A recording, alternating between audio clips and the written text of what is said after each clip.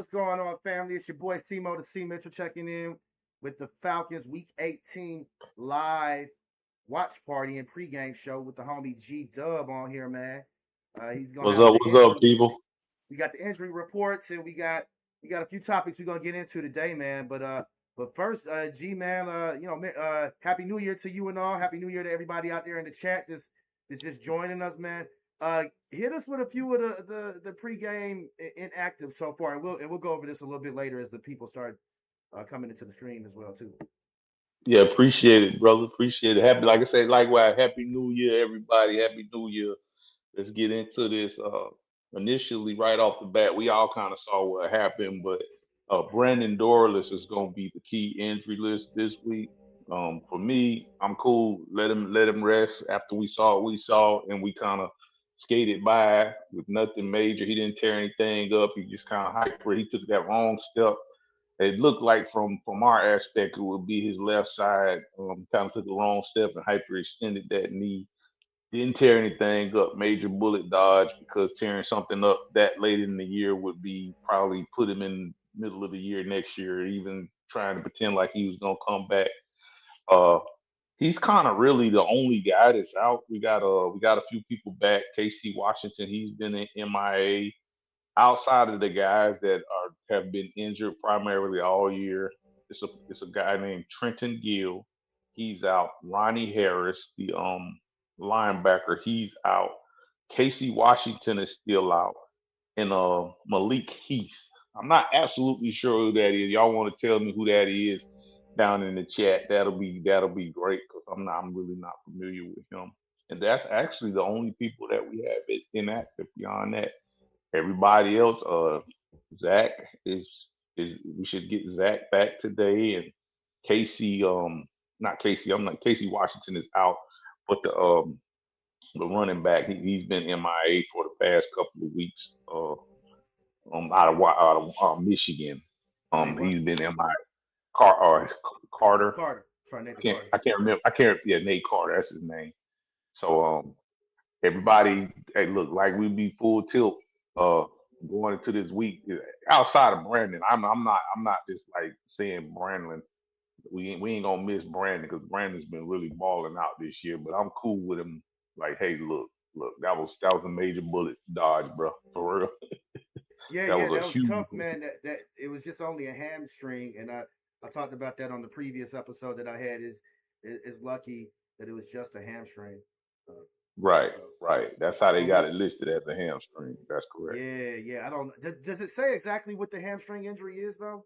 Was I don't know. Was it a pull? Was it a? I know it wasn't a tear. Like They said he didn't tear nothing up. So okay, it's just probably he probably with the hypro extender. I've hypro extended my bicep. I actually popped my bicep one time, and with the hypro extended, it probably just kind of just probably pulled some fibers a little long further than what they were supposed to go. And so I imagine it's just probably some uncomfortable, a lot of swelling. Just kind of taking it easy type of situation. Especially if they're saying he didn't tear nothing up. That's like I don't even know how much of great news that was after I saw what I saw. yeah, yeah. No, he definitely looked like he thought he had tore his ACL or MCL or something in that knee area. The way he was kind of writhing, and I think they had to like help him walk off the field a little bit Yeah, with that as well too. So yeah, it looked way worse than what it was. So it's man. definitely a positive and a plus that he, we kind of dodged that bullet uh, right there for sure. Though. So in terms of other news, is that it for our injuries though? That's it, bro. Believe it or Okay, not, just like I don't know what happened, but I mean right. somebody was pick sprinkling some magic healing pixie dust on us this week. 'Cause, I don't know what happened because we haven't been this healthy since like preseason. I mean, we haven't been this healthy since preseason. To be honest with you. Right, right. Right. I'm glad we got. I'm glad to see that Drake London. I mean, he's been off of the injury report the last few weeks, but it's just good to see him back out there. And I'm hoping that this game he's a lot healthier. I think he's been more of a decoy and just kind of pushing through some of the injury over I the last agree. couple games. Uh, as well. So it's going to be really good to see him out here today and see what we can get out of him, where he's not necessarily just a decoy for us, or at least be able to get him a little bit more involved in the offense this particular game. What up to the homie Trent out in the chat, man? Say last ride for the 2-5. Last 2 weeks were out short. We were shortest injury reports of the season.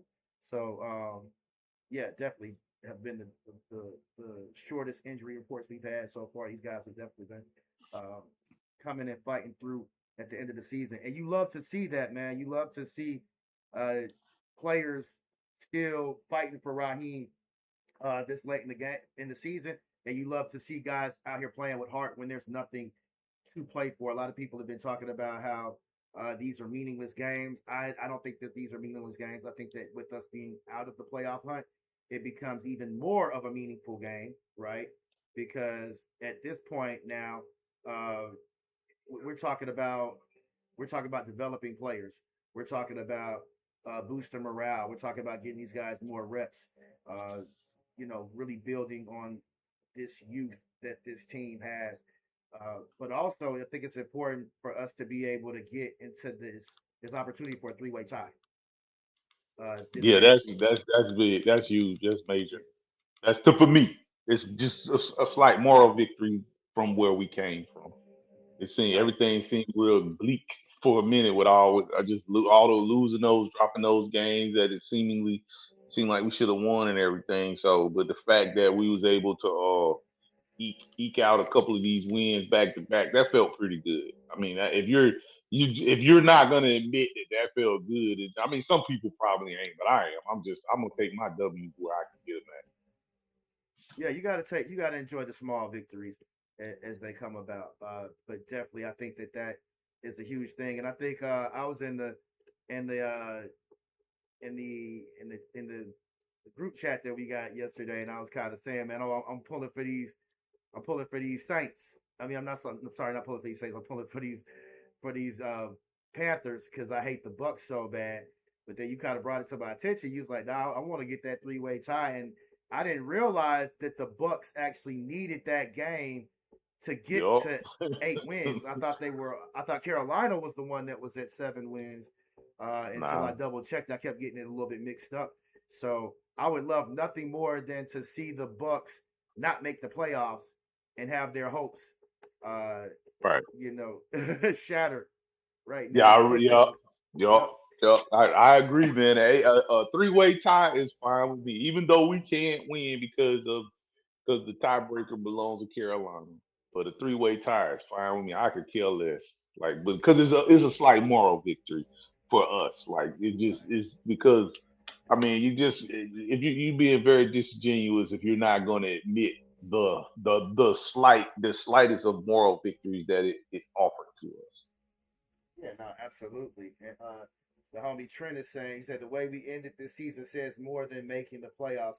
I see long term success brewing with Raheem Morris. Um, That that's and a very profound statement, Trent. It really is. that's a very ballsy statement, too, because Yeah, it is. I do believe in Raheem, but I mean, I don't know if I'd be willing to bet on that. Raheem has had definitely some ups and downs. Uh, I do believe that Raheem's a good coach. You guys can check out the previous video uh, that I put out right before this. And I'll get that title for you guys here in a second. But I talked a little bit about actually had a clip on there where Chris Sims was talking about during his time in Tampa, where how Raheem was a master at route combinations. And as you noticed, like we had Xavier Watts, he jumped that route last week for for a nice return. Jesse Bates actually jumped one as well too, or he's able to get a tip or whatever. But our teams do very good. There's another one in the preseason where I think it was D. Alford snatched something out of the air. Uh, and these guys, they know these route combinations. They see it, they go get it. They take a lot of gambles in this defense under Raheem Morris, but you would see that with Rondé Barber a lot down there in Tampa, and that was also while Mike Tomlin was there as well too. So a lot of people don't look at Raheem as an X's and O's guy. I think he knows really good defense. I think he knows how to coach it up very well. The things that I'm concerned with Raheem Morris are more about his game management, clock management, situational football, and whether there's defense and having these guys uh, not boiling over too high. I'm not worried about him having the guys prepped in terms of that. I think he understands what it takes in practice uh, to get better. When I attended the camp, I liked that they didn't do a lot of 7-on-7. Uh, I don't know about you, G, but I know you played linebacker a little bit. And you played a few other positions on defense as well. But I hated 7-on-7 because I never got to. It was never an instance where you were really going to catch me off guard. I know we're going for a pass, and what are you going to hand the ball off with 7-on-7 shell, and that's not catching me off guard. So I like to be able to get an honest look of what it looks like as a linebacker to know to read the pass and be able to react to play action and get my reaction times a lot better. And I think that helps the defense as a whole, not only your secondary and your linebackers, but I think that even helps up front with your front seven and your linemen as well too. So those are not the things that I'm worried about with Raheem as much with as far as the X's and O's. But it could be interesting to see what happens in the offseason. They are talking about Matt Ryan coming in here in some type of they call it a high profile position. I don't fully know what that means. I don't think anybody That's what we get. That's all it right. is. I mean, I kind of think, to be honest, just spitball in here. I kind of think they're gonna create a name for his position. It's gonna be something in the way of maybe talent scout coordinator or something like that. Which is, I think they're gonna use his freshness straight out the league to say, "Hey, this guy will work in this system. Hey, this guy." Not to mention he can mentor a versus the bring the what am I trying to say? Bring the congregation together of the marriage between the offensive coordinator and the younger quarterback, and he can mix that. He can bridge that gap. He can. So he may wear multiple hats, but just to throw him out there in an executive position such as like GM or something, as some of the murmurs I've heard, I don't think that's gonna happen. That's just my opinion. I just because an inexperienced guy, never been in that type of role, even though we would just love to just throw everything in him and behind him, the nuances of just not knowing is too risky versus what we Yeah, actually know to be factual. and that's interesting too because I see a lot of people are very happy about getting Matt Ryan. It's like, oh yeah, Matt Ryan's going to change everything. And don't get me wrong, I'm not against Matt Ryan coming back, but we don't know what that's going to look like. We don't know what Matt Ryan's going to bring to the table. He's never been a front office exec before. Now we have seen what's my man's name, Gruden. We've seen him out there and what he's been able to do with the 49ers. He's actually done a pretty good job. We have seen John Elway come in there as well too, come in as a GM, and they won a couple Super Bowls or they went to a couple of Super Bowls. They won one with him. But aside from bringing in Peyton Manning, and after that, they got rid of him. He's not still there anymore. So I don't necessarily know that ex players do a great job with this stuff all the time. I think that Terry Fontenot's been great so far. There are murmurs. Me and you were talking about that earlier. Uh, we saw in a couple publications. There's rumors about Ian Cunningham, who is the Bears' assistant GM, and they were talking about potentially. There's been murmurs about Terry Fontenot potentially getting fired, which I think is a bad idea. I don't think it would be good to get rid of Terry. Uh, I agree. and Ian has. They say he's done pretty well in some other places. I don't know a ton about him. I think he's been with Philly before. And that's the thing. Nobody ever knows what these GMs are doing until they actually win something. It's very rare that you hear a lot from some of these GMs unless they stand out tremendously. One reason that Terry was such a good one was because, or one of a well liked name was because he came from New Orleans, who had a GM and who was really about the number crunching and being able to be good with contracts, which Terry seemingly has done pretty well. He's gotten us out of cap hill, and even with the Kirk Cousins thing, as much as people think that we were in a bad position, like after this year, if we cut Kirk, we'll be saving upward of 20 something million, even with the dead cap hit that we'll take. And who knows, Terry might even be able to move those numbers around as well if we do keep Kirk. So it Mm-hmm. really ain't no telling. But yeah, I'm not certain that I don't think I'd want to get rid of Terry, and I don't know that always getting a new GM is the place to go. You were saying that you'd rather see some coaching moves before you saw anything else, specifically the offensive coordinator and the strength and conditioning coach, right? And special teams, special Special teams. teams. Terry came out from under that tree. Mickey Loomis. That's the GM over there at and Mickey is he does do kind of he has he taught Terry how to move these things around. So I agree with you 100% on the Terry front. No take. I don't think even if you do like find another, I don't think with Terry, and then you see growth from Terry as well, not only just the what Terry done, but the growth. But yes, absolutely, absolutely. I wouldn't want to move him either. Um, but with what was you asking me? I'm sorry, I got sidetracked with that Well, Terry that was thing. pretty much the some of the moves that you were saying that you were interested with coaching. Do you think that we need to move on from our any of our coaches? I mean, aside from uh, the special teams coordinator and the actual special not special teams, but strength and conditioning coach. Do you think that we need to one? Do you think we need to get rid of Zach Robinson? And two, do you think we need to get rid of Raheem Morris? Okay, that's actually a really good question. Raheem Morris, I'm gonna say no. I'm gonna be very definitive in my no, and I'll tell you why.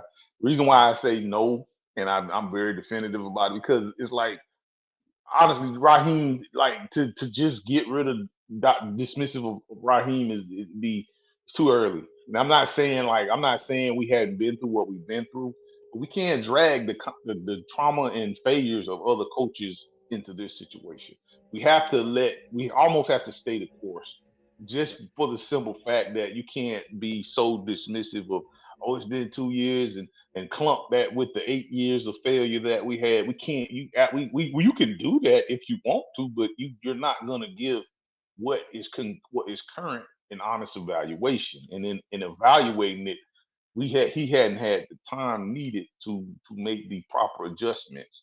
Now if we're giving him adjustments time and it's still not working, then okay, yeah, you got a that's a legitimate argument. But to say, but look at what the defense did the year before last with what was his name Jerry what was his name not Jerry Gray. I don't know why we keep wanting to say Jerry Gray, but last year's the coordinator J- last year. Jimmy Look, Lake. Jimmy Lake, that's his name. Look what he did last year, and look at the difference in the defense. Look at what they did in the draft. Look at the changes, and you have to give a person that room to grow. You know, if we're going to be so thinking somebody's going to come in here and turn key, we're going to end up in the same situation every 2 years. So I'm definitively saying no, no go on a Raheem Morris situation. Zach Harris, yes, I could see that position being elevated. I don't know what the regression of his situation was this year. It just I don't know if there was the disconnect was with him and Michael Penix Jr. I just don't really. I'm not totally engulfed in that situation to be able to come on here and tell y'all what happened. Strength and condition, you have to look at the type of injuries we're getting. We're getting hamstrings and pulled muscle. We're missing games for things that should be that are flexibility. And if you've ever played sports before, you understand exactly what flexibility means. And if we're not getting that from our strength and conditioning coach, then there's definitely a disconnected issue, and that's something that we have to address. And I'm not willing to keep experimenting with all the injuries that and the type of injuries that they were to say that the strengthening and conditioning coach is not a thing that's important that we need to change. And it's special teams last but not least. So Zach Harris, special teams, y'all saw that. So I ain't even got to really go into the special teams situation. Y'all saw what happened with special teams. Special teams lost us a few games if we're being honest about it. Uh, Along with some of Zach Harris. And honestly, Zach Harris actually got better towards the end of the year with his motions, and I don't know what it is between him and Kirk. Him and Kirk work together. Now I'll You say you mean it's Zach probably just Robinson? Kirk. Just what I say, Zach Harris. Yeah, you said What I Zach say? Harris. That's I'm sorry, y'all. Zach our Harris is defensive a player, tackle. but Zach Robinson. I'm sorry, y'all. I'm No, no terrible worries. with names. But between the Zach Harrison situation, he got better toward the end of the year with his motions. I'm not. I'm gonna say because I kind of believe that's why they bought in Kirk Cousins in the first place was because his experience. So by Zach Robinson trying to learn the position the way that he was trying to learn it, because this was his first time play call, and if we got to be honest about that too. So his first time play calling, and then he's trying to learn how to be a really good play caller because he's Right. learning. It's a learning process. You can't just come in and be some end all be all guru. That's a what we call that avant. That rarely ever happens with somebody just like a duck to water.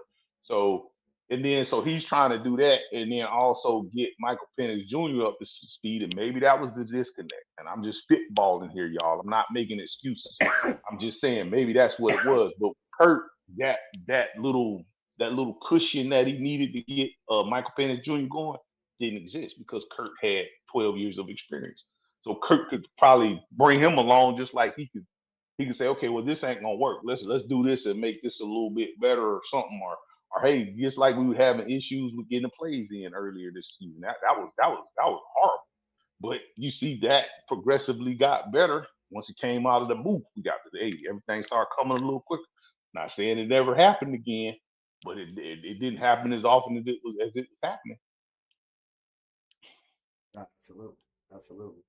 Uh, it is interesting. I think that if you get rid of Robinson right now, and I'm not necessarily a big fan of Zach Robinson, but if you do get rid of him right now, he is at this point he'll be a third year play caller. He'll be a third year play caller that has a lot more experience. And I think if we're looking at getting third or fourth year play callers in here, we're talking about changing the whole regime around probably and hiring a head coach. Uh, Meaning that any of those guys who have been doing it for 3 or 4 years are probably going to be more than likely head coaching candidates and going to have a chance to get head coaching positions. And then if you get rid of Raheem Morris, you're going to have to get rid of. You're probably going to have to wind up getting rid of Ulbrich as well too, because whoever comes in with the new coaching regime probably isn't going to keep him, even though they probably should. But we've seen a lot of coaches get really stubborn with these type of things. They don't necessarily coaches can be very arrogant. Hey, my way, my system. We see a lot of coaches force players into doing things that they're not as good at. So that's why it's great when you have coaches who really play to their the strengths of their players and their team, and they don't try to make them fit a system, but they coach them in a system that works to those guys' strengths as well too. So it's gonna be interesting. Shout out to everybody in the chat. The homie Trent. I'm gonna read a couple of comments from him. Hey, and Yeah, listen, I man, if you was guys are checking just him out too. yeah, and if you guys are just tuning in, man, Point Game Official over here on the Falcons Bird Band, man, we give you guys unemotional, non-emotional, objective sports takes, conversation, and breakdowns on a weekly basis. And our whole goal is to simplify the game for your everyday fan while still engaging with those who are sports enthusiasts and who love to talk sports. So, tell a friend, share one, share all, share the link. Let's bring some more people into this watch party tonight. A couple weeks ago, last 2 weeks, we broke records on where we were at with our watch stream. So let's get it up for this watch party right here. But I'm gonna check out with some of what Trent's saying. He said Morris hasn't even had 2 full seasons until tomorrow. What what he's done prior doesn't exist now in Tampa Bay or formerly Atlanta or LA. We only need to worry about now. And I pretty much agree with you on that, bro. Uh, I do too, getting Trent. I do yeah, too. getting rid of him does not it's not a good thing for us if we have to wind up getting rid of Raheem Morris. It would be better and I know that sounds weird to a lot of people because they're like, oh, we need to get rid of him. He's not that good. What you should be hoping is that something clicks and he can pull it together. Because quiet is kept. Last year was our best record since like 2017 or 2016. No, 2017, that was the last time we actually made the playoffs, if I'm not mistaken. That was the year after the Super Bowl. So we have not been above 7 wins until last year. And if we can get to 8 wins today, which is a very winnable game today against these Saints, man, this team is going to be on a great high note. I really like the young talent we got in Jalen Walker. and James Pierce Jr.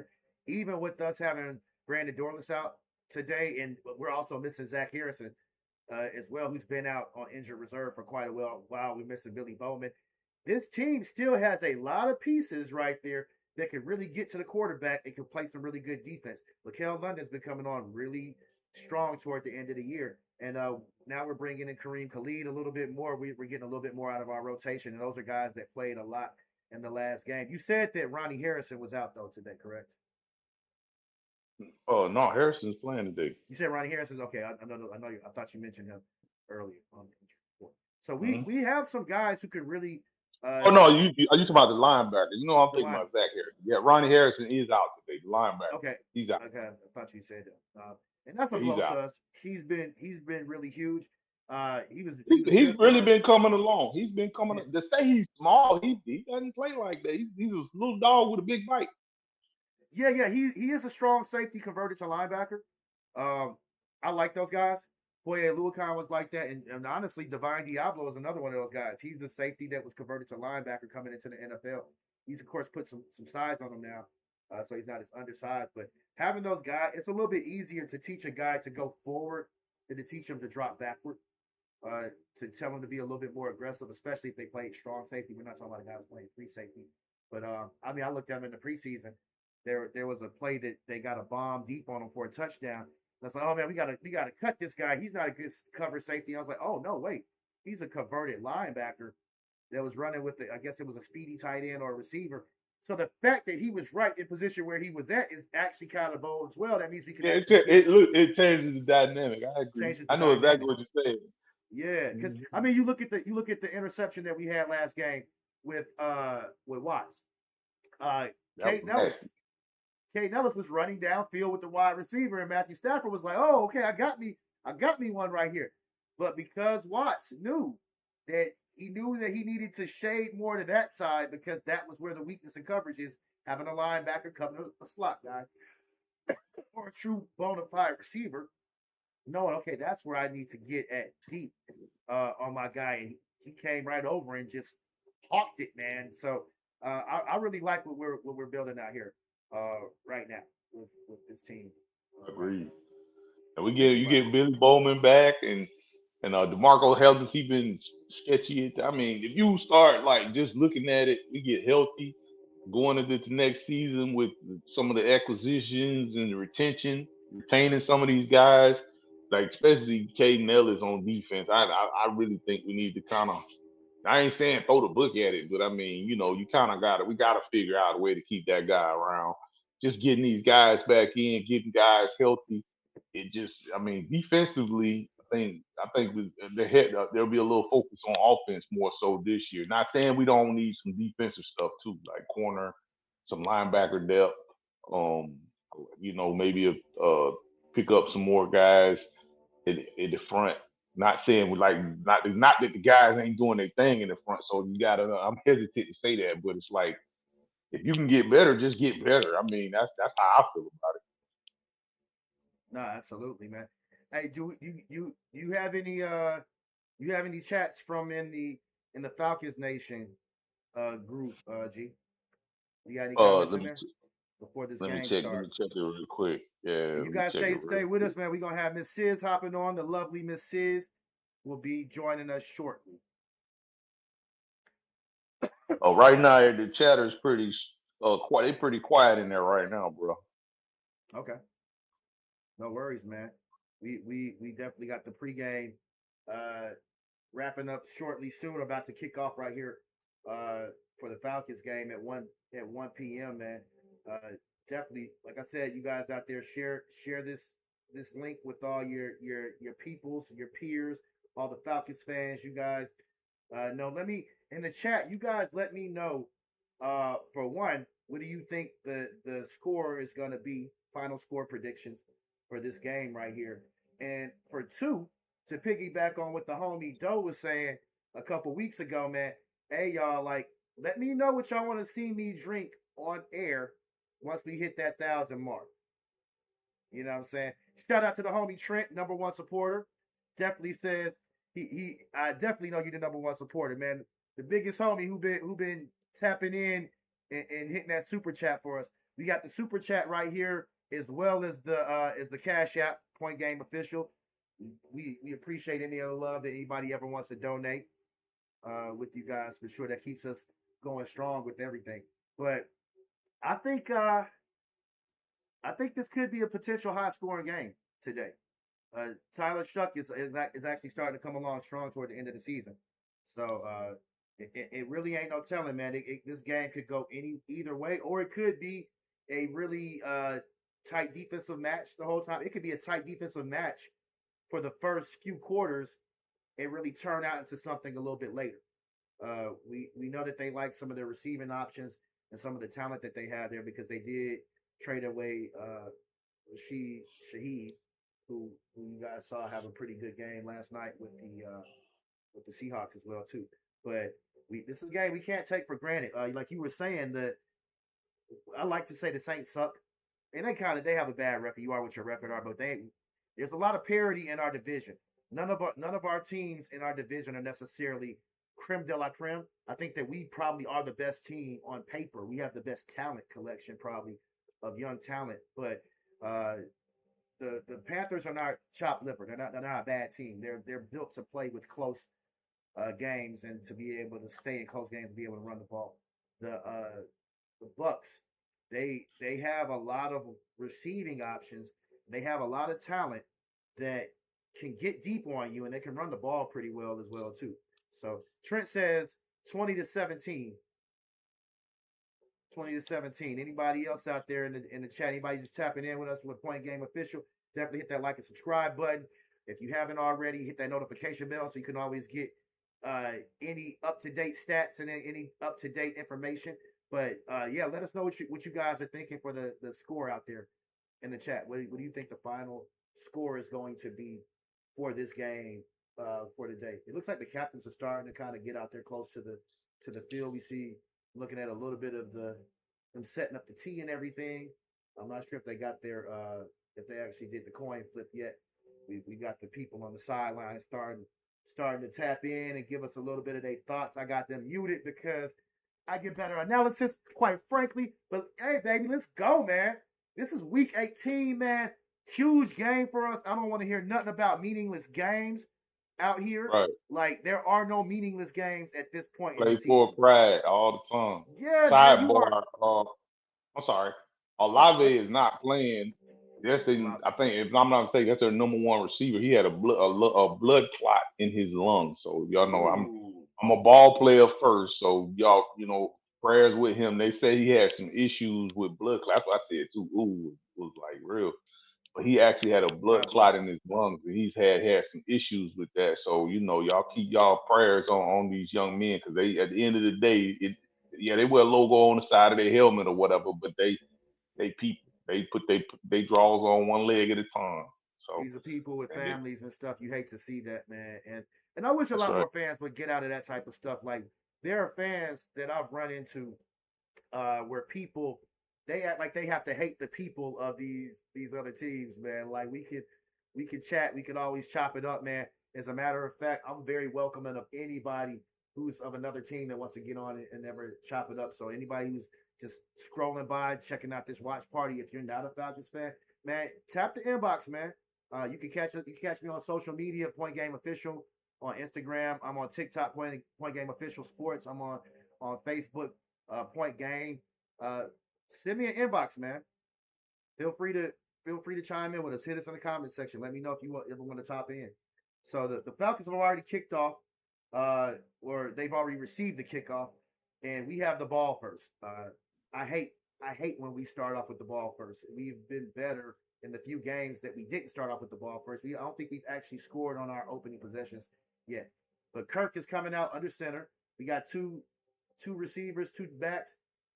Hands it off to BIjan. And we got a modest gain of about 3-4 yards right there. And one thing I'll say about BIjan, man, I saw a guy on the Rich Eisen show compare BIjan to Barry Sanders. He said he's a little bit stronger than Barry Sanders. I don't think he's Barry Sanders, but I understand the comparison in that he takes 3-yard gains and makes them look so pretty. Like he's Yeah. so shifty. I think they're talking about. I think he's talking about the cuts and lateral movements. It's Yeah, comparison. absolutely. Okay, on second down and 7, Kirk goes ahead and hands it off to Tyler Algier. And they come back out in that broken I formation where it's not actually two running backs in the backfield, but they actually have a tight end in the backfield. I think we're in a day and age where football's a little bit more positionless. Tight ends can be fullbacks can be uh, tight ends as well too. So Kirk's in shotgun. That brings up 3rd and 4, 3rd and short, very very manageable. They could go with the pass or run on this. Kirk takes it. He's going to pass. And they get to him on the sack. Oh my God! Oh, I hate that. Yeah, he held the ball. He held the ball too long on that one. He was holding that a little bit too long. Yeah. A lot of people say Penix isn't mobile, but I think Penix would have bought a little bit more time and got out of the pocket on that. That's something that's very underrated with his game. They say he's not mobile and he doesn't run for a lot of yards. Go ahead, bro. Well, go ahead. You about to say something about lateral? I was saying Lanston got beat on that one. That's kind of what collapsed the pocket. But still, Kirk should have, he could have still stepped up a little bit. Yeah. Lanston got his butt handed to him on that one. I think that's Young over there. Talking about Lindstrom. Oh, now what's that, Lanston? We got a nice yeah. pick on this. They were able to pin them a little bit deep. The guys were dancing around. They let the ball bounce. We almost had them inside the 10-yard line, but they were able to get that. They were able to get it on the bounce and actually get it back to about close to the 20. It bounced right in front of the 10. The return guy was able to make a couple jukes, and they got it just right before the 20. So I think they're at a right about on the 17-yard line right now. And honestly, the special teams has been a little bit better over the last couple of weeks on coverage. We did have that blocked punt last week. Field goal. Hopefully we don't have any more of that happening this week. But now the Saints are going to take over at about their 19-yard line. So Shuck is out here. He goes to pass. He's able to hit his tight end. Oh, and they knocked the fumble out. Let's go, baby. Yes, sir. You see it? Let's go. You see it? And Watts got that thing, boy. Let's get Watts out of is here. able to recover. Let's see who was able to knock that out on the and it's definitely a fumble. He was able to turn and make that a was football. It was AJ Terrell knocked it out. AJ Terrell got that one. Love and Watts got that thing. Yeah. And look like we're on our, what is that? 20. What that says 30. We're already at our own 20-yard. Yeah, so we in field goal range right now. Let's get it. Guys, that's what we need. You guys, let me know out there. Let me know if we're freezing up out there, man. I'm seeing a little bit of freezing on the YouTube stream for some reason. I'm not 100% sure what's going on with that. Never had that issue before, but I might have to take a couple precautions here in a little bit, so I might go dark on my screen. But Falcons take over at right inside the 40-yard line. We fake the handoff on first down, and Kirk is gonna get sacked again. Oh my God! Zach Robinson is getting. Well, I kind of feel like Zach is getting a little too cute, man. Like, just come out and run the ball, man. Just come out and run the ball. Wilkerson got beat on that one by Cam Jordan. Cam Jordan, definitely. Elijah Wilkerson got beat on that one. Yeah, the homie Trent was saying that he wanted to see us actually add to some lineman depth or add another lineman this offseason. I don't know about that one. I don't think you can do that.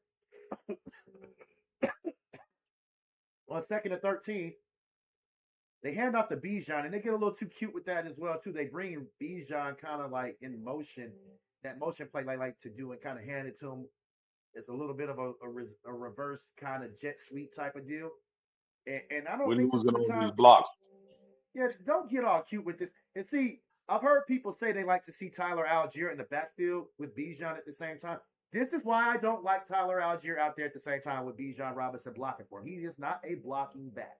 He's not a lead blocker. That's going to bring up 3rd and 15. So I'm all but certain we're going to be at a pass on this, which we are. They dump it down to Bijan real quick. Okay, let's go, Bijan. Oh, we got a pickup of about 10 yards. He picked up 3. He's going to be short of the first down, though. It might have been about 10 or 12 yards on that play. More toward 12 or 13 yards. So that's going to probably be, it's going to be 4th and 3. And the Falcons are going to stay out here with the offense and go for it on this. Let's go. Yeah, we're going for it. Let's go, man. They are going to go for it on this, man. Let's see what happens, man.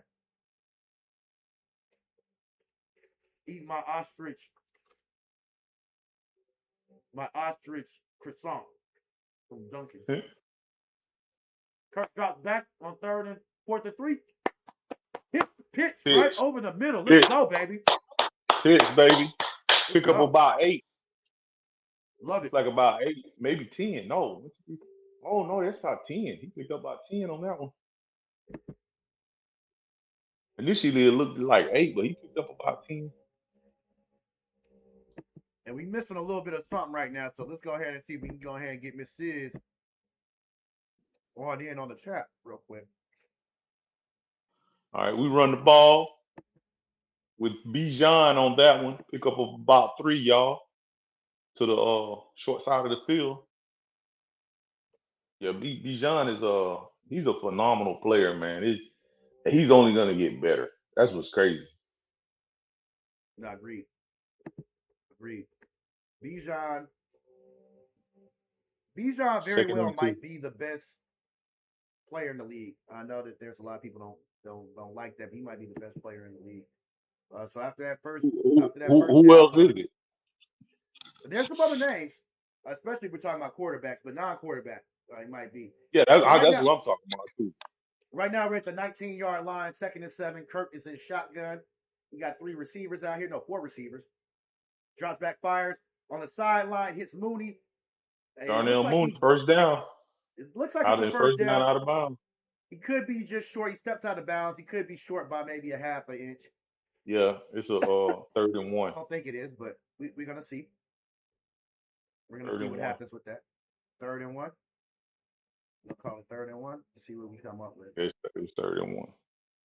Okay, and they're gonna hand it off to BIjan right here. He fires for a good little 2-yard gain, and I'll take that. Keep the chains. First down. You just gotta keep the chains moving if you're Zach right now, man. Don't get too cute right here, Zach. Don't get too cute with what you're doing, bro. Don't do it. Don't do it. Say it again, brother. Make sure you hear you. Keep that ball on the ground. We're in the red zone, and we got a chance to get another first down because we can get a first down at the 2-yard line. Yep. Hopefully, they just tuck this one. 1st and 10 at the 12. Oh my goodness. We got almost an empty formation. Yeah, I don't like this right here. Wow. Oh God! And they try to go with a tight end screen, and it gets intercepted. What was Kirk thinking? I don't know what they were thinking about even going with that play. That was I started off saying I don't like this play. I don't like this formation. Why are we going empty?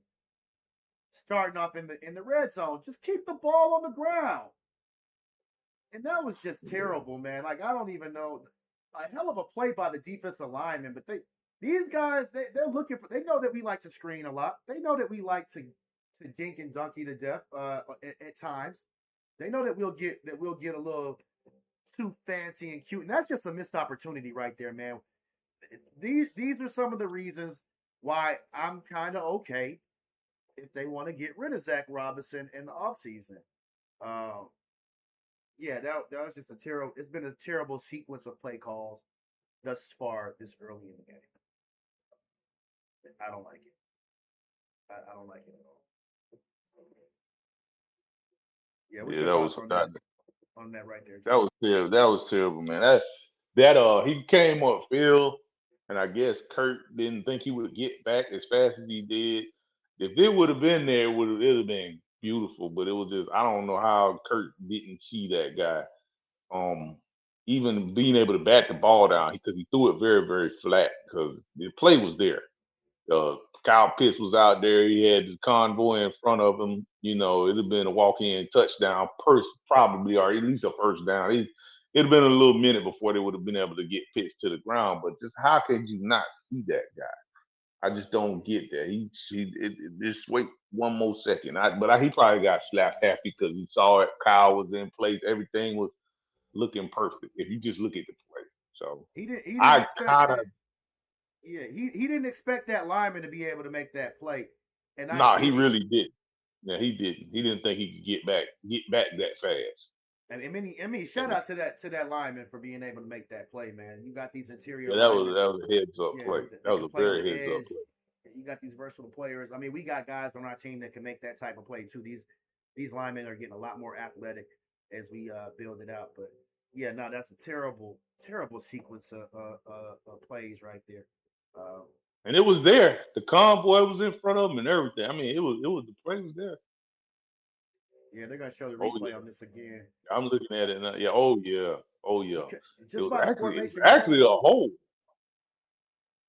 It was actually a hole. He actually held him. He actually pulled Pitts to keep him from running off. And then when he pulled him, he used his inertia to jump and get the ball. So yeah, Yeah, it was I actually don't kind think of a hole. I don't think there's any way that he was gonna get that off. There was a guy right in front of him as well too.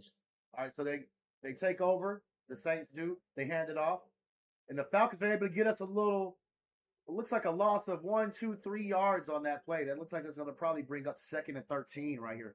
Let's see what they do for the spot on this. But yeah, Yeah, don't no, let him get terrible. nothing out of it. Trent says, Don't let him. I'm still at work. I got to cut the game on. I'll be back at half to continue support, brother. Hey, man, salute to you making that money out here today, bro. Get your So, paper, my boy. so I take that back. That is 2nd and 11 that's going to bring up. And they dump it off to their running back in the backfield, and he's only able to dive for about 3 or 4 It looks on like that about play. 3. Yeah, so that's going to bring up 3rd and about 8 or so on this. It's going to be interesting to see what we're able to come up with on this specific play right here. See what they come out within their formation. He's dropping back. They hit the guy on the slant, and that brings up 4th down. He's short by about 4 yards. 4th and 2. Yep, 4th and 2 look like 4th and 2 or 3. That was a What up good to Jay series. Black? 3 and out defense. What up to Jay Black in the chat? Appreciate the support, brother. What up, Jay? Yeah. Yo, Jay, give me your prediction on what you think the final score is going to be on this game. We need a real good special teams play here. You definitely need it'd be nice to get a block right here or be able to get a good return on this. But Saints go back to kick it to see if they're going to be able to field this. They're going to try to field it. Okay, and we don't get anywhere on that. They're able to get down those. That was Thompson on the return. 2 yards. Yeah, I like him. I actually like him better than Agnew. No, I definitely like him better than Agnew. Man, Happy New Year to you too, Jay Black, in the chat, man. Word up, Happy New Year, brother. Tapping in with us, man. And I want you guys again in the chat, man. Let me know what you guys want to see me drink when we get to our 1,000th subscriber on Point Game Official. Right now we're just under 95 more to hit 1,000. We're at about 904, 905 on my subscribers. So I promise you guys, I will definitely sip a little something if and when we get to, not if, but when we get to our 1,000 subscriber. What's going on, Miss Sis? How you doing? Good. How you guys doing? Good. I'm What's good. happening? What's happening? The weather is no. I was looking outside and I'm like, today would have been a great day to tailgate. Tailgating would be great, man. I want to start some tailgates this season coming up, man. Anybody out there, if you guys know anything about tailgating, drop some info to me, man. Or if you know any good tailgates to team up with, we were thinking about starting our own tailgates, but definitely I'm down to start up tailgating with some other people as well too. So for sure. And Miss Sis, what is this in front of your camera right here? Is this a globe? What do we got going on here? Again, I'm in my son's room, and yes, we love globes and maps around here. So yes, it's a globe. It's not on. It's actually a light. It's a light. Okay. But I figured it'd be different location. Look, so you gotta slide that globe over just a little bit, man. We got the beautiful Miss Sis here, man. Let that beauty shine out, man. Let's get that big smile going. You know what I'm saying? There you go. Sorry. There we go. There we go. You I already know. appreciate you tapping in. Appreciate you tapping in. What you sipping on over here? Iced coffee. Iced coffee. Dope, man. Look, I just got me a French press today, guys, over at Value Village. I be thrifting like a mug, you know what I'm saying? So I'm drinking water. let me drink some more water. I got me some coffee over here. No cerveza today, my friend. Had to take a little time off and shit. So but let's go, man. Falcons right here, right outside the 30-yard line. And they go with the play action again. Zach Robinson just refuses to run the ball. But he fires to Drake London, and it is a catch. He got a reception. No, it is not a reception. It is 2nd and 10. They rule it incomplete. It was close, man. but the ball moved a little bit. Drake dropped that ball. So now that puts us in 2nd and long. And I think that this is not where you want to be if you're the Falcons. Like this has been the pitfall of Zach Robinson all year is just situational football, man. And playing away from your strengths, man. Stop trying to throw the ball all over the yard with Kirk Cousins. Kirk's in shotgun. They're going to go with the pass again. BIjan picks up the blitz. Kirk is running around. Fires away to Kyle Pitts. He misses him. We have a flag on the play. We might get a bailout on this one now. We might get bailed out on this one. Like Obama was bailing out banks and Trump been bailing out the banks too. Holding on defense. Love it. Johnny R in the chat. I agree with you, my friend. Run the damn ball. Come on, man. Run the ball, Zach. Run the ball, Zach. And you guys I don't know what Zach acting like we down or we behind by 20 points or something. He's throwing the ball. Yeah, man. And y'all let me know out there in the chat, man.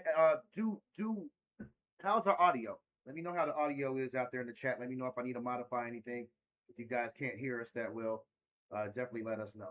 So, but yeah, Zach need to run the ball, man. Single back. They're going to toss it out here to Bijan. He cuts back. He's only able to get back to barely past the line of scrimmage for a gain of 1. But you got to keep these guys from just sitting on what it is that you're doing. You got to keep them on their toes, man. Like, you got to keep them on their toes. Just being predictable is not going to help. That's just going to put us in more of a disadvantage.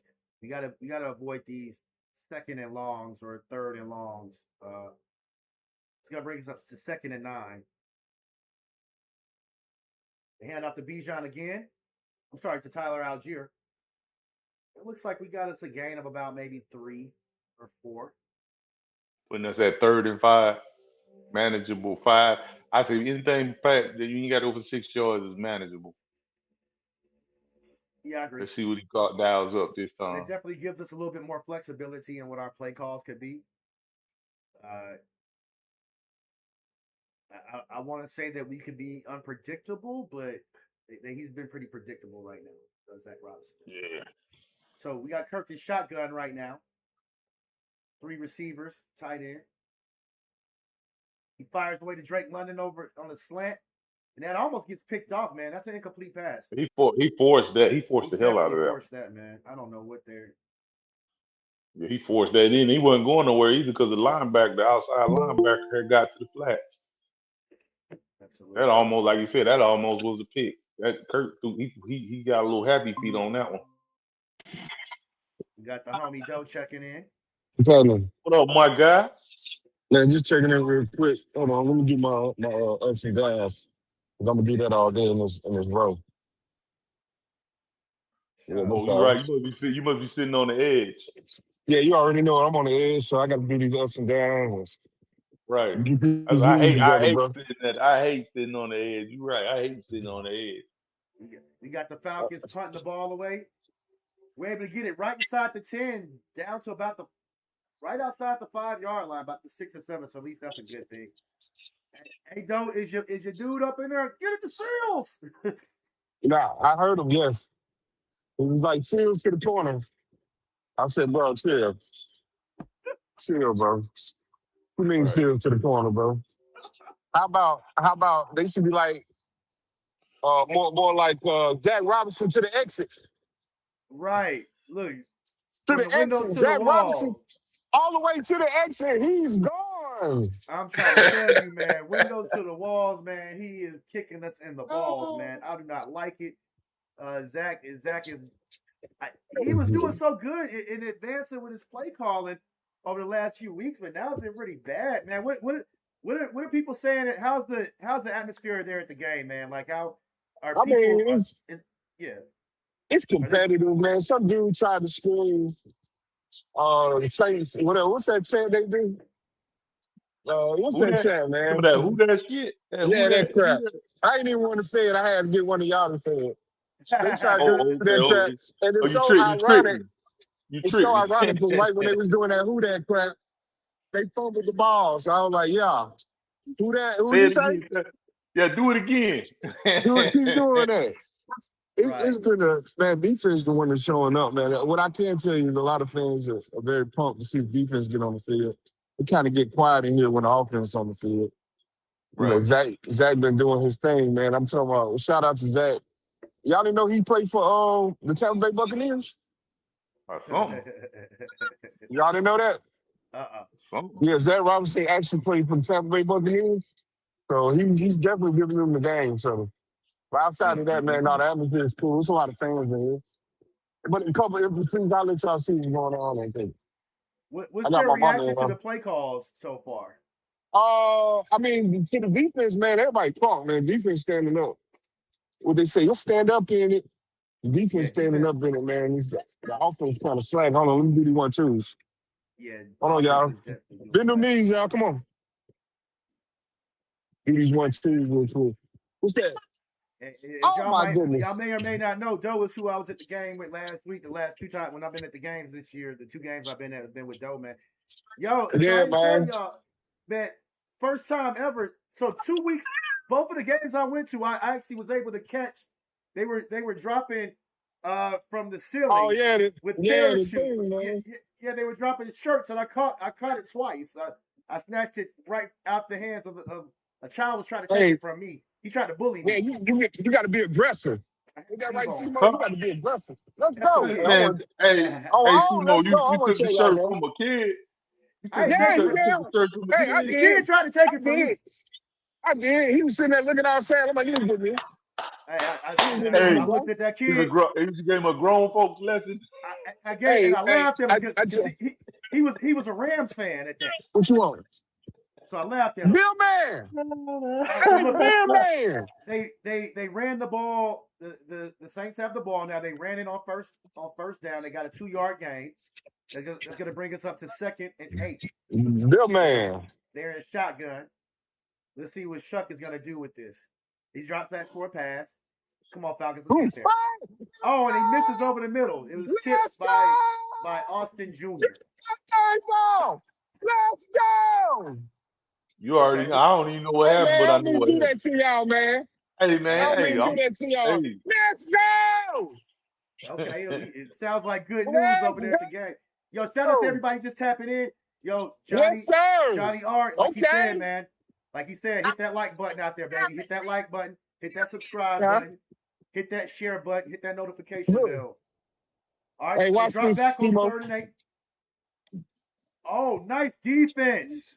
Yes, sir. broke that up. That's what you get. That's what you crunk about over there. Okay, let's go. Yes, sir. Broke that Let's up. go. Let's go. Now all we need is offense to get in his end zone, dude. What's in, man? Stop doing these stupid dick and dunk plays, man. Come on. Make it happen. Trent says that comes out and does exactly what he needs. Oh, Two yo, back man, sets. come on. He's just starting to figure it out with Suck to fire him, Let's and go. he's got a mind full Let's of go. plays on our roster. Let's go. And I'll hold that Let's thought. go. I'll bring that up. Yo, Yes, Nice. Hey, no, my mama was cool. This is cool. what's up, mom? Hey, mom. Nice. Nice. We got a block punt right here, baby. Felipe Let's Franks, go. baby. Hey, special teams coach trying to save his job, ain't he? Yeah, he trying to Wow. say, nah, I ain't going no what. Is that No, Felipe? Save his job. No, that was Harrison. Looked like Harrison and Felipe recovered it. they took that back, Well, now guys. Harrison is Oh, They injured. man. they took that back. Robinson. Oh, that was Nice. They took it back. Number That 34, was They took it back. Robinson. Love it. Yeah. Love it. Yeah, Love don't it. even look at that. I'm not certain. Yeah. Oh, dude hit a full back flip out there. Nice, man. Hey, so look, hey, I don't know if I agree with you, Trent, Hold saying it. that it would be a shame to fire him. If he keeps calling these bad plays, I'm gonna be an advocate to get rid of him. But we take over first and goal on first down, right inside our red zone. They hand out to BIjan. Let's go, BIjan. Let's go, baby. Let's go. Let's go. No. Shake him up and It throw was him a in nice there. Number run. 7. It was Lucky a nice number run, but 7, it was baby. Yeah, it was a nice run. Nice It was a run, man. hole. I don't want to spoil it for you. Matthew Bergeron. And they're gonna bring it back with a hole. Yeah. They're gonna bring it back with a flag. That's what we do. We like Is hugging it people. 5 yard or 10? Is it 5 or 10? We like hugging people. I think it's a 5-yarder. We'll see. We like hugging people. And that's on Bergeron. Oh man, he wouldn't even made the play. Damn it, he wouldn't even made the play. You gotta keep those hands on the inside, but he was in there. He had him like up under the pads. He just didn't let him go quick enough when he tried to get away. I don't want to say he couldn't have made that play, but I do feel you. I think BIjan. Man, I think a lot of people have a hard time making that play with BIjan. I don't think he would have made that play. Who is this? All right, so the Falcons. Yeah, that's Boston affair. Problem is, man, there's wrong personnel in the middle of the field. Whatever. Agreed. Yeah. We're still here at first and goal. They actually called the. That's pass interference. Oh my goodness! Wow. He's on the cheater. That was a good pass break there, though. If any of you guys want to hop in the chat stream, want to hop on the stream, let me know. Yes, yes. Hold on, bro. You still got first and goal right here. We're at the 15-yard line, though. Yes, sir. Hold on. We got the boy Kirk in shotgun. Tyler and BIjan on the field. Let's see if they get too cute. Fires over the middle to Mooney, and he is not able to connect. He is not able to connect. Man, he got there early. That was definitely pass interference. He got there super early, and he turned it. Let's go, guys. Oh, my goodness. Let's go. I see you. Hey, let's go. That was a legit mugging. Hey, y'all might not want me on this screen because y'all these 2 key plays behind. Yeah, I'm about 2. I'm 1 behind you. He's 2. Oh, yeah, you one behind me? Okay. I'm 1 behind you. It's happening pretty quick for some reason. Damn, Kurt. You held that ball for damn. I think for the first time, you guys might be ahead of me a little bit. Yeah, Kirk wow. back on second down. And the goal. That's what I'm talking about. Yeah, he's wide open. Nice. You see that? Nice. Kurt pumped that thing. Kurt cocked it about 3 times. They were blocking their ass off. Kurt throws it in the end zone to Drake London for a touchdown. Falcons go up 6-0. I mean, you can stay here. I don't mind you being next to me. I know you want some room. Man, them boys was blocking. You hear me? I'm talking about Bergeron got a pancake on that. I know you want some room. Got a pancake. That puts us up 7 right now. Well, that's going to put us up. Yes, sir. Puts us up 7-0. That was a blown coverage for them because how in the hell you let Drake London get open? Drake wasn't healthy last week, but he's healthy this week. He's healthy as hell. Anytime you see a team's number 1 receiver that wide open, they did something to make them blow the coverage, or they just had a brain fart, or they got somebody open. But yeah, usually you don't get. They actually ran a look like a 2-man, bro. They had the 2 high safeties, and the safety didn't win because if you look at Pitts, everybody had a man on them except for Drake, and they two safeties, they just stayed in the middle of the field. I don't know what they were thinking about. Yeah, man. It's And a two man, the safety's supposed to pick up the deep man, whoever comes and tries to get the deepest. He's supposed to. That's a stupid coverage to run in the red zone. What you think? 2 man in the red zone? Yeah, I don't know if I would go 2-man in the red zone. That's stupid. Necessarily. What would you go with there, Greer? I would have went man. I would have been if I was scared of somebody, I would have went man over with just a one high safety to help out and drop at least one linebacker in coverage, leave one as a spy, and the other one just cover a zone. I would have just went man or man cloud, which is that whoever I'm scared of. Whoever I'm scared of got 2 people on. I might have potentially gone with some type of man-free coverage. I wouldn't have been necessarily against going with cover 2 in the red zone as well too. Zone coverage can be good in the red zone. It's real tricky. You have to kind of mix it up a little bit. You got to be able to play man though as well too. Definitely got. I agree with the 2, but let's go. Where they were at. They were on the 5-yard line. So let's go. Nothing. Would have been a little off. That's where y'all gonna live at. Yeah, let's look. Hey, we must be doing good on special teams. Special teams coach must have heard us then. Hey, he had. G, am I ahead of you on the stream or am I behind you? Because I'm tempted to. I think you're a little behind me. Okay, because I'm tempted to switch over to IPTV. Switch over from my IPTV to the regular game stream, but I don't want to throw you off. No, I'm cool. I'm cool the way it is. It's just Doe is helping me. Like I'm trying not to. No, you good though. You had my emotions won't let me not. No. Okay, hold on. Talk your ish, King. You know what I'm saying? Yes, sir. Take his legs from him. Yeah, take his legs from him. He a Saints fan? So here we go. He a Saints fan? The Saints got the ball back. They fake the play action. Get Sorry, it out bro. towards running back. Oh.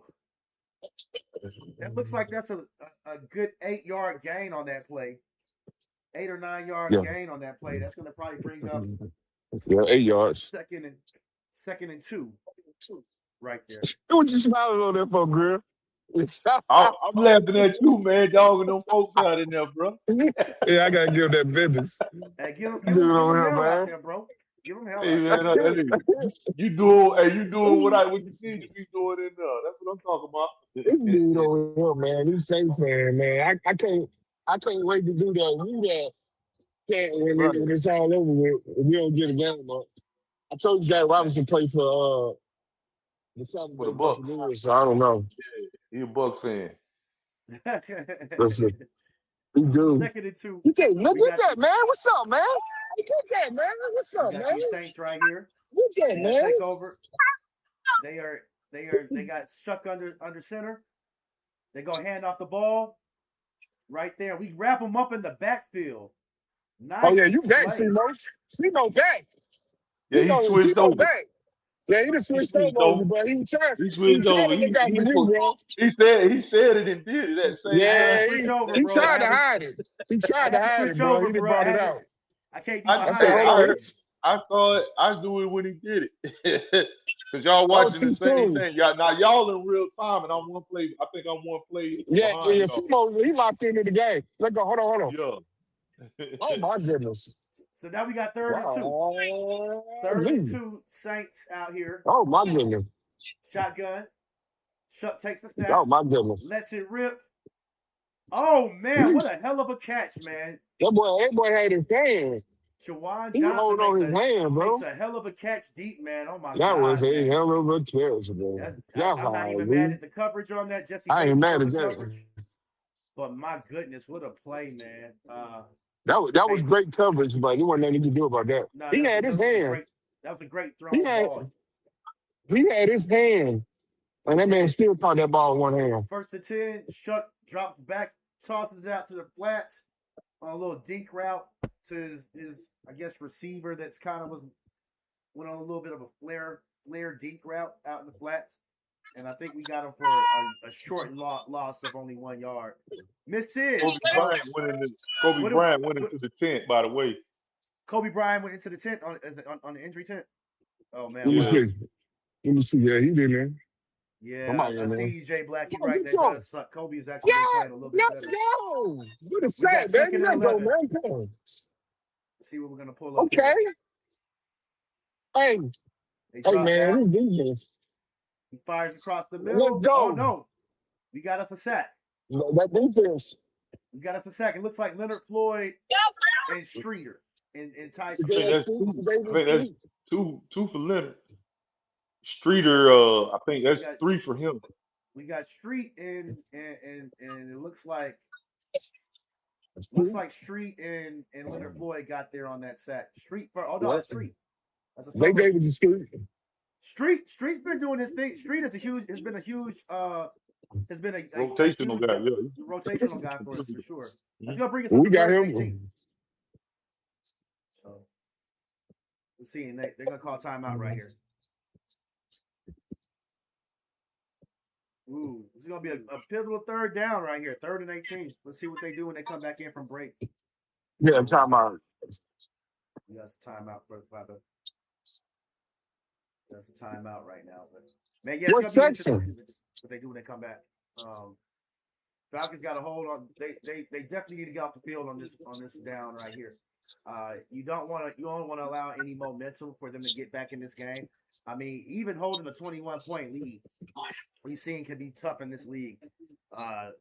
The NFL is set up for offenses to have an advantage. Like, let's not get that twisted at all. So you want to try to build as much of a lead as you could build as possible, and just get out there and start running the ball on them. They gonna help us. This defense is nice right now. I really like where we are with it. Miss Sis, where we at on any of our chat streams? Have you seen? Are you seeing the chat on Facebook at all? We got any comments in there? I haven't hopped over to Facebook. I didn't know we were over there. I'm just on this one. So, We're streaming on Facebook on the Point Game business page on Facebook, and we're streaming over here on YouTube as well too. So definitely, you guys find us on both platforms if you're not following us on both.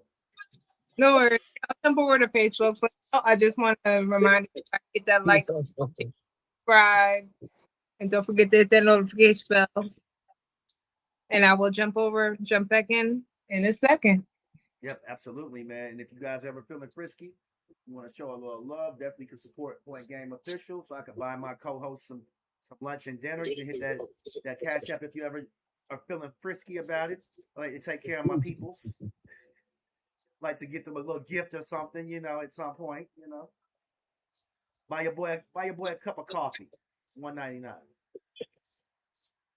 But yeah, it's gonna be interesting, man, to see what happens. This game right here could definitely decide Raheem's future and Zach Robinson, or what we're gonna do in the offseason right here, right now. So we definitely need to see these guys. Well, tomorrow's Black Monday. Remember, everybody, tomorrow's Black Monday. Yeah, it's gonna be interesting to see who they actually keep and who they don't, man. But yeah, I want this game more than you guys can think about, man. False start. Story. False start. We're back in 3rd and 18. 3rd and 18. What are we gonna do? They drop back in. Okay, as he called it. You guys might have got the spoil on it. We have a flag on the play. There is a false start. That's gonna back these boys up a little bit more. Yeah, that's on them and they did it. That's like 3rd and 20. That's 3rd and 20. 10 yards. Yeah, that's 3rd and 20 false something. starts. I think there was a 10-yard penalties. False starts. Oh, that's a 10-yard false start. Okay. 23. So it's like Right. a 7 or 8 yard penalty. That's 3rd and 23. So if I'm the Falcons, I want to keep everything in front of me, and I want to stop them. I don't want to play too soft, because if they get too close. Yeah, I was gonna say you gotta play aggressive. I go with a cover 3 or cover. I would go with a cover 3. They drop back. Our 2-man. I'll run 2-man right here. Shuck gets it out to the sidelines looks like Taysom Hill, but he's well short of the first down on that. Well short of the first down like that. And see, if we can keep them in 3rd and long, that plays to our strengths. We You have gotta a get team this free that's built pieces. with the pass rush. So.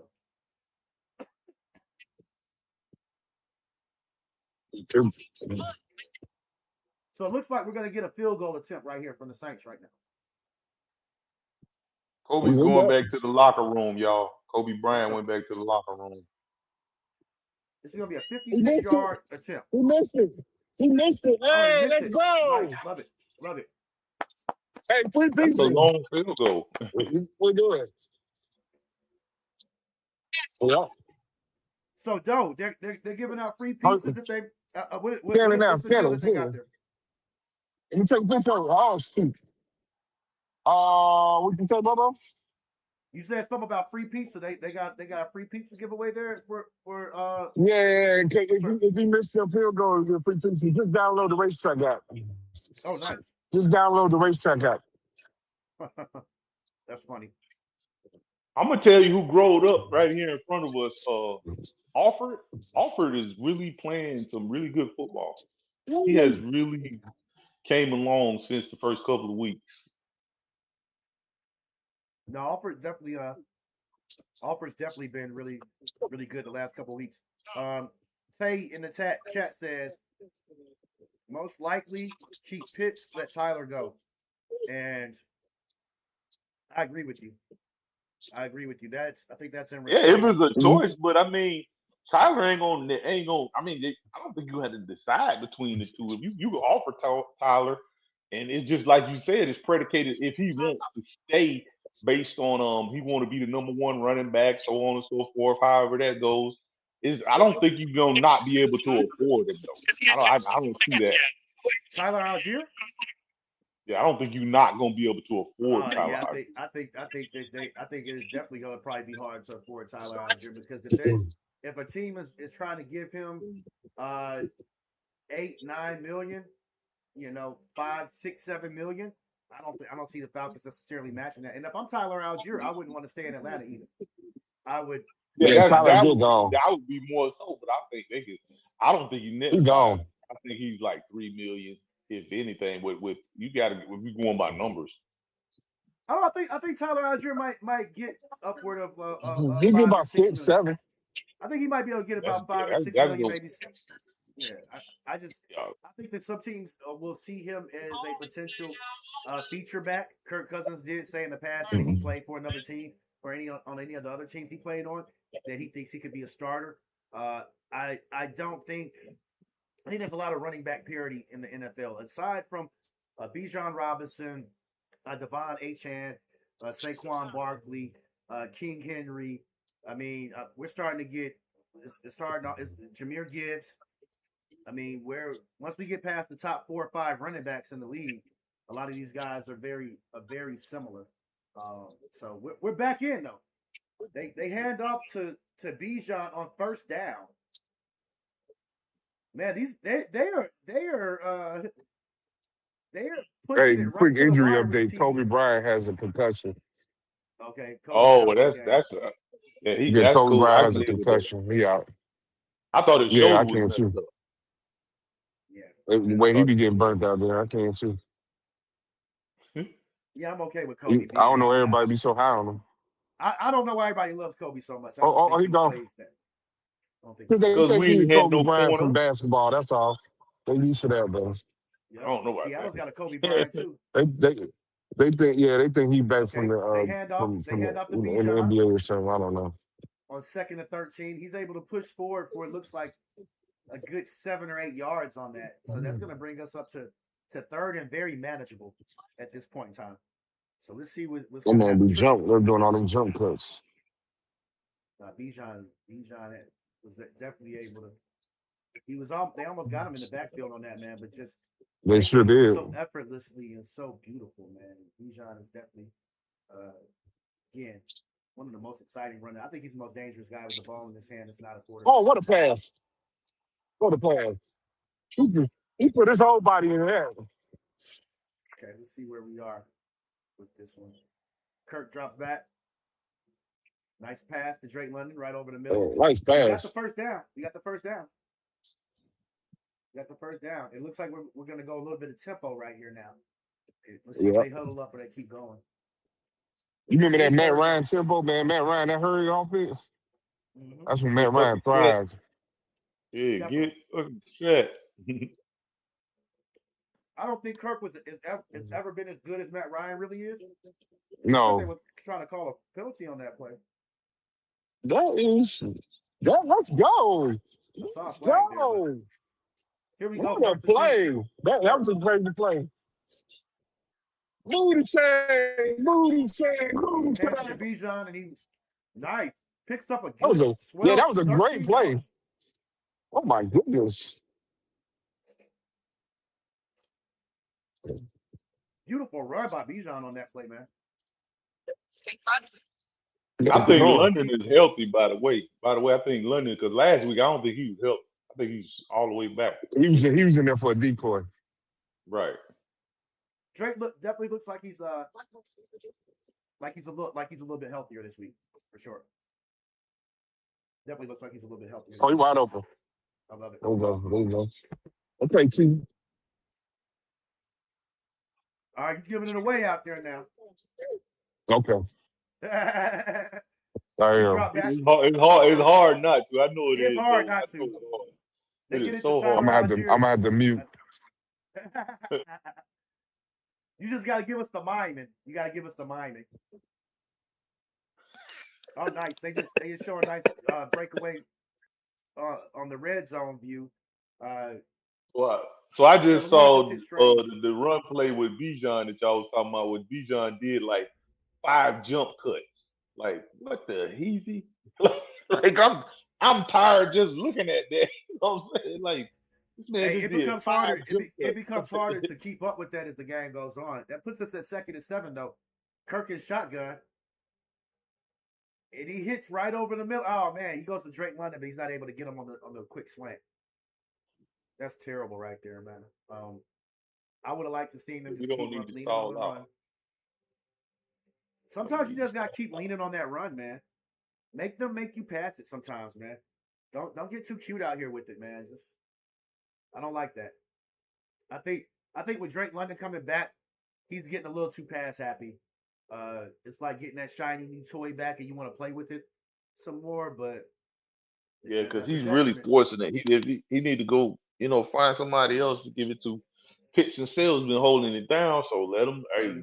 Let's spread the ball around, Kirk. Okay, on 3rd and 7, they drop back. Kirk tries to throw it. They hit his arm. It looks like it was going to be a fumble, but they call it an incomplete, which I love right there. Okay, it's good for us. It's going to bring us up to 4th and 7. Yeah, we getting a little too cute with some of this stuff, man. And Chase Young actually is able to get his hands on Kirk as he throws the ball. His hand was going forward, though. Arm was going forward, so it's ruled incomplete. If his arm was going back, if he would have got there just a little bit quicker, that would have been considered a fumble. So that's going to bring us up to 4th and 7, man. And yikes. Let's see if Kellen Moore calls it. Go ahead, throw that challenge flag. Go ahead, throw that challenge flag. Throw it. Get emotional. Yeah, I don't think he's going to throw it. I don't think he's going to throw that. Hey, real quick, Doe, in the stadium, right? They're showing those replays right away, right? So the coaches can actually look up at that jumbotron and see what's actually if they should throw it or not, right? That's challenge flag, correct? Some plays they do. Yeah, that's forward. Yeah, that was definitely that's forward. Yeah. Definitely a forward. Yeah, there's some plays they'll do it more. It wasn't pretty, but it was definitely his arm was definitely forward. It was forward pass, yes. But they won't do it if it's to help out the opposing team. They won't show the replay right away. Gotcha. Yeah, I noticed that when I was there. It seems like we try to get the replays up fast so that we can get for us so that we can see it real quick. A lot of people like to crack jokes about Raheem always looking up at the jumbotron, but it's like, dude, he's getting the information. Yeah, he got to. He's gonna see everything better. Yeah, why wouldn't you They do that? say Why? they say a lot of dumb stuff about Raheem and his process. They're like If some of the we stuff were in the doesn't make no playoffs, sense. you wouldn't hear nothing about no Raheem. I don't hear You that. hear no, The you hear Falcons, nothing bad. I was telling Simo, man, I was telling Simo, man, the Falcons would get mad if Jesus Christ was their quarterback. They'll have a Right. problem with that. It's like, Yeah. man, yeah, Jesus Christ.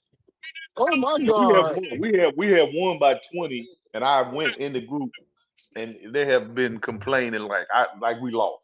It's amazing. It is It's absolutely cool. amazing to me.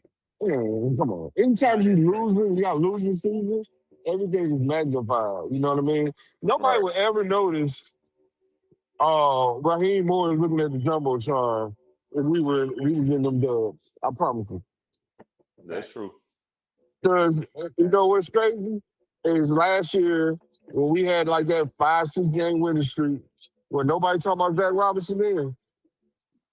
Absolutely. Nobody. Absolutely I agreed. hear nothing. We're Yep. about to go all the way, bro. Blah, blah, blah, blah. I'm like, We were hush. like 6-3. We lost Man, the we be season we crying lost. so much. Yo, I just Folk be crying so realized much, man. that my thumbnail for the game had the same thumbnail as the stream yesterday for the Ooh. Saints. I mean, as the Panthers versus the Bucks. I was like, dang, we're a little bit light in here today. People thinking it's the wrong game stream. Well, I'm tripping on that one, bro. Man, they like, I ain't watching that again. Yeah, Man, we we got this. tripping. We got it adjusted though. We should have an influx of people starting to trickle in here now. To see the Falcons kick the field goal, and it's good. It's Yes. good. It's good. So that puts us 10-0. 10-0. 10-0, 10-0. y'all. 10-0. Let's Gotta keep it love it. rolling. Let's keep it rolling. Gotta love it. And in the chat, I'm just gonna read this real quick from Tay. Tay-B7H80. What's up with it, man? Hey, play. I want Good, you to man. work Yeah. on that. I want you to work on that That's it, bro. that tag, that name. But okay, so you said quick Okay. question. Why y'all think Penix don't run plays under center more than when they had him? I think that Penix probably has a hard time with the play action. I did one of my previous videos, and I'll drop it in the chat for you guys. They were talking about how Alex Smith said it took him a whole year and a half to get used to being able to play under center. And when you go for play action, you're turning your back to the defense. And he said in just a half a second, just that quick, what you just saw changes that fast. The cover, what you're looking at on the coverage, Right. what they're disguising, when it rolls over, it changes that fast, and it Yeah, takes a lot of wherever they time to were get used standing to. at, they're not standing no more. Yeah, Yep, they're that's right. moving far too quick. That's funny. They just showed a Panthers fan in the stands with his gear on with the boo boo face. But yeah, that's why I think that Penix doesn't play under center as much is because they're going to require him to run the play action out of that, and I also think that just in your regular dropbacks, you're not able to see as much of the field as much, and it changes the coverages a bit more. I think that he's probably had some trouble with it, and that's probably why he's not as comfortable with it. I know a lot of people are like, no, it doesn't matter. Just run what you're going to run. But if you look at it, the Chiefs, they do a lot of that. They do a lot of a shotgun. A lot of people were saying how they wanted to see Malik Willis, right? He's been filling in for the Packers. Oh, you should get Oh, Malik yeah. Willis next year. He played in the pistol a lot. Is that what you trying to do? So I think those are things you got to think about. It's a little bit harder for QBs to play under center initially, and a lot of these guys are not required to play under center in college. College is not developing guys for the pros, and it's not their job to do that. It's the Right. coaches and the pros to do that. They got to win games.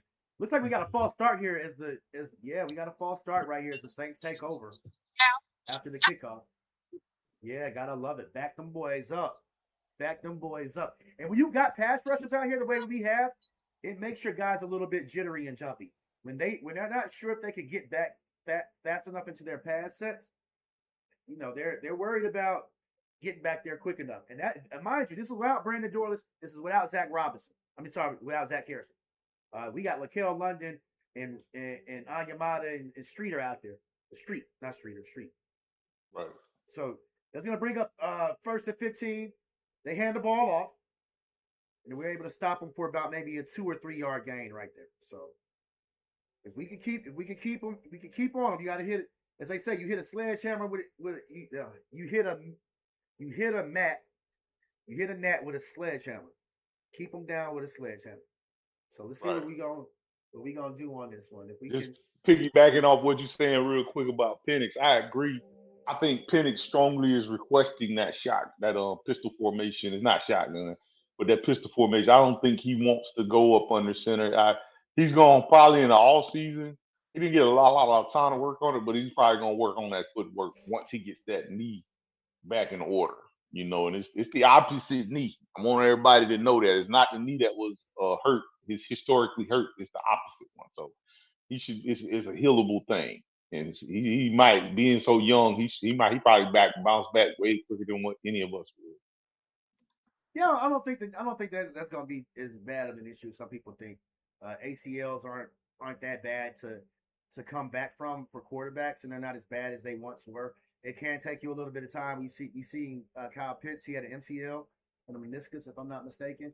It did take him a couple seasons to kind of get all the way healthy with that, but I think he was just constantly playing on it while it was bad. But for a quarterback, a pocket quarterback, I don't think we have to worry about that. And if you look at people like Jared Goff, Matthew Stafford, even Joe Burrow, these guys are not burners at quarterback with their legs. You look at a Baker Mayfield, he's able to make some plays out there as well too. So I think that Penix will be okay. People also don't realize, I don't think some of them, that he already had that deep knee bruise, and so if you have a deep bone bruise, it makes you a little bit more susceptible to actually tearing something as well too. And so I don't think it was as much about the integrity of the knee as it was about uh, him already just having the injury and his body compensating for the rest of where that injury was at. Because he tried, after the deep bone bruise, he tried to keep going. I think it was already still bothering him anyway. And he tried to keep going, and like you said, he tried to probably overcompensate, and that was too much weight on that one leg, and he probably just tore something. Mm-hmm. But I don't think he. A lot of people saying he won't be back, but I think he'll be back at the beginning of the season. That's just me. I think he'll be back in the preseason for certain. I mean, even he probably won't get a lot of preseason reps, which is, I'm fine with that as well too. Cool with that too. A lot of people were talking about they want to get those reps, but again, you see very vanilla defenses in the NFL preseason, so I'm not as upset about that. So here we go, man. The Saints are coming back, 2nd and 12. 2nd and 12 after that last play, and we got Shuck and shotgun. It looks like he has one tight end on the field, but they're trying to spread these guys out. Single back in the backfield, motion. And we got another flag on the play. Love it.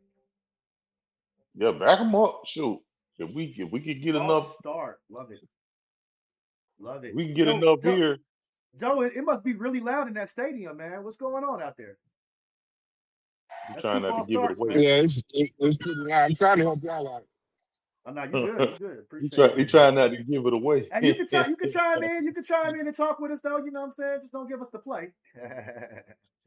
It's hard not to, man, when you got that energy in there, bro.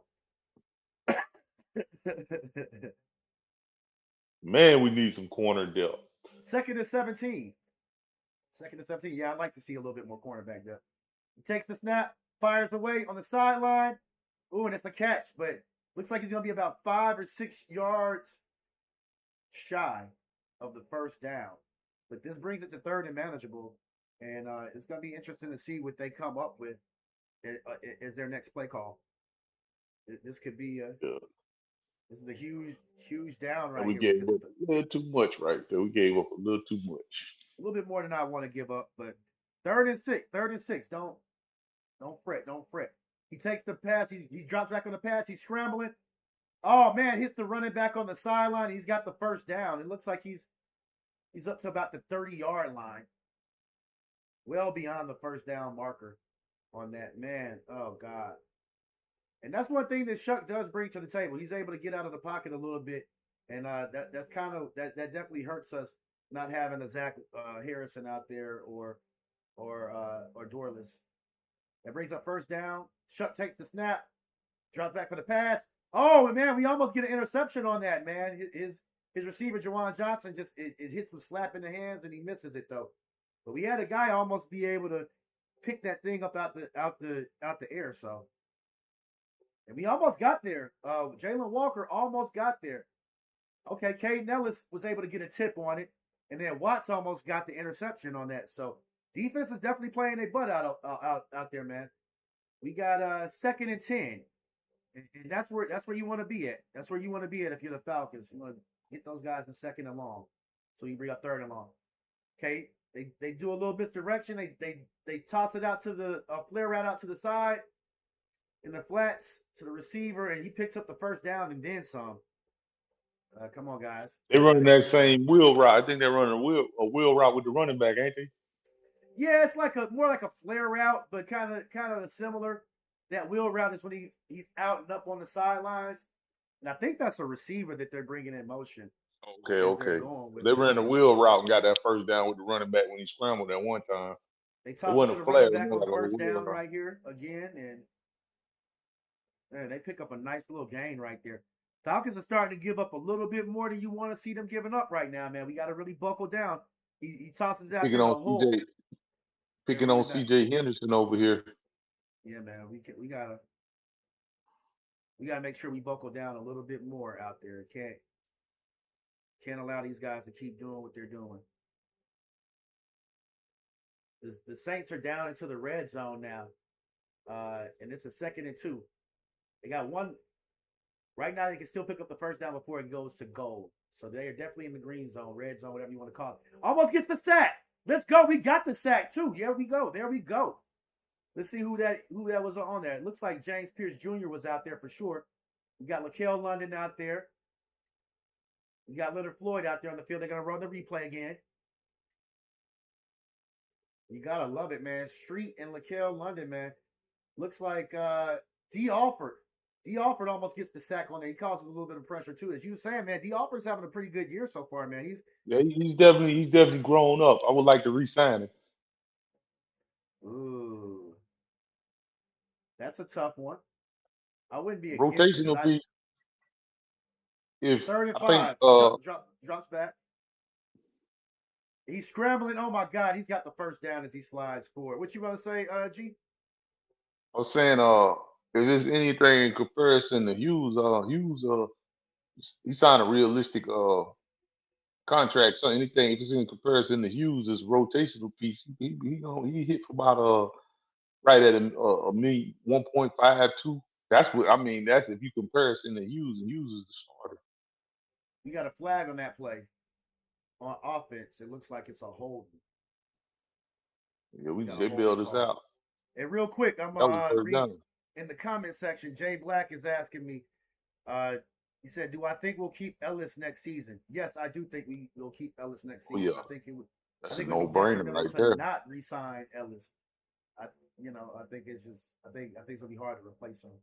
That's gonna bring up 3rd and 16, which again is where the Falcons want to be at with this. And I expect a pass. It could be a screen.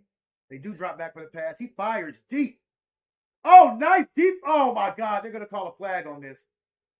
AJ Durrell, he's able to deflect the pass. But it looks like they're gonna call a defensive pass interference on him, and I think that is a weak call. That's weak. We're gonna give him a defensive pass interference on that, and that's terrible. They're gonna show the replay on this. They just bailed these boys out. Let's see if I see anything on this. He's running with them. Turns his head and looks at the ball. Really? He does push him a little bit.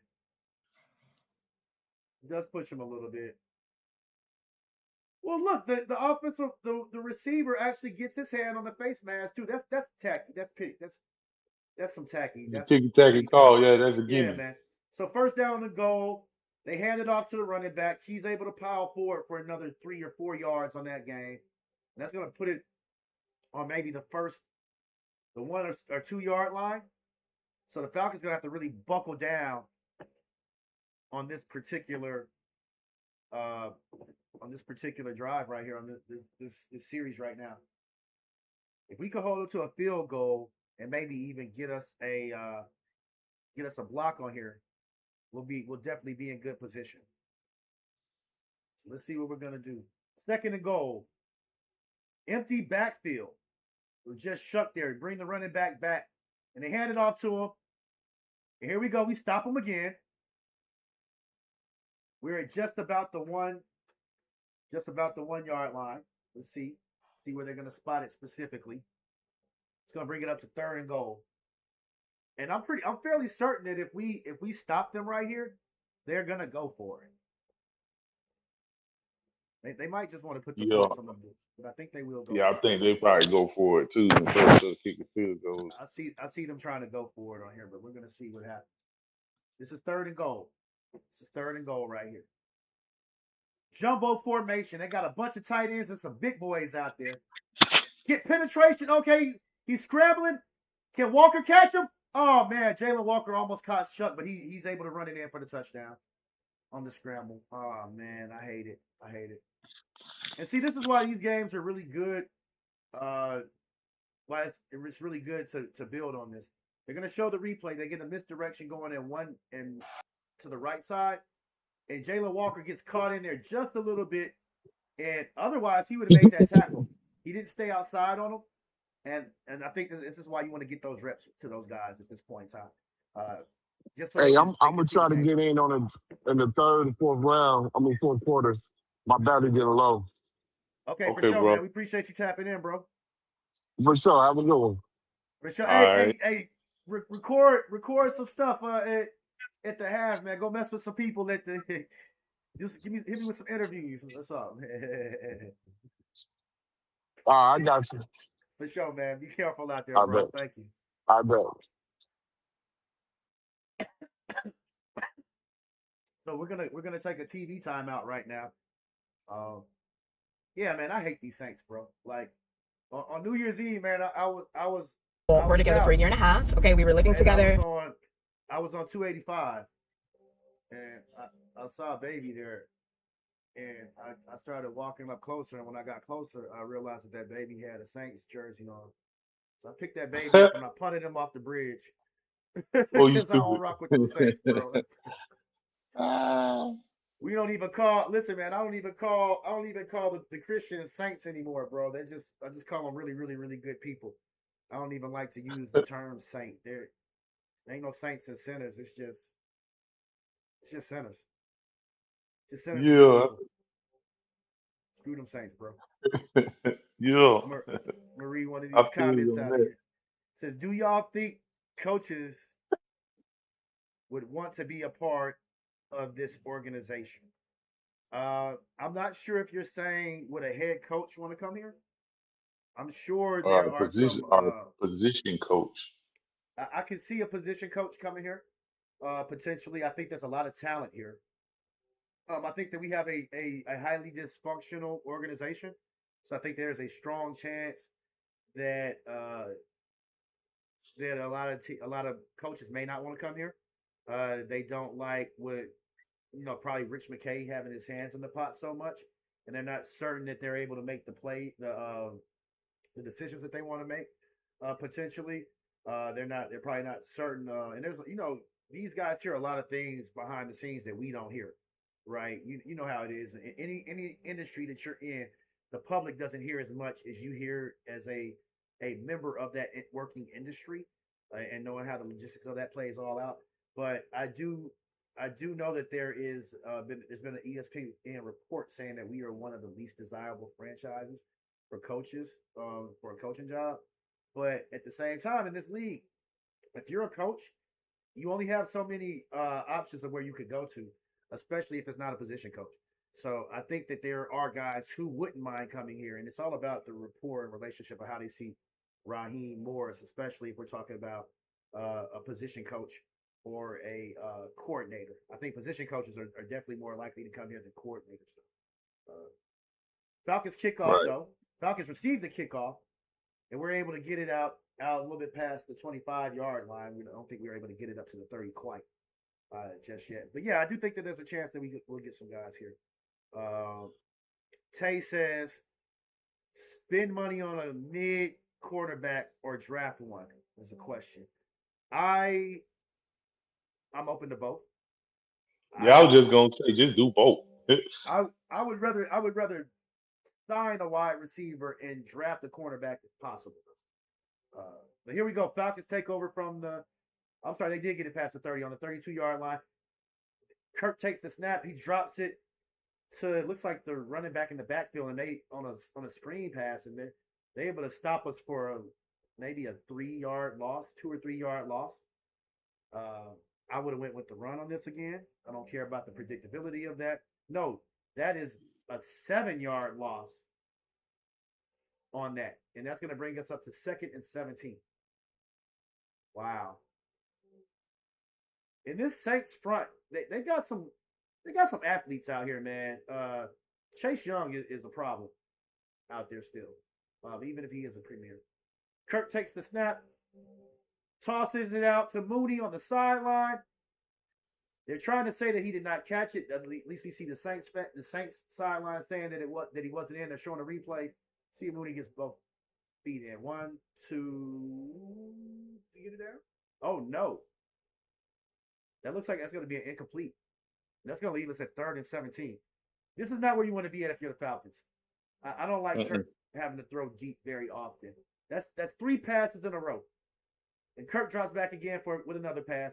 Gets it out to Sills out in the flats on a little dump down pass. And that's going to bring us up to 4th and long again. And I'm just checking what the stats are right now, because I don't want to talk out the side of my neck.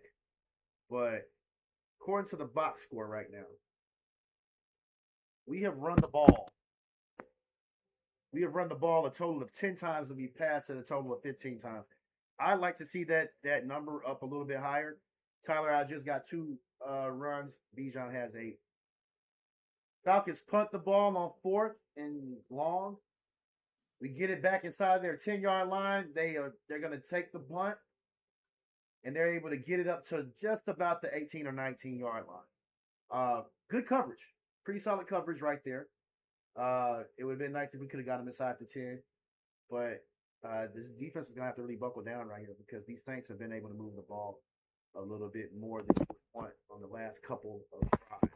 And we didn't capitalize on some of the possessions that we have had. You got to capitalize when you get turnovers, or whenever you're able to get 3 and outs. Right now, we have, let's see how many minutes is left on the clock. We've got Like 3 minutes 2:48. or 2 minutes. 2:48 on the clock right now. And score, we got 10-7. Saints are down by 3. And they're definitely going to be in their hurry up offense right now. Their 2-minute offense that they're going to be in. So we're going to see a lot of passes. They're going to come out under center right now, single back formation.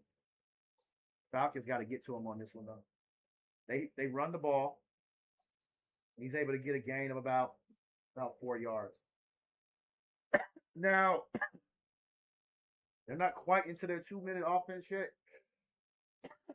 So there's still a lot of options of what they can actually do out here. But the Falcons got to play tougher defense right here. They got to get them into a longer situation. That's going to bring up 2nd and 7 as they get a 3-yard gain. You got Chuck and shotgun. You got a motion guy. Falcons are looking like they're bluffing some blitz, and they're gonna bring multiple guys. Oh man, it's almost incomplete. It is incomplete. It is an incomplete pass. I'm sorry, it was almost complete. They're gonna call it incomplete. The receiver is arguing with them. See the replay. He bobbles it a little bit. Oh, he gets his hands under that. That looks like that might actually be a catch. I'm glad that they call it not a catch. Let's see if they challenge this. They're not going to chance it. They're going to keep those titles. They do. They're going to challenge this. Kellen Moore is going to challenge this. Let's see what they can do. Hey, is it me, or does Kellen Moore look like a weirdly drawn character from Beavis and Butthead?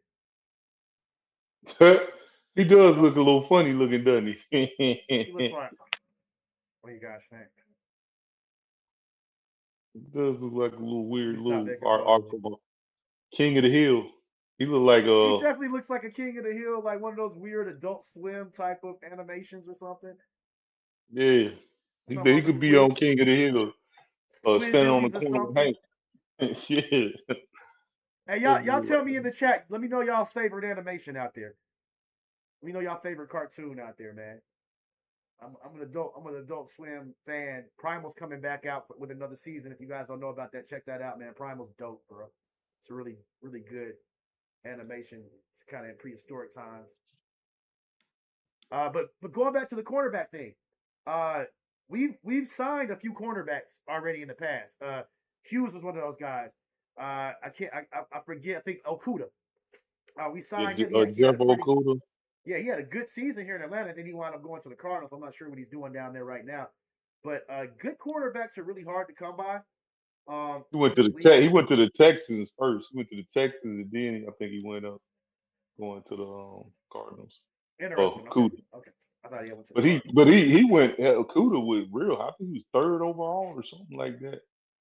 When he was drafted, it was just like, but Hughes was a 1st rounder too. It was just like Hughes was more lived up to the more of the expectation of what Okuda was.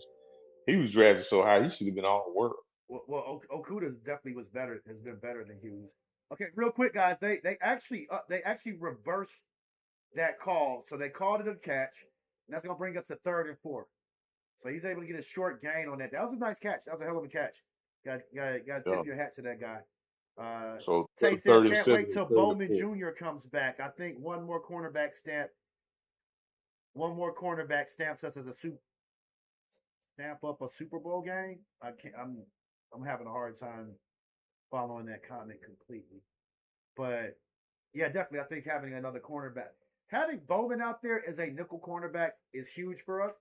I don't think that nickel has been our weakness at all between having Bowman and having Alford out there. I don't really like Alford as much as an outside corner, but I also don't think that Alford puts us over the hump as far as a cornerback.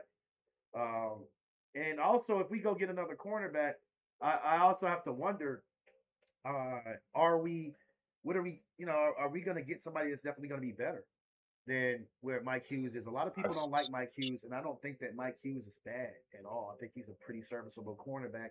And if you have the pass rush that we have, I think that you don't really have to worry about that quite as much. While it would be nice to get us something, I think that we definitely have more of a need at quarterback.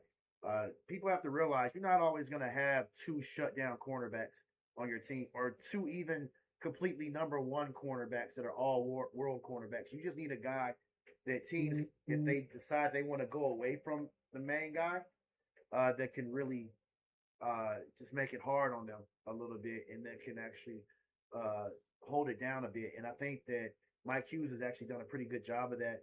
Also, D. Alford's done a really good job of doing that as well too. So, right. Well, Mike Hughes signed a 3-year deal, so he ain't going nowhere. This is the first year of the 3-year deal. So if they did draft somebody, I would want it to be, or if they drafted a corner, because I'm kind of with you on that. I like to draft a corner, and go get a wide receiver in free agency. That's not. I prefer that too, especially like in the situation we're in. But it's just more so depth. That the offer has been solid as far as rotational depth, fill in, somebody go down. He's done a really good job. Instead, we had Natron Brooks was kind of coming along, but he kind of like, I don't know if he got hurt or what, but he was kind of coming along. He was playing on that offer type of level for a minute there, but then he kind of, I just don't know what happened with that. But just looking at it, his name Natron Brooks. Yeah, that's right, Natron Brooks. He was kind of coming along. He was seeming like, because offer we got him out of the Canadian League, and I forgot. Did we get Natron Brooks from the XFL or something like that? Listen, it was something like that. Don't get me to lying to you. I do not know. It was something of that nature. It was something of that nature. But anyway, Natron Brooks he was coming along. I'm not saying he was there yet, but he was coming along. But the offer kind of snapped this year, Lou. He snapped pretty good this year. far as a rotational piece, but we just need rotational depth. We got Hold some on. little corners too. I wouldn't mind having a guy with a little Hold size that on thought. him. Hold that thought. 3rd and 4. He fired. Shuck takes the snap, fires away, and he's able to get Austin Jr. over the middle. Yikes. And look, they're going to Yeah, they call a timeout. No, they don't call a timeout. They're going to keep the clock running. So they're in their tempo offense. 1:40 on the clock. He takes the ball on 1st and 10, goes deep, fires away, and he misses. He misses. That was the number 85. Bill on the deep right. They tried AJ Terrell on the safety, and it was a nice throw. It was a nice throw. He was not able to get the guy. He had AJ beat though a little bit on that. Just over his head a little bit, but they took their shots deep.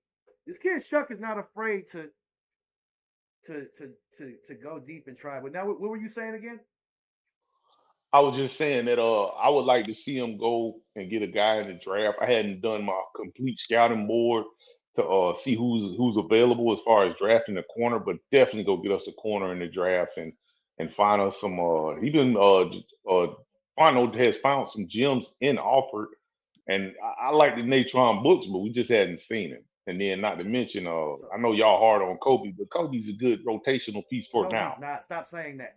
Okay, hold on. I'm Sorry, saying real quick. he is a Real good quick. rotational On 2nd piece. down, He's we fine. were able to He'll be get a all right. pass over the middle, and he has a reception. Now it's at 3rd and 6, and we got Shuck and shotgun. Let's see what they're gonna do here. Single back. The clock is still running. They have not called their timeout. Shuck takes a snap. He drops back for the pass, fires across the middle, and it is incomplete. It looks like Diablo was able to get a hand on that right there. Okay, back to Kobe Bryant, man. What makes you think what makes you feel like Kobe's a good rotational piece? Right now, Kobe, I don't know what you expecting.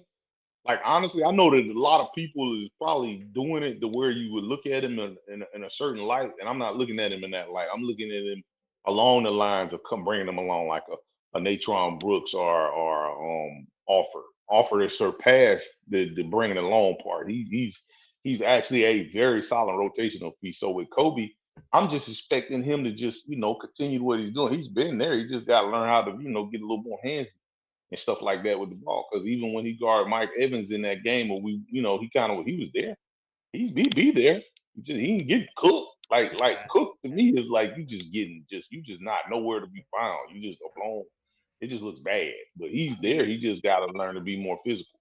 He gave up a lot of receptions in that game. Of course, Mike Evans is Mike Evans. I mean, Mike Evans does a lot of things to a lot of people, but I just don't.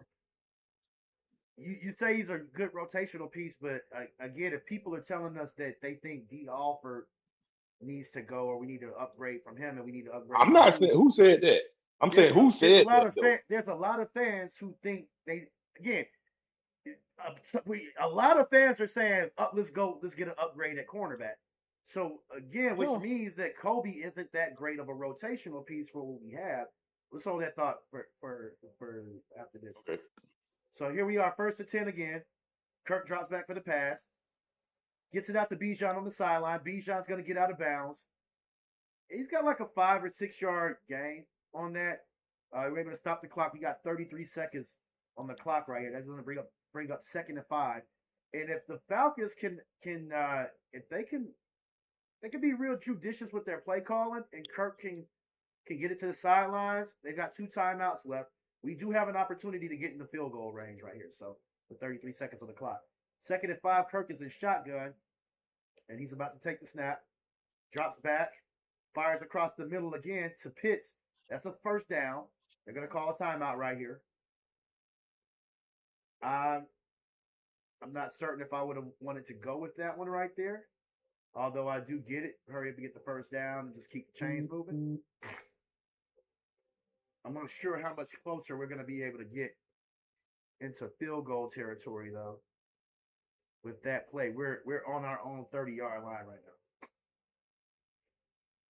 So that means that everything else needs to be toward the sideline. We do have one more timeout, so you can throw it wherever you want. It doesn't have to be toward the sideline yet. But preferably, I'd want to get those passes over to the sideline more than anything.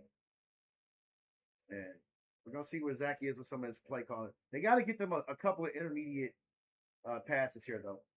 Kirk's in shotgun with a single back. Got 3 receivers out there. Steps up, and Kirk's gonna run it. Oh God, what was he thinking? So he gets a maybe a 3-yard gain on that. 2-yard gain. That's ugly right there. We gotta call our last timeout.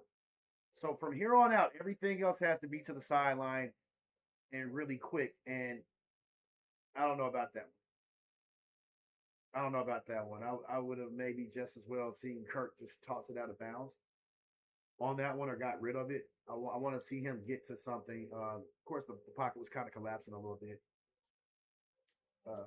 They got some speedsters out there. Chase Young. People forget he's still a first round talent. I'm not sure what his stats are this year fully. I'm gonna look those up for you guys here in a second. That's 2nd and 8. Kirk's gonna take the snap, drops back, gets it across the middle to Kyle Pitts. He's running. Pitts is able to pick up another 10 or 15 yards on that, but we got 13 on the play clock, on the game clock, and they clock it. He's able to spike it with 8 seconds left. So really, we've got time for maybe one more pass to try to get him in field goal range. He's going to have to get it to about the 35-yard line right here for Gonzalez. Now, that's definitely within Gonzalez's range. If he could get it to the 35 or the 30, Gonzalez could hit a 50.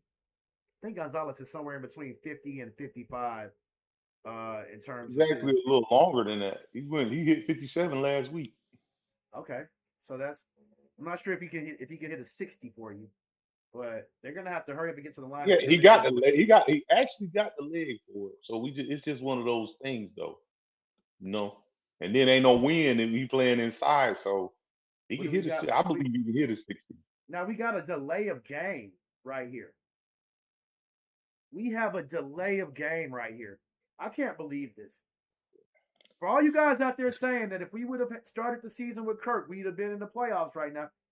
That's almost a rookie move. That's something that you expect at this point right now to see happening from Penix. Now, I don't want to just put this all on Kirk. That could have been from Zach Robinson. I know there's been some issues. Play could have got there late or something. Yeah, Play might have got there late, but we don't have a timeout either. So Kirk can't. You absolutely can't take that though. All right, so now Kirk drops back for the pass as he takes the snap. He's got to go deeper than he would have wanted to. He's on the sideline, and there's 1 second left on the play clock. I think Mooney was calling for trying to get a pass interference on that, and if he would have gotten a pass interference, that actually would have put us right in field goal range. That play took a bit long to develop as well, too. Kirk kind of had to sit there on that. But yeah, veteran, you don't expect to make that type of mistake right there. You don't expect a veteran to make that type of mistake right there. That's going to bring up 3rd and 15. And, I mean, hell, at this point, it's got to be a Hail Mary. And if they – okay, so they're gonna hand it off to BIjan Robinson right here and just let him run it out. And I think that's the move. Oh, I might even came out there and just kneeled it down on that. I mean, I guess you got to give it to BIjan on that play because anytime BIjan touches the ball, that means that it's a potential breakaway play that could happen. But you got to go into the half conservative right there with that. Falcons kind of blow a little bit of an opportunity on that drive right there. We had a chance to go into the half with some points on the board. Not that mad at them, but I am mad about about that delay of game. You can't take that delay of game right. Coaches and the quarterback, like there's a breakdown somewhere on that. And I'm looking at Zach Robinson and Kirk on that. We definitely could have taken the life out of them a little bit better. I mean, it puts us in a situation where we're 10-7, and that ain't. They get the ball. Yeah, they get the ball at the half. They will get the ball back after the half.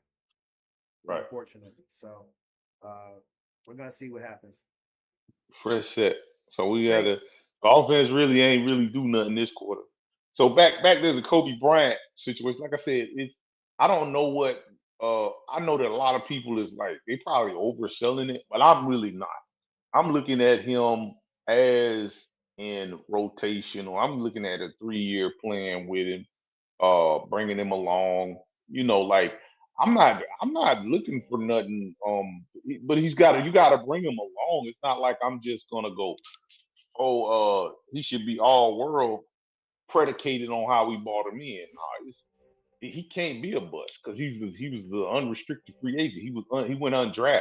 So it's just is whatever we can get out of him is all good. And I see some potential of development there myself personally. I see where he can get better. He can have some growth in this league.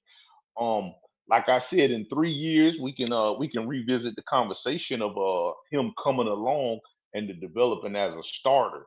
You know what I'm saying? That's just something that we have to revisit in 3 years to see how far he came along. He probably, if he does what D Alford is doing, it's a strong possibility given his circumstantial situation. He does like a Brian Poole. Brian Poole, when they let him go and he went up to the Jets, he became a starter. From us where he was a rotational piece. I mean, So that's kind of like Poole wound up being a starter for us though. He wound up being our starter safety before we let him go to the Jets. We just didn't resign him. So he was a little no bit more Brian than Poole. just. Brian Poole didn't start. It was Ricardo Allen, and it was what was the boy we got out of Florida, the first round draft pick. He wound up going to Dallas and becoming a linebacker. Keanu Neal. Yeah, Keanu Neal. Those were our starting safeties. Brian Poole was a rotational piece. It was Ricardo Allen. It was Ricardo Allen and Keanu Neal was our starter. Let me pull up his. Let me pull him up real quick. Yeah, pull him up. On But anyway, NFL. while you doing that, Yeah, he that's wound my up. expectation. Yeah, Brian Poole wound up actually becoming a. He started a decent amount of games for us. He Well, started somebody about probably 9. got hurt. Somebody Yeah, probably got hurt. he's Okay, definitely so played yeah. some safety for us for certain. But But he wasn't just only a rotational guy. And I think that Poole was a lot better than what Kobe wound up coming to. Again, I'm not trying to crap on Kobe Bryant, and I'm not using the word bust at all because you have to be drafted high he can't to be a be a bust. Yeah, he can't be a bust. bust. He's free agent. Yeah, But so I mean, I got what again, you. But go ahead, bro. well, I was gonna Go say ahead. I just want to be very clear about this. I am not saying that he's not a guy to keep on the roster. I'm just saying that he is not a guy that you want to have as a Yeah, rotational piece for you. yeah. If That's what. if you Go were ahead. relying on Kobe Bryant as your rotational piece, again, we're talking about him still being worse than D. Alford and Mike Hughes. So if people are saying that we should upgrade at cornerback, right? And again, teams don't rotate a whole lot at cornerback. They might. I mean, they're running a lot of three cornerbacks, a lot of nickel packages. So you're probably only going to have maybe one guy that's going to rotate, and of course, you need one or two rotational guys that could be a backup and come in if you need them there. And I think that's okay for Kobe. But saying he's a nice rotational piece and like if somebody goes down, they're going to pick at Kobe Bryant. And I think maybe he can't come along. It's definitely better for us if he does come along. But do you think that he could actually be better than D. Alford? You Right think that now, he will no. actually become? Like not right now. I'm not saying like No, I'm just saying in the nobody next right year or now two. be up. When I'm saying and then see my for me to say rotational piece, it doesn't mean you're just gonna rotate in and out all the time. That means like if somebody goes down, boom, they're gonna rotate you in, right? So that is like something because he came up, he wasn't even on the 53 the whole year. He didn't move up to the 53 till Mike Hughes got hurt. So when Mike Hughes got hurt, was it Mike Hughes? Yeah, that's correct. He moved up to the 53 when Mike Hughes got hurt. And so there's some elements where we can get he's a usable. I guess we could say for you, the use kind of go with your, but we could get some use out of him. I'll say that we can get some stuff out of him, and he's got to develop. Though it's not like one of those situations where he's NFL ready. He's just not NFL ready. Just turnkey situation like a second or first round like evaluatable guy. I'm not saying like somebody who was drafted in the first round, second round. I'm talking about somebody who has evaluated first or second round talent. He's not. I never ever put that on him. even when I was looking, just on my draft board, I looked at him, but to me, he was just slightly undersized for me compared to some of the other guys that were uh, uh in the where he was projected to go draftable wise. He was a little undersized. He wasn't the fastest guy either. So I think he got passed in that with that realm of guys, and then he just kept falling and tumbling until like everybody was like, oh, we good now. And so he fell into free agency. But I think he'll be a usable guy. I'm not even saying he'll initially, like even next year, he'll just automatically make 53. He probably make the practice squad. But then if anybody goes down, he gets elevated, we'll start getting some use out of him. I'm not that maybe that's a better word than a rotational piece. I'll say that. I mean, I guess essentially it is still the same thing. It is still a rotational. If you're a guy or he's a nice depth piece to have on there, and I do agree with that. I think he could be a depth piece for you. I don't want us to be in a space where we have to rely on Kobe a lot next year. Not right now. No, not right now. Not even next year. But I'll say maybe in 3 years, then okay, he's gonna come along. He's gonna get better because he's got a competitive nature, and that's what I like to see in a player. It's like I want to get better. I want to do this. I want to be these things. So and I see that in him. So his development, he's gonna come along. And I think after he like just tackling. You got to be a great tackler in our defense. So that's why people like Billy Bowman thrive, and Watt his tackling is he's not even the same guy from the first part of the year. He's a totally different guy tackling wise. Kobe Bryant? Watt. Oh yeah, Watt definitely. His tackling is went from his tackling to me was suspect at first, and then he's different now. He act like he took strides. He didn't take steps. He's taking strides this year. Well, I definitely don't feel like he was necessarily a liability in the tackling department. He was definitely something that it could have. It did have its questions as to what he was going to come to with that, but no, he's definitely become more of a sure, bona fide tackler, which I'm very happy about as a Falcons fan. And you got to be very encouraged by what he's been some of the strides he's been able to take, because that was the one space that they were kind of worried about was how consistent tackling could be. So it's definitely huge that he's definitely taken a lot more strides in development. We knew the ball hawking was going to be there, but he'll come up and stick you. He's definitely made some. Yeah, he did. He pop you now. He'll draw that ball loose now. He's definitely becoming that person. So that is definitely something we have to look at. But I agree. I don't feel like moving on from Kobe is just saying like we need it.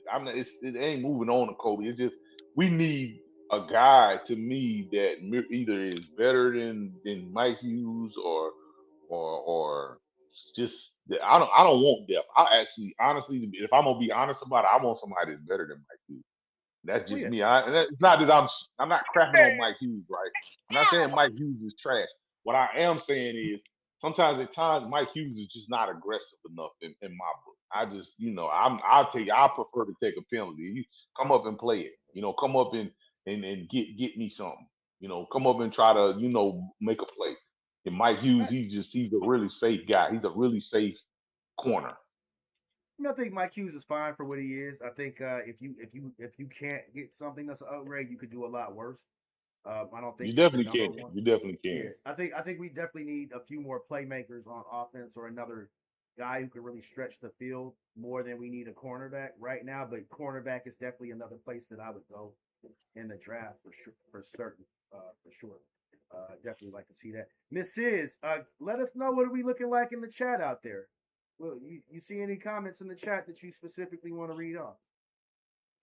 Oh, I am so sorry if you heard any background crazy with the little one. I thought my mic was off, but yeah, actually, no worries. We're live also on Twitch, and shout out to anybody over there that is listening to you guys commentate.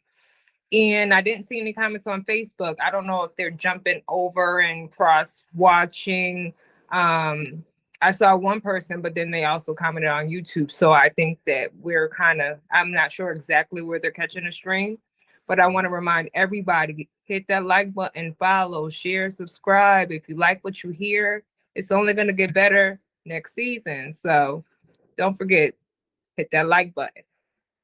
For sure. In the chat, Tay says, no disrespect, Kobe Bryant got to develop more.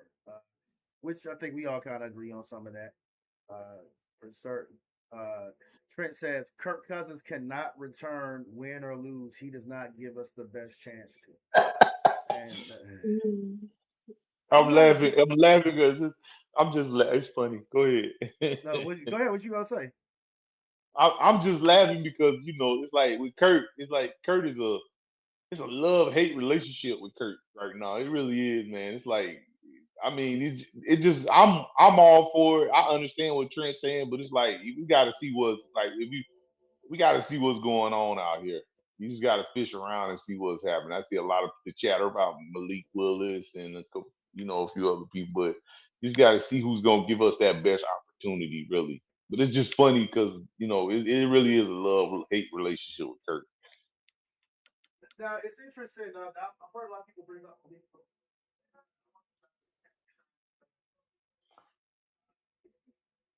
You walked off. I think you're too far away from your phone right now, bro, because you're kind of chopping in and out a little bit. Can you hear me now? Yeah, I hear you. Okay, I want you guys in the chat and to let us know what you guys think about Malik Willis and any of your pros for him or against him. But G, let me know what are your thoughts about Malik Willis? Have you been checking him out recently? Yeah, I mean, I checked him out. And it's like with him going into free agency, you got to be genuinely honest with yourself. Okay, it's worth a look, but he actually has to want to come here. You know what I'm saying? And it's like that's kind of predicated situation. And then nobody's ever said that he wanna. If that's the case, if he's gonna be a backup or something, that he just want to say, oh yeah, bump Green Bay or whatever like that. It's just not that. We don't know, and that's one of the nuances. Because if he's gonna be a premier backup for me, I'm not interested in that because having two real young quarterbacks like that, that's a chemistry failure predicated on who we bring in as offensive coordinator. But just having two young guys and then their game, his game and Penny's game don't mirror each other at all. So that's almost like having two different playbooks for each one of them. So it's just like it's gonna be a pass. I'm gonna pass on that, even though he's a very flashy player and he does a lot of things great and all that. And then hey, I'll even leave room for myself to be wrong, but it's just for me. I personally don't don't think he'll actually want to come here, and secondly, it's just like it just having two young guys in your quarterback room is just not maybe the most desirable situation that I could see. It needs to be maybe an older guy that can come in and if we get in a playoff situation to do what a Kirk Cousins offers us.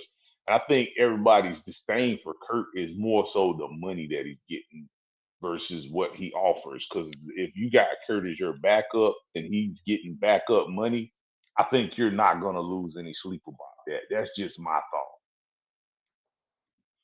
thought. Right.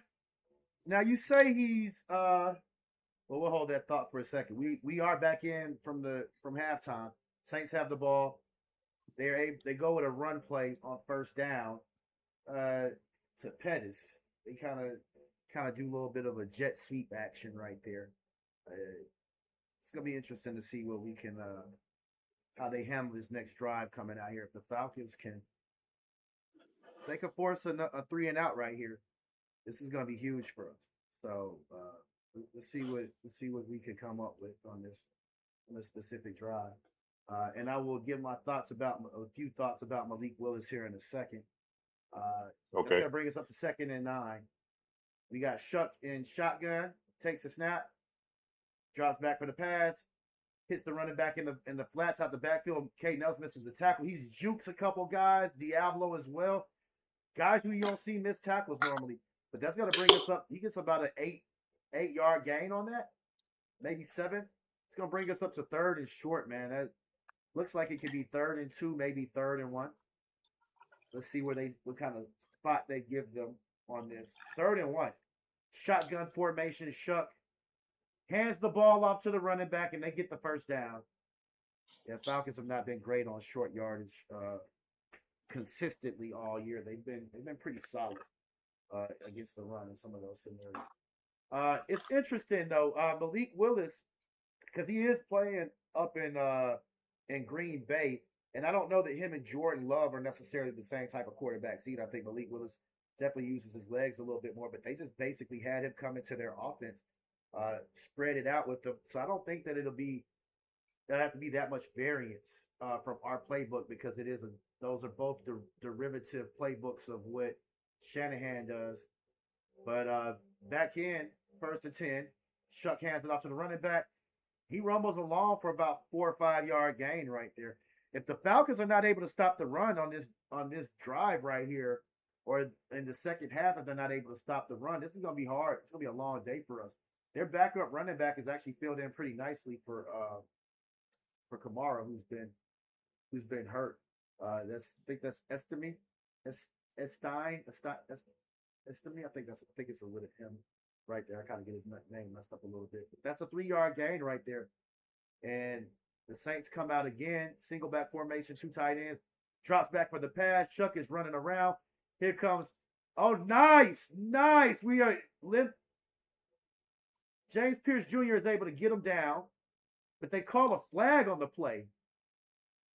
And I hope that's an illegal forward pass, because unless they're trying to say it was a horse collar or a face mask, that was a great open field tackle that James Pierce Jr. made right there. And you can't I don't think you could call a horse collar if you tackle him in the front. They say there is no, okay, they call it, they wave it off. I was going to say, if they called that a horse collar tackle, I don't know I don't know how you're supposed to get him down anymore then. You got to be able to grab him on the inside of the front of the collar. He didn't grab him by the back. Matter of fact, if you look he gets his hand off of the back of the jersey and pulls him down by the front. And that's a really heads-up play. People don't realize how much strength and core strength that it takes for James Pierce Jr. to do some of the plays that he does out there. But that's going to take us to 3rd and 13. And they're in shotgun. This is the Falcons down right here. Let's get this pass rush on them. Jalen Walker is rushing up the middle. They run a little bit of a stunt. And we're going to get the sack. Jalen Walker and James Pierce Jr. converge. They're probably going to give the solo sack to James Pierce Jr., but Jalen Walker I hope he gets a half a sack on that. It's been a lot of plays that he's been there on. And both of those guys kind of rushed right up the middle, man. Jalen Walker beats a double team to get over there. And he does not get the sack, but he definitely forced them towards James Pierce Jr. And that's going to give James Pierce Jr. 9.5 sacks in a year. He might wind up actually getting Defensive Rookie of the Year. And I was saying earlier, I was going to let you guys know what Chase Young had. Chase Young has 8.5 sacks on the year so far, so he might be at 9 right now. So Falcons take the punt. Oh, nice return by Thompson. He thinks he gets about a 10-yard gain. He gets it almost close to the 30-yard line right there. They pulled away. I'll give you a definite on where we are with it. But that's going to take us to commercial break. Right here. Yeah, with JPJ, man, he's worth his weight in gold. And Jalen Walker, that's a no-brainer. That was a no-brainer. These young guys, like I said, this is gonna be an exciting pass rush to watch moving forward. And the confidence, the rookie year is gonna be behind them after today, and it's just full steam ahead. The game slows down. I don't know if anybody ever played at a higher level of football, and the game does slow down as you get those repetitions. Because the reps are unequivocal. There's nothing that equivalates reps. I don't care how hard you work out of nothing. You get them reps, and it's behind us. So that first round pick that we would have picked this year, he's on the field right now getting NFL reps. Yeah, man.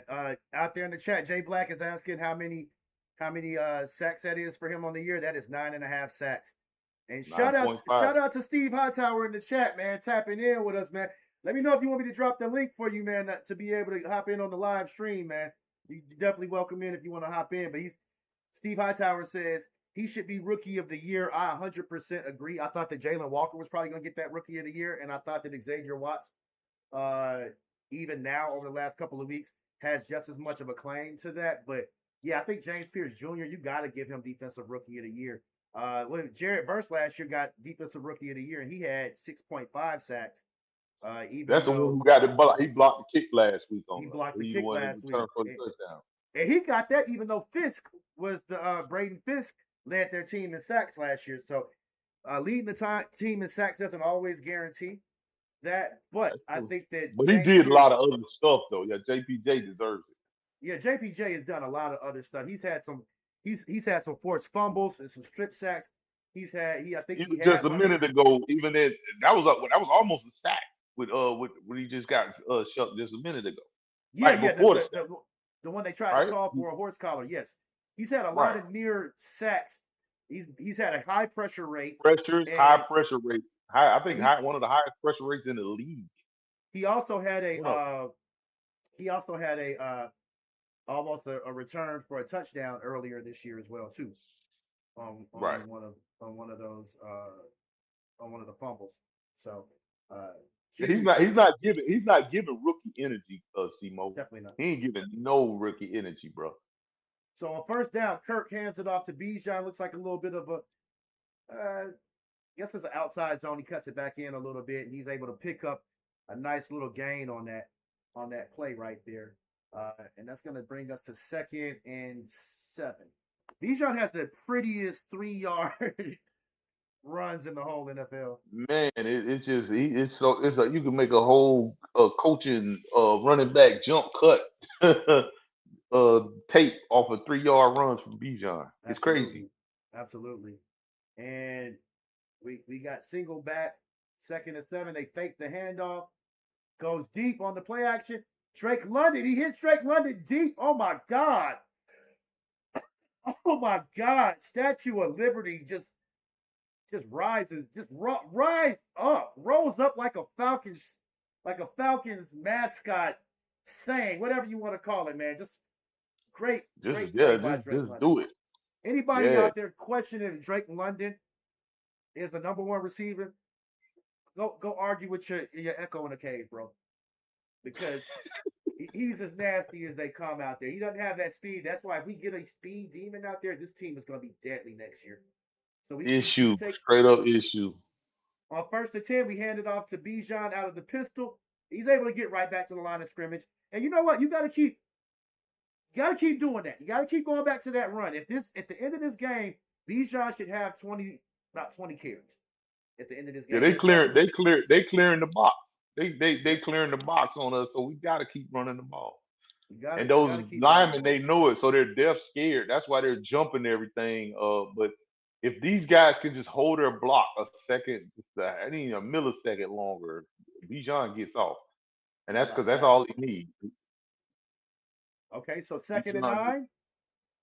Kirk ground, he just throws it in the dirt. I think they were trying to develop a nice little screen play underneath. But Chase Young has been wreaking havoc out there, man. Like that young man has really come along since he left Washington. He went out to San Francisco last year, and now I think they wound up trading him, or he wound up going to sign. They saying he was hurt. They saying he was hurt while he was playing so timid. But now I guess he's been healed up, and he's looking like the guy they drafted him to be. It could be tough playing on that edge, man. You're playing with some big boys. You got to do a lot out there as an edge rusher in today's NFL. So, but that's gonna bring us up to 3rd and 9, and Kirk takes a snap, gets it away. Oh man, it looks like they were almost gonna intercept that on the sideline. He's trying to throw to Mooney. He got it over his head a little bit. That would have been a hell of an interception if their defensive back was able to get their hands on it. Steve Hightower told me to send over the chat link. And he said he's trying to find a channel that is playing the Falcons. Now, we got to get him some IPTV or something. Next year, I'm going to get everybody we got to get him up to speed, bro. Yeah, we're going to get everybody on the same. I think I'm going to try to do NFL League Pass or something next year so that all of us can get on the same thing. But Hightower is up in Jersey, but he's on the show with us typically And Oh, that's that's that's what been it a is. Yeah. yeah, that's been a mentor for me, a hero, a guy I look up to. He trained me in high school as well too. But one of the best knowledgeable sports specialists that I ever ran into. I remember he was like training me on doing core exercises. And I was like, why do I need core exercise? Why do I need abs out here, boy? You need abs for your life. You need core for your life because that having a good core will save your back when you get older. So a lot of athletes are training with that type of stuff now. But yeah, always welcome whenever we can get Hightower in here to drop some knowledge on us. So hopefully I did send him over the link and hopefully we'll be able to get the brother in here. But yeah, Yeah, I'll be watching it when you be talking to him. He is very knowledgeable. that's the He big. be kicking the Willie Bobo for real. No, I actually want to get him on the stream. He actually spoke, so he's like, yeah, I think me and your boy G would do real good talking to each other. So y'all definitely got some like minded conversations though. But a big fan of yours he is. Right. Let's see. Oh, okay. I appreciate that, Mr. Yeah, for sure. Hightower. I respect you as well. I try. I definitely always like to surround myself with knowledgeable people and guys who have more knowledge than me at times. Because both you guys do drop some gems and some alternative thoughts that I'm not thinking about. So I appreciate you guys being here. Jay Black says the play calling keeps Kirk and Penix in the same spot when they go back to pass. No rollouts or even moving the pocket to make the defense guess. I somewhat disagree with you on that. When Penix is out there, they especially when they are in pistol, and that's kind of some of the trade-off you get. When they have Kirk and pistol, they don't do a lot of rollouts. They don't do a lot of half rollout. With Penix, they don't do a complete boot or any naked. They've done a couple of naked boots with him, but very often they run Penix out on a half boot, rollout boot. Uh, and that's their version of play action that they do with him. So they do still get play action with him out of the pistol, but he actually moves the pocket a little bit more than Kirk. And for all he's not mobile, he doesn't use his legs enough. I think that Penix actually uses his legs pretty solid in some of those things. Of course, he leaves some more to be desired there, but I feel as though Penix definitely moves the pocket a bit, and you have to kind of guess with him. He just doesn't take off running as much as you would like to see him running. And I don't know. I would like to see that. I would like to see it a little bit more, but I'm not so upset at them and him playing somewhat conservatively because what we don't need is for him to be Lamar Jackson out there. We don't need him to be we don't even need him to be Patrick Mahomes out there. If he could do a little bit more of what Baker Mayfield is doing, I think as you play more and as you get used to what you can get away with, what you're good at on the field, I think you start to do that a little bit more. Right, because I don't. Baker wasn't Baker when he first came into the league. That's a And you fact. got to remember, he was a rookie last year, but this was actually him playing a full season, and it's like 17 games by the time he got hurt. That's a full season. So basically, he had a rookie season between then and last year with the 3 games, and then when he got hurt. So you got to look at it for what it is. He's got to develop, man. Like you said, you turn your back, nobody's standing where they were standing by the time you turn back around, not even in the same area. So Agreed. it's just he got to get used to that, man. You got to get a man a chance to get some notches up under that belt, get some lumps in that head in order to get it. What it took Baker 5 or 6 years to become Baker. I mean, Yeah, he had Baker to go. kind of He, came. he had to go through a whole other coaches. That matter of fact, he had to go under Zach Robinson as a quarterback coach. And real quick, I just want to give you guys an update. Anybody who's tuning in with us, if you're not able to actually watch the game and you're relying on the stream for a play-by-play, the Falcons are up 13-7 right now. They kicked the field goal. They just kicked the ball off to the Saints, and the Saints looks like they're gonna get the ball maybe right around the 30-yard line. I don't think that they were able to get really a good return on that particular play. So the Falcons, this is a huge series. I know I keep saying that a lot during this game, but all these series are very huge. This is a very close game right here. Okay, I take that back. They got the ball up to the 35. Was it 35? About the 33. They're at the 33-yard line. They're on their own 33, which is great field position to start off with. So I was wrong about that. Yeah, it is. They hand it off, and they're able to get about a 3 or 4 yard gain on that. They're not gouging us with the run, but they're getting a little too much with the run here. We got to, if we could get them to the point where they go a little more one dimensional and Shuck got to be a little more, you got to lean more on him. I would be a little more comfortable than what I'm feeling right now. Absolutely. Absolutely agree. Absolutely agree. I'd want to make Shuck have to beat us. That brings up 2nd and 7 right there.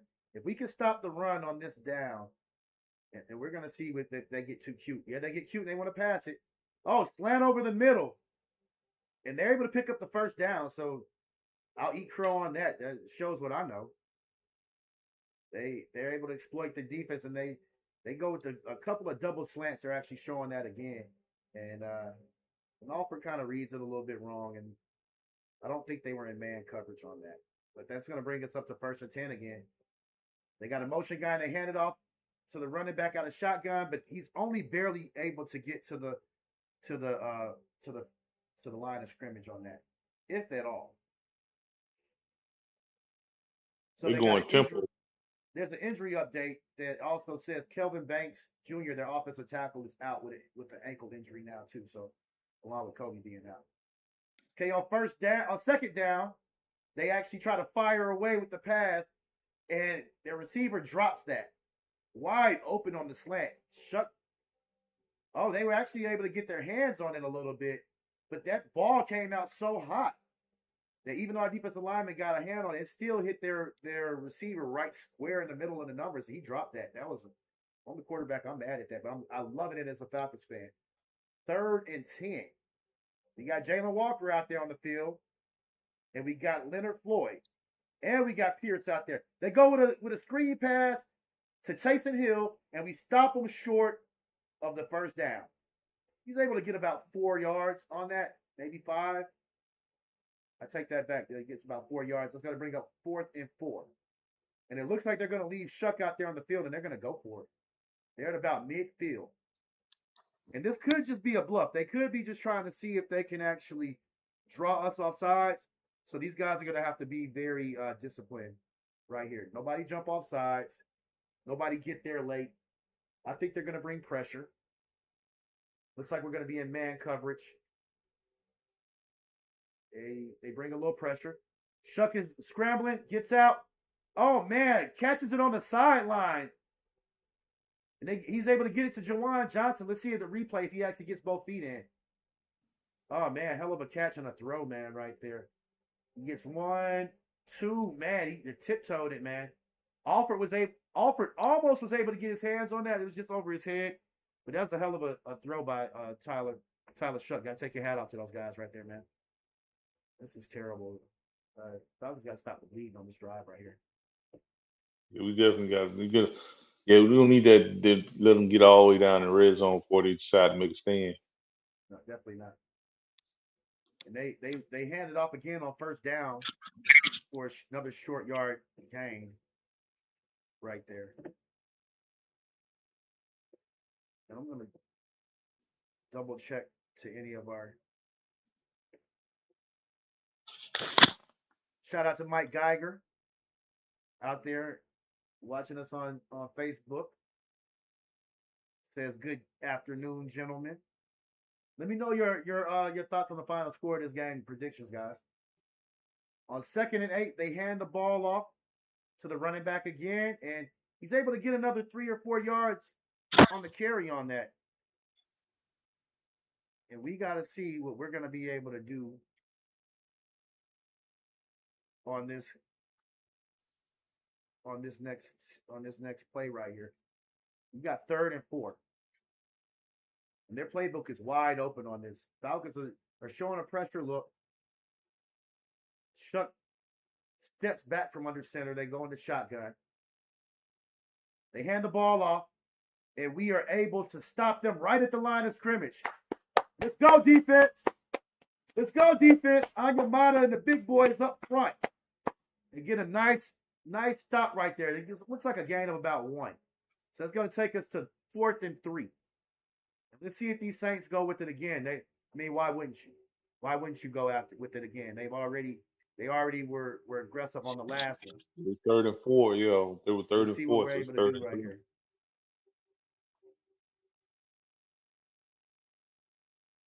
They're in shotgun, 4th and 3. Taysom Hill in motion. They're going to go to him, I bet you. And they do go to Taysom Hill. And they get him out of the backfield. And he picks up the first down. They toss it. Diablo was able to make the tackle on there. Yeah, when Yeah, Taysom Hill is they out there, killing us when we can't get no 4th down. Yeah, he's probably going to him when he's out there. yeah, they were able to get a little bit of confusion on that play. There was some crisscrossing and misdirection on that, and just like that, the Saints are in our red zone. They try to go with the receiver screen at first. They fake it, and then Shuck just tosses it out of bounds on 1st and goal. That's going to bring us up to 2nd and goal right here. Yeah, the Falcons cannot give up a touchdown right here. Nah, that would be all for nothing. Yeah, you definitely don't want to give up. I mean, it won't be the end of it, but the Saints will take the lead if they give up a touchdown right here, and that is just going to that's going to do nothing but play into their hands, and we're going to have to come back and actually answer with the score. So on 2nd and goal, Shuck is under center. We got a bunch formation. Puts a guy in motion again. Hands the ball off to the running back. Oh my God! And he's just able to barrel forward. He almost has the touchdown. He pushes through well through to enough to get a first down. If it was if it wasn't goal. They could have got one. Yeah, it's Yeah, that 2nd and puts goal. them right on the half-yard line on 3rd and goal. He almost gets the touchdown. He just runs it right in. They hand it off to him again, and they're able to stop him right at the line of scrimmage. So let's see what we're going to do on this 4th down right here, 4th and goal. And I expect them to go for it again because, I mean, they've gone for it on 4th down, three series in a row. So on this drive. So if the Falcons are able to stop them right here on this 4th down, That would be big. it's going to be huge because it will keep them That would be off big. the scoreboard. And we see in the stadium, you see those Falcon flags waving. They're in shotgun. They got Jawan Johnson in motion, the tight end. They fake the handoff. And, you got it. Oh, my God. Shuck is able to scramble, dinks it right over to Austin for the touchdown, but we have a flag on the play. They almost had him on the sack, though. That kid Shuck has really been had a lot of jokes about him in the preseason, but he's actually doing a lot. Pass interference on offense. Nice. On the receiver. Back them up, baby. Back them up. You can't do that. You can't do that. Let's see. They're gonna show the replay on this. Let's see what the receiver does down here. Oh wow, he knocks Watts. He basically goes and lays a block on Watts to stop him from getting to his guy.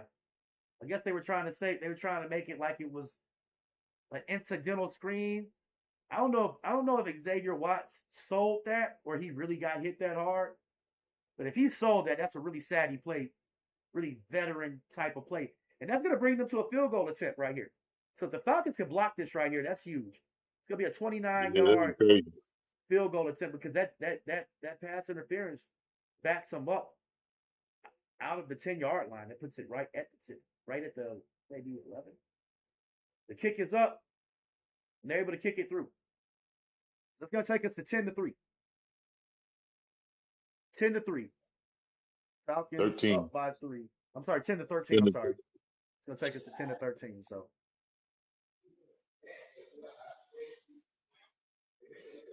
Banks down may open the floodgates, Trent says.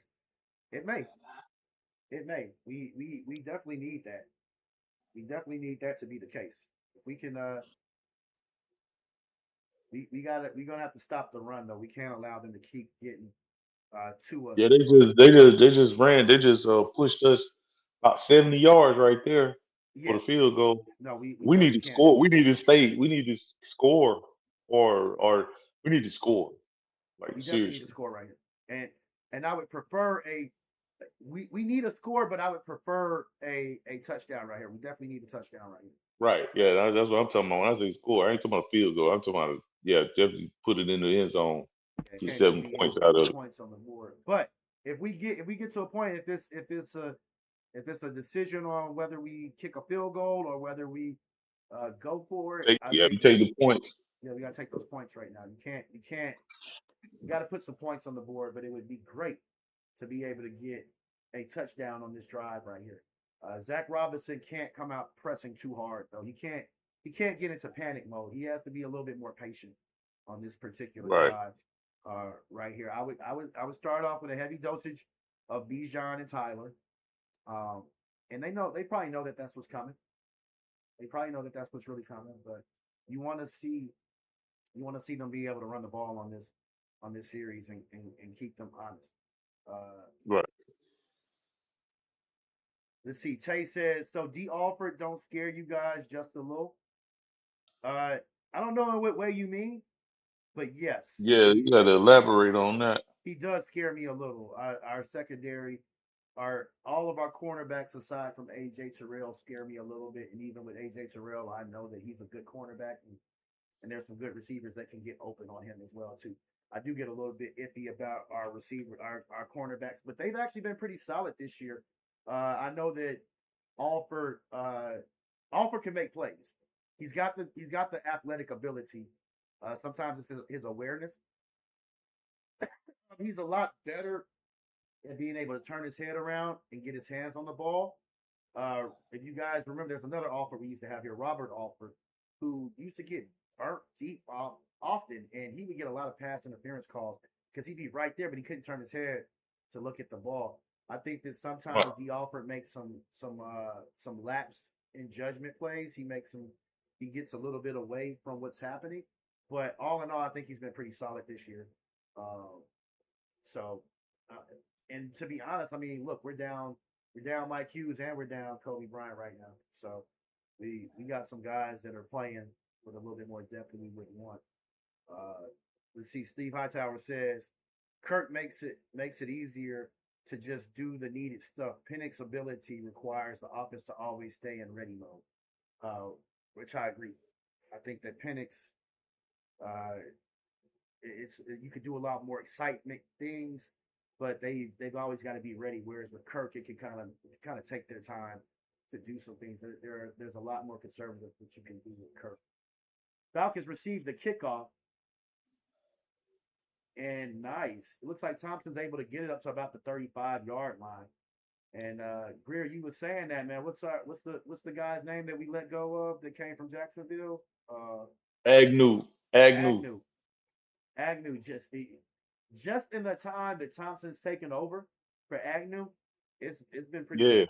We were able to get. Yeah, I like Thompson. I'm liking him. Agnew ain't really, because it was like supposed to be Ray, but Ray came along more as a receiver, and it's just kind of been a toss up with that. But this guy Thompson, he's definitely impressed me, and he's a speedster.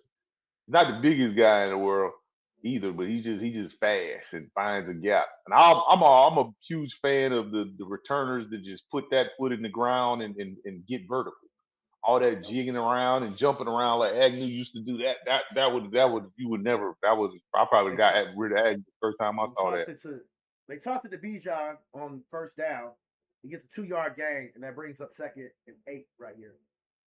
We got Kirk in the shotgun. And he takes the pass. He takes it. He gets it to Pitts right over the middle for a first down. Nice.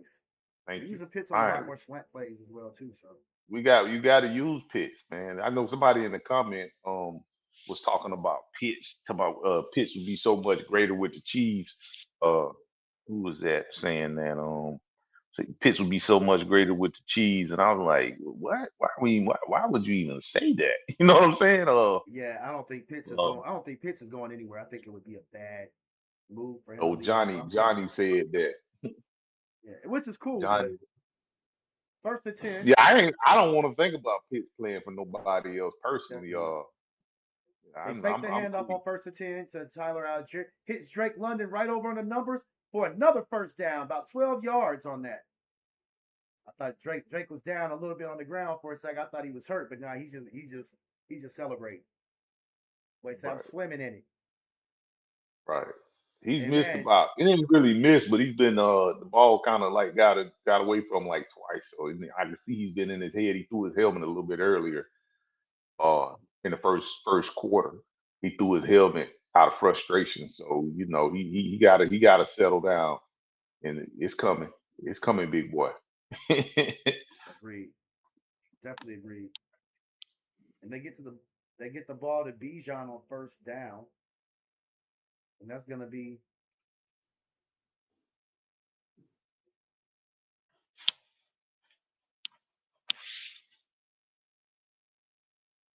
looks like a little bit of a moderate game, but that's gonna end the third quarter. It's gonna end the third quarter, and the Falcons are up 10-13 right now. Still, gotta love it, man.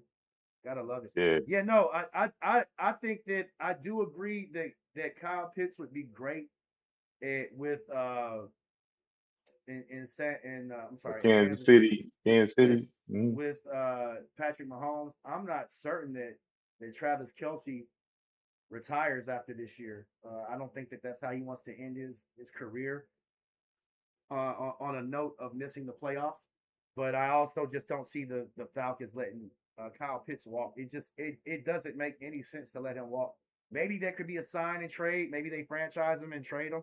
I think they're going to re-sign him this year, though. We picked up the fifth-year option. I think we've seen enough out of him to say that he's worth, uh,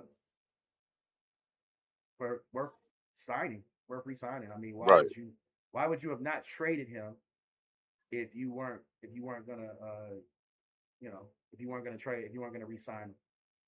You should have Definitely traded him agree. this year if that was going to be the case. So.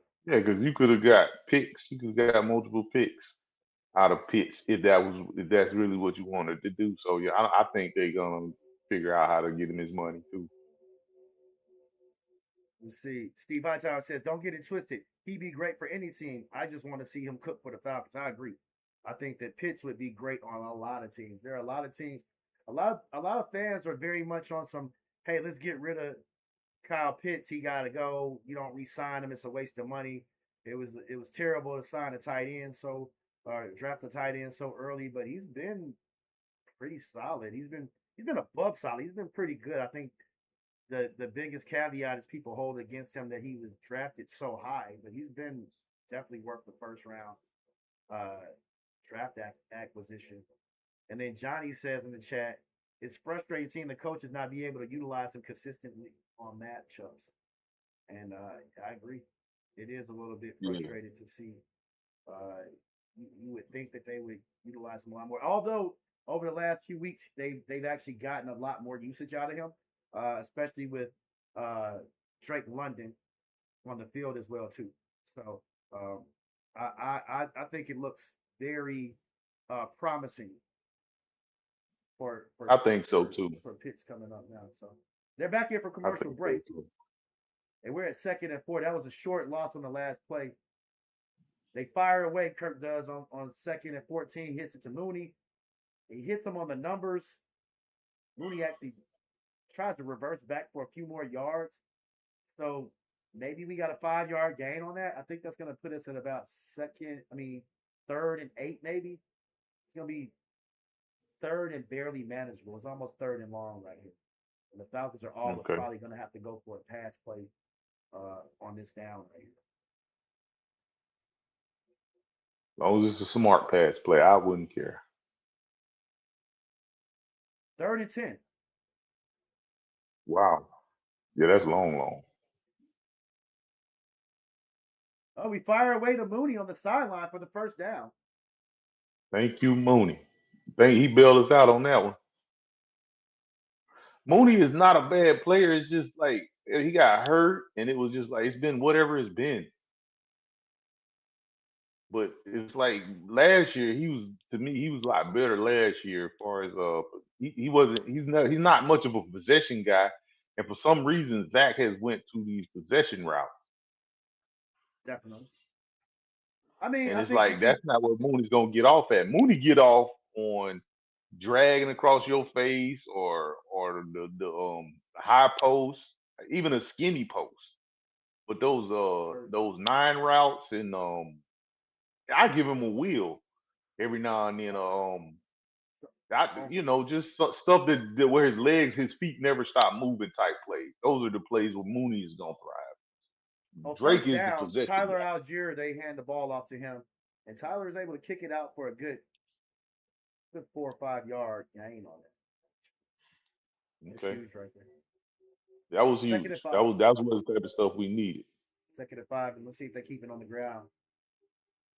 We got 3 receivers set out here with BIjan in the backfield, single back. And they turn around and hand it off to BIjan again, and he is not able to get back to the line of scrimmage. Looks like maybe a 2-yard loss on that. And can't be mad at them for going on the ground with BIjan on that. I was calling for it. So love the idea, not the execution. That's a 1-yard loss on that. So that's going to bring us up to 3rd and 6. And they still could go with the run on this play too. We could see a screen pass on this play. Let's see what they do. But that was Cam Jordan, if I'm not mistaken, was in on that tackle as well. We got Kirk in the shotgun. They got them all. They got everybody spread out.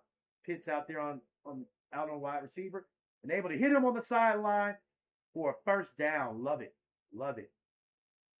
And this is what you were talking about, Johnny. This is where you want to see them exploiting some more of these matchups. They gave Kyle Pitts basically a 7-yard cushion on there. All he had to do was run up all he had to do was run to the sticks and turn right around. So I love it. Yeah, mistake on you all their think part. that the team will draft a wide receiver in the draft? I don't know. I think it depends on what's available. I hope they don't. I don't think second-round receivers do that great typically starting out. On first down, Hey, bro. the handoff. He's able to get it to Pitts again. They tip it. The defender tips it, but Kyle is able to keep his focus, and he gets it down in bounds. Good shit. Nice Hey, bro. play. They gave JPJ the 10 sacks. They gave him the whole sack. He hit 10. He should have. Everything he had so far has been a. Oh man, I'm trying to look up. They're trying to say that was not a catch. I think. Let's see. They're doing it again. I don't know about that. Ooh, yeah. And while we looking at that, I believe boy for the Browns didn't hit that record that he was chasing the sack all sack year sack Myles Garrett. Yeah. Ooh, that was close. That was close. That was close. I feel like he caught. His heel was in bounds, but his toe went out of bounds as it came down. So I can see them not giving him that. That's going to bring us to 2nd and 10. And they got it spread out again.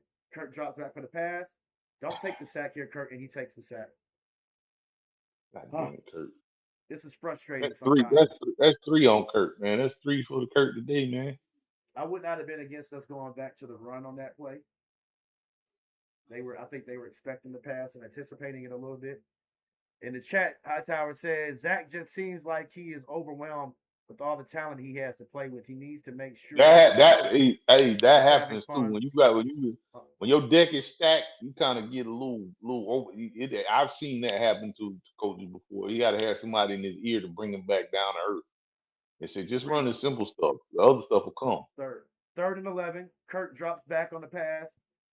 Oh, he's able to get it to Drake London. He is not able to hold on to it though. Defender makes some pretty good defense on that, but Kirk tosses it to Drake London right at the pylon. And I'm not certain that was a pass interference, man. That's the second one they didn't call. That's the second one. The defensive guy was pushing Drake and not even looking at the ball. I take that back. That was not good defense. He was getting cooked on that. The guy's way too hype about that. But that's going to bring us to, I think, a 4th down. That's 4th down. 4th and 11. And that's going to give us a 38-yard attempt right here. We can't have any blocks right here. But Gonzalez has been money for us. So let's see if we can get it through. Yeah, but we don't need them blocks. Nice. He gets it through. That gives us a 6-point lead, 10 to 16. But just reading the rest of Hightower's comment, he says Zach just seems to be overwhelmed with all the talent he has out there. He needs to make sure that offense is having fun, stay focused, and knows exactly what the focus is on each play. And I agree. I think, like you were saying, G, I think a lot of coordinators they get overwhelmed with too many options instead of just Right. going for what needs to happen. Of course, you want to get the ball to everybody and you want to get these guys all involved, but sometimes you guys just stay with what's working. Um, Right. I, Yeah. yeah, Like you say, that little pad run play when they thinking pass. Sometimes you got to throw a wrinkle. Like those simple wrinkles though are a little dump pad, little dump screen or something in those type of situations would work too. It's only got a 5 yard and just. But I mean, shoot, and if they're not looking for it, you can bust that for 20. It happens. Let's go with the more sure plays. Especially if they're actually keying on Bijan. So when Bijan's in the game, that's why they're getting in the backfield on us, and these guys are having a hard time blocking. That's when just like we used Drake as a decoy last week, use Bijan as the decoy this week. I want to get Bijan the ball too, but if like, hey, we got to push the ball, bump all these statistics. What Raheem say? Statistics is for losers. I have to agree with that. Because that's the only thing you can go to if you're not winning.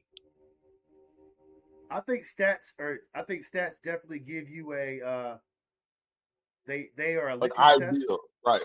Yeah, Hmm. they are litmus. They are indicative of certain things. I think stats do tell you some things, but playing for stats is definitely for losers. I think that stats are the product of what is happening with gameplay.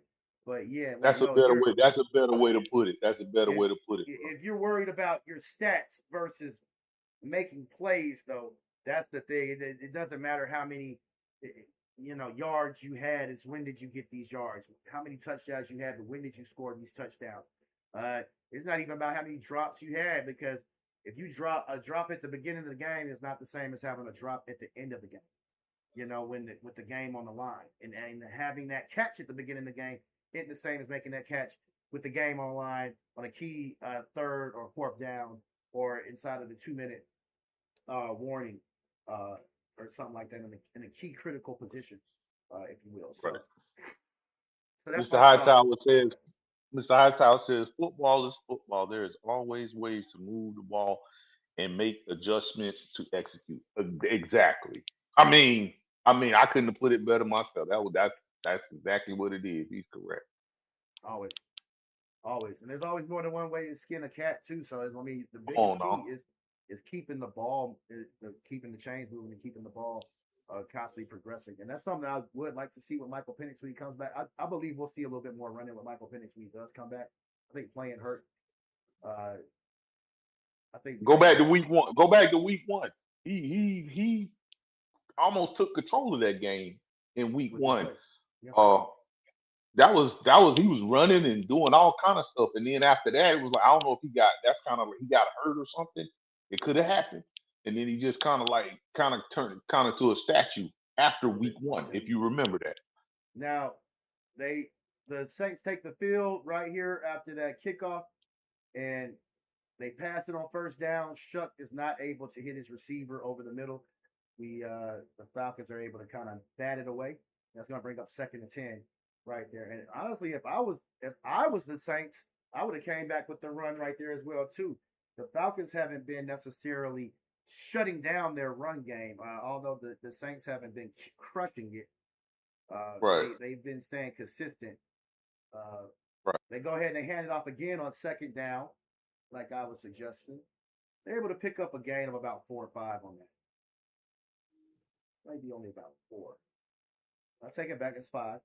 So it's gonna bring us up to 3rd and 5. It's gonna be real interesting to see what they do right here, right now. But the Falcons have run the ball 18 times right now, and the Saints have run it 19. When we get the ball back, I'd like to see them actually running with BIjan more. He's only got 34 yards so far. But here goes this key 3rd and 5. You got the tight end in motion, Juwan Johnson.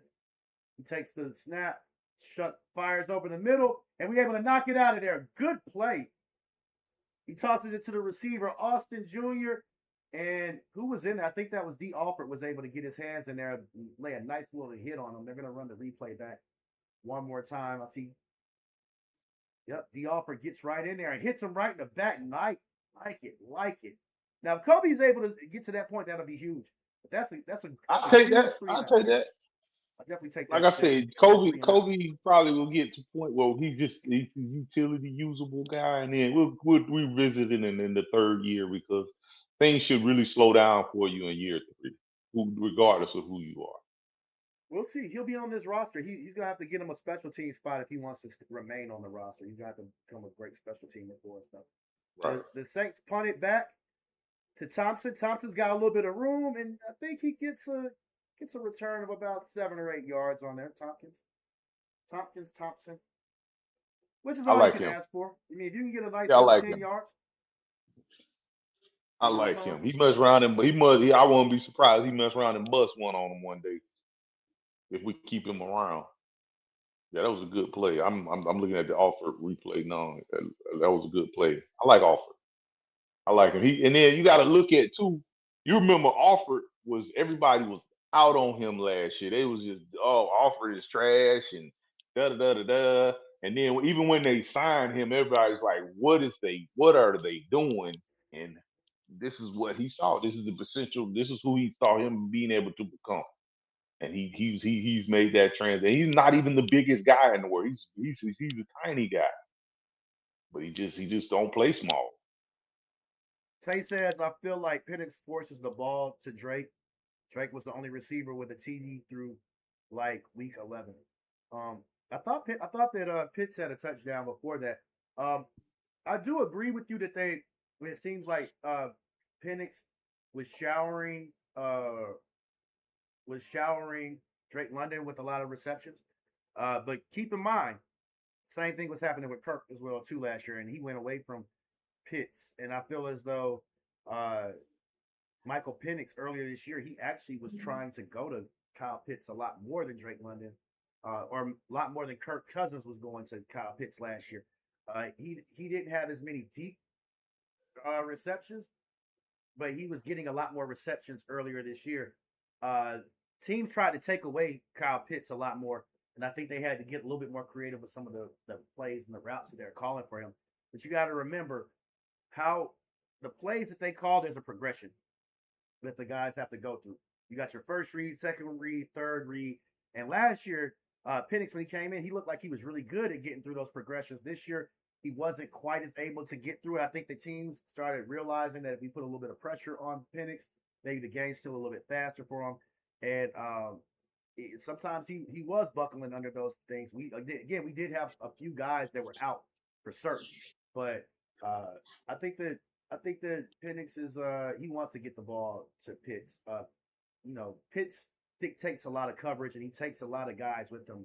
They were working really hard to try to not let Kyle Pitts beat us. I think they were still trying to make sure that Drake London wasn't the fluke. And I think a lot of teams look at Kyle Pitts as more dangerous than Drake London potentially. Although Drake makes a lot of very contested catches, and they just know that we can only do so much with him. But the Falcons are back in with the ball right now, and we're at about the 25-yard line. They hand it off to BIjan. Nice. He's able to get out to the edge, and it looks like about a 3 or 4 yard gain. Let's see if they're trying to say that there was a fumble on it, or at least the Saints are acting like it was a fumble on it. We don't see anything signal from the coaches yet. I don't think he actually fumbled. I think they were just trying to fight with the ball right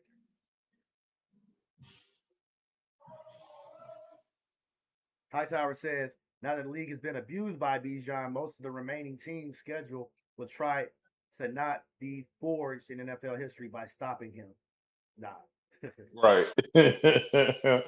Yeah. He got to do number, but he got to do number break one today, and I'm good. I mean, so that was a 4 yard one gain on that last one that brought up 2nd and 6. They faked the handoff, play action. We're able to get Kyle Pitts on the sideline, and that brings us up to a first down as he catches it past the pylon, and he's able to run forward for another 3 or 4 yards on that game. Kyle Pitts is having him a nice day today, man.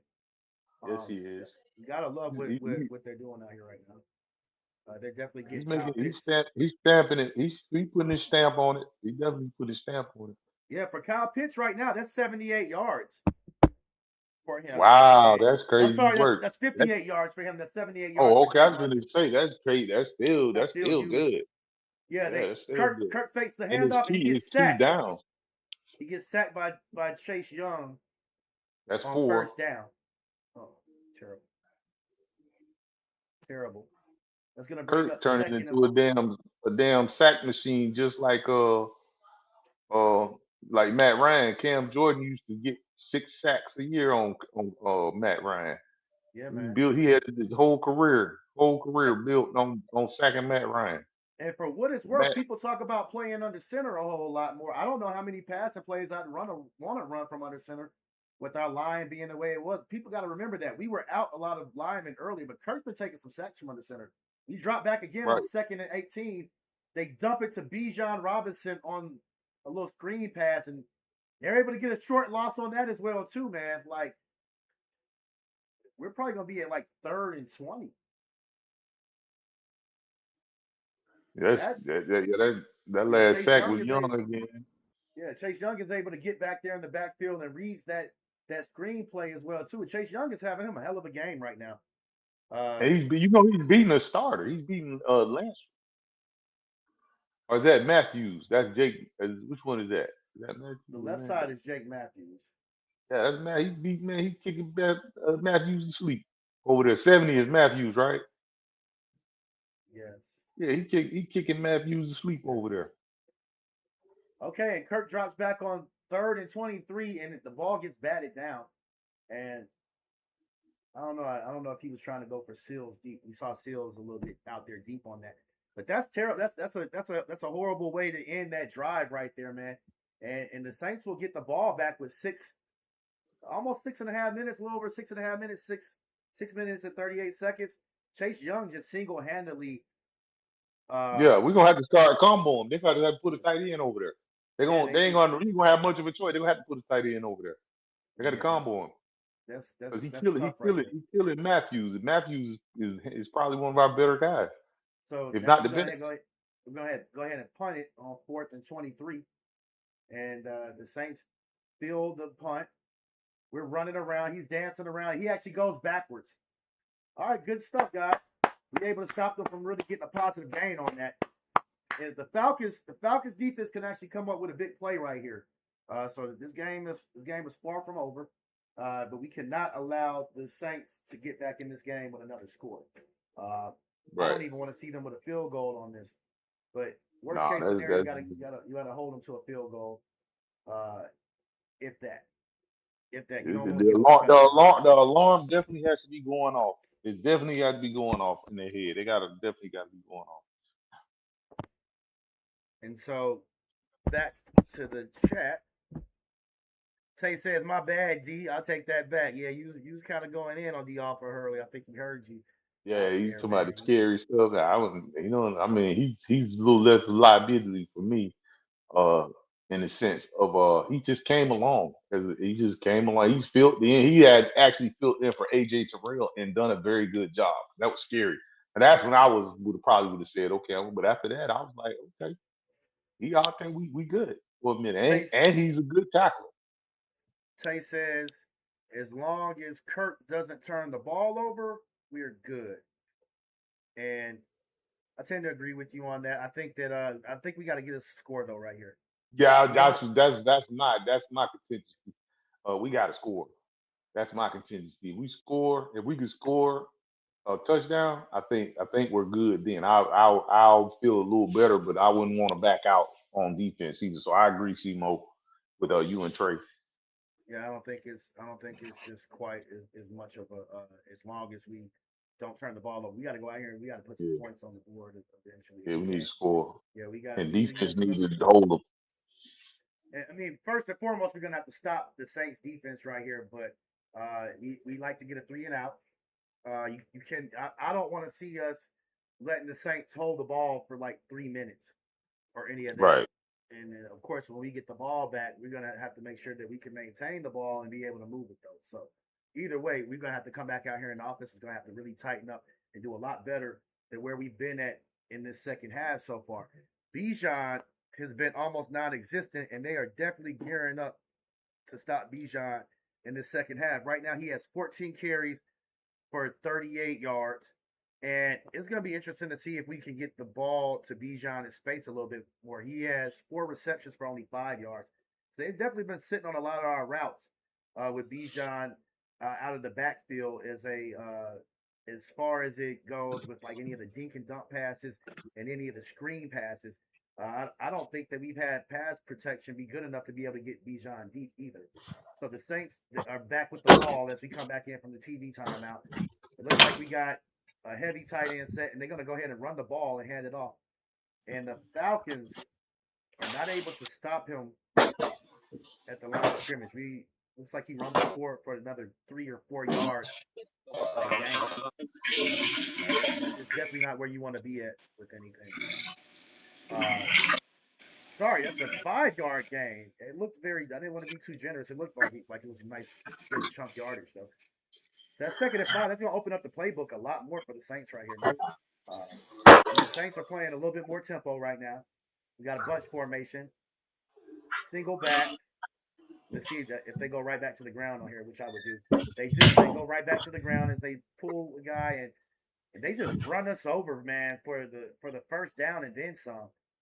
Estimate is just falling forward on every time he's getting the ball, he's falling forward. He is not going backwards. He's just 3 yards in a cloud of smoke up and down the field. It looks like he's just getting stronger as the game goes on, man. That's 52 yards for him right now on 19 carries. And they hand it off to him again. And that's nearly 10 yards on that carry. There's 9 yards, and they just hand the ball off to him on the next carry again. The Falcons got to dig deep right here, man. They got to get off the field. That brings us up to 2nd and 1. They got Arnold Ebiketie out there on the field too, man. Oh, I don't know if I don't like the look of that, man. We are definitely missing Brandon Dorless out here today. And I'm not seeing Rook a whole lot today. I haven't heard a lot from Rook today. No, he's been quiet. I think did he go out last? No, he wasn't out. So I don't know. Maybe he's a little ginger. Drop back on 2nd and 10. Shuck is running open. Oh my God.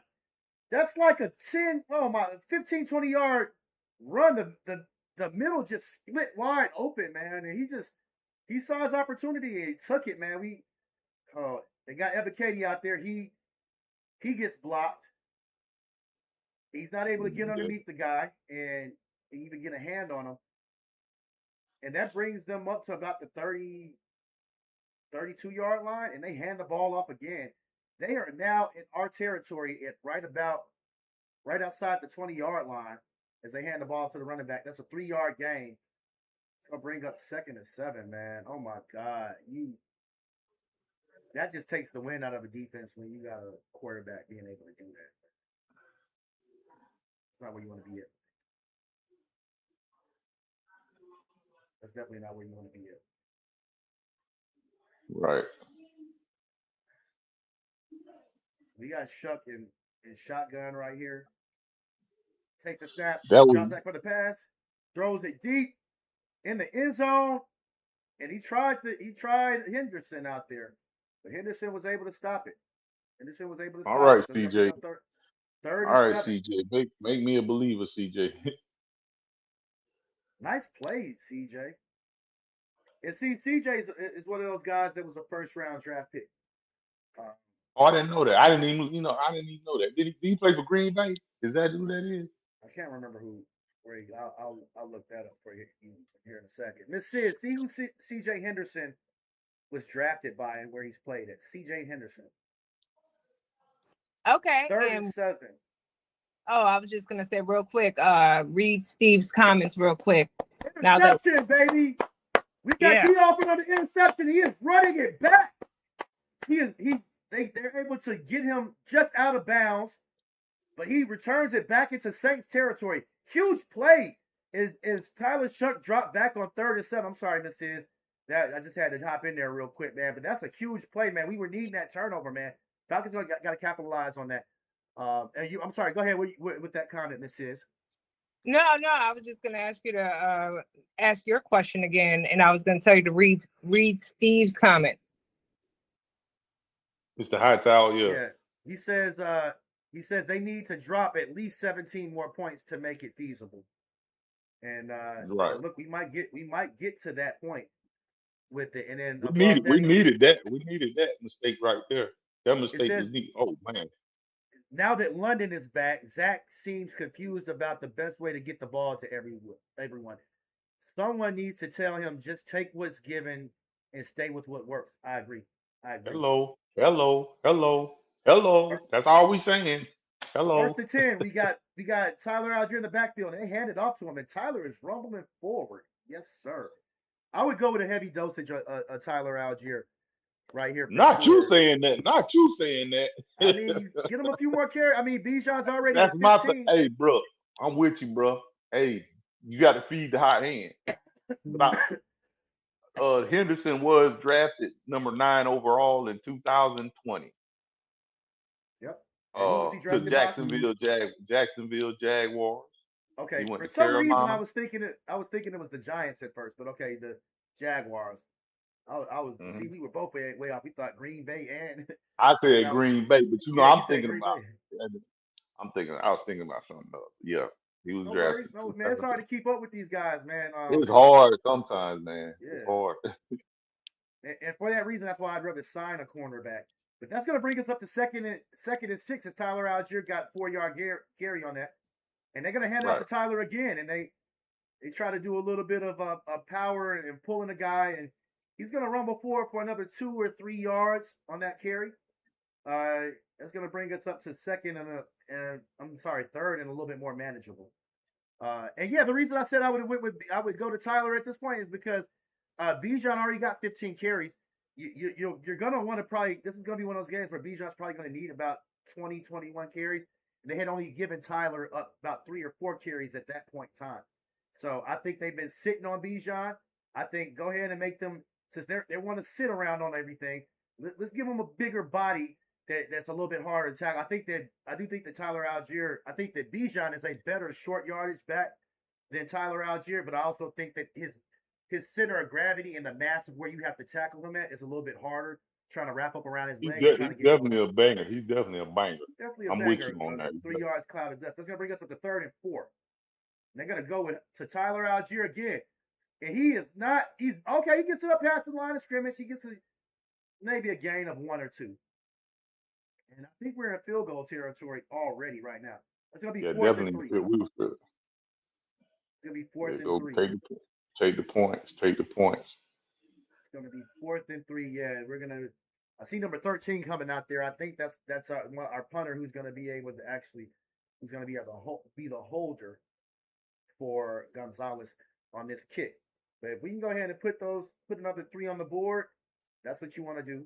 You want to go ahead and I'll take that. On them. Yeah, you got to get no points on the board. I don't think this is the time to get too aggressive. But I saw number 13 coming out on the field with the 3 up.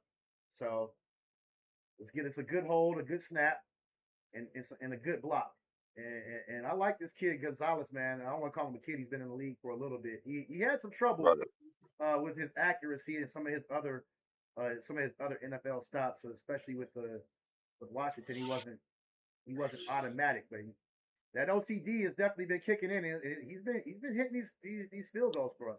Kick is up. I like that OCD about him now. I'm cool with that. You got it. Good. Thank you. That's what we needed, man. And that gives us a 9-point lead. Nine-point lead. So that's a 2 possession. And let's see. And we got to play defense. Alford did that the week before last too. That interception he made the week before last was, I don't know, man. That boy got some hops. For real. Yeah, he does. And as Steve Hightower says in the chat, he says, like I shared privately with Simo, place Tyler Algier deep in the backfield and slot Bijan. I think that's a good way to get them both on the field. And they do that a lot. They do that a lot. They do that a great deal. I don't know how often we saw that out here this game. And there's often times where they do it where they have Bijan as a slot, but a deep slot, and they'll have Tyler in the backfield as the running back, and out of that they'll do that motion play where they'll turn around and hand it off to BIjan, and that was the play that I was telling you guys that I don't like when they do have them both on the field at the same time and they require Tyler to be his lead blocker. Sometimes Tyler does get that block, seal that block on him, and sometimes he doesn't. So that's kind of the drawback, but I think having both of those guys on the field at the same time does do that. He said short term, and I agree. I think you have to do that at times. I think you got to give them different looks, and it's definitely about trying to get the looks you want and catch them in the right sets.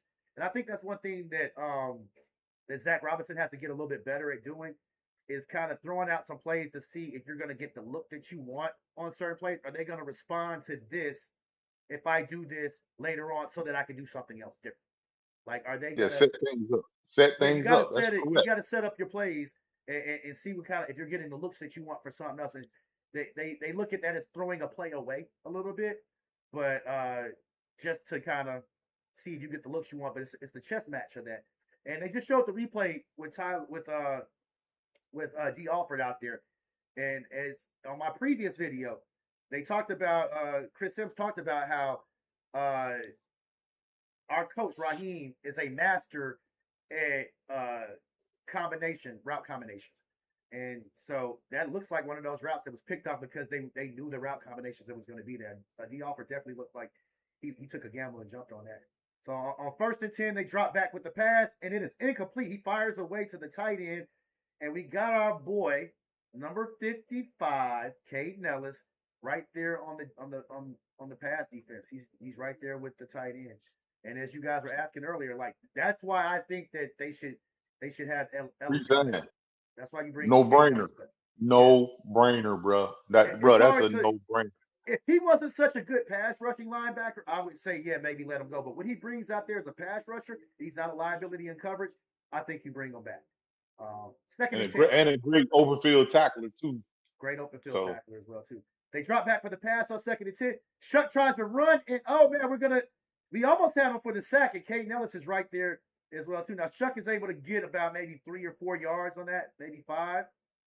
That's going to bring us up to 3rd and 6 as he scrambled on 2nd down. But Shuck is definitely feeling it, man. He's pulling that ball down quick, man. That pass rush is getting there a little bit quicker. We're definitely missing having Brandon Dorless and some of those middle guys up there who have the nimbler feet, because we're doing a lot of street out there and a lot of Anya Mata. I'm wondering, is Rook? I don't even see Rook out there very much. I'm wondering, is he? What's Rook number? What Rook? What 98, right? 6. They passed it to the running back out of the backfield, and we were able to tackle him. D. Alford makes a huge tackle right there and brings up 4th down. Yes, I think that Rook is number 98. He's out there right now. He's out there on the where Shuck took off running. 4th and 1, and they go for it. They hand the ball off to the running back. And can we stop him? He's right at the line of scrimmage. I don't know if they're going to call that forward progress stopped or not. It looks like they're going to give it to him. They do. They give him the 1st down on that though. Hightower said short term. I think he's talking about that putting both of them on the field short term. Yeah, this also opens up the lane for the tight end. Yeah, I see what you're saying. Raheem is looking like he wants to throw that challenge flag on that, and they're going to go to a TV timeout right here. I'm not 100% sure that he got that. I guess it depends on if they're going to say that his progress was stopped. They did not blow the whistle, so it's going to be really hard to overturn that. I don't know if I throw the flag on that. If he moves backwards, if he moves backwards, that's just the rule. If he moves backwards or stunt progress, oh no, that's not. They was stalemated, and then they kept pushing. So you could do that. If you do that as a defense, they're gonna call a penalty on you. That's a gimme right there. They get him that. That's a legit gimme because he was stunned. He was stopped. Yeah. He was legit stopped. And Hightower, just to piggyback on what he said earlier, he said that will also help open up lanes for the tight end. I believe he's talking about having BIjan and Tyler. BIjan at the slot, right? Mm-hmm. Yeah. Tyler in the backfield, BIjan in the slot. Yeah, it will. Agreed. Because so the mismatch is both of those guys, because there's not a linebacker in the league right now that can cover Bijan, and there's not a linebacker in the league that can cover Pitts. So Right. you're just like you got to pick your poison. And I'm like just like one of those things. Like if me and you out there, and I feel like you the faster guy, I'm like, okay, you go get him. You know, but it's like Right. it don't matter which one you. I mean, it's like okay, which one you want. It's like You it's like picking one of poison for those. real out there with both Yeah, of them but yeah, boys. it's like what you Yeah. gonna do? I'm gonna tackle this dude. Probably I'm just tackle him because I ain't gonna look stupid. And as Hightower had said previously, and I agree with this. Bijan definitely reminds me of Marshall Faulk. He's especially what he's doing early in his career, and him being out there. Wow, Yeah, him being out there at the slot. wow. Yeah, when he's out there at the slot, he's running real wide receiver plays. Like he's gotten deep quite a bit. That wheel route is a problem for people to cover. I mean, and he's a mismatch Wow. on not only I like linebackers that. but on safeties and cornerbacks too, because Bijan can catch passes with DBs draped on his back. You gotta think Bijan is about the size of the average wide receiver. He's a little bit bigger than the average wide receiver in the NFL. He's not Yeah. he's not short, right? They question. I've had people question whether he's a true 6 foot tall.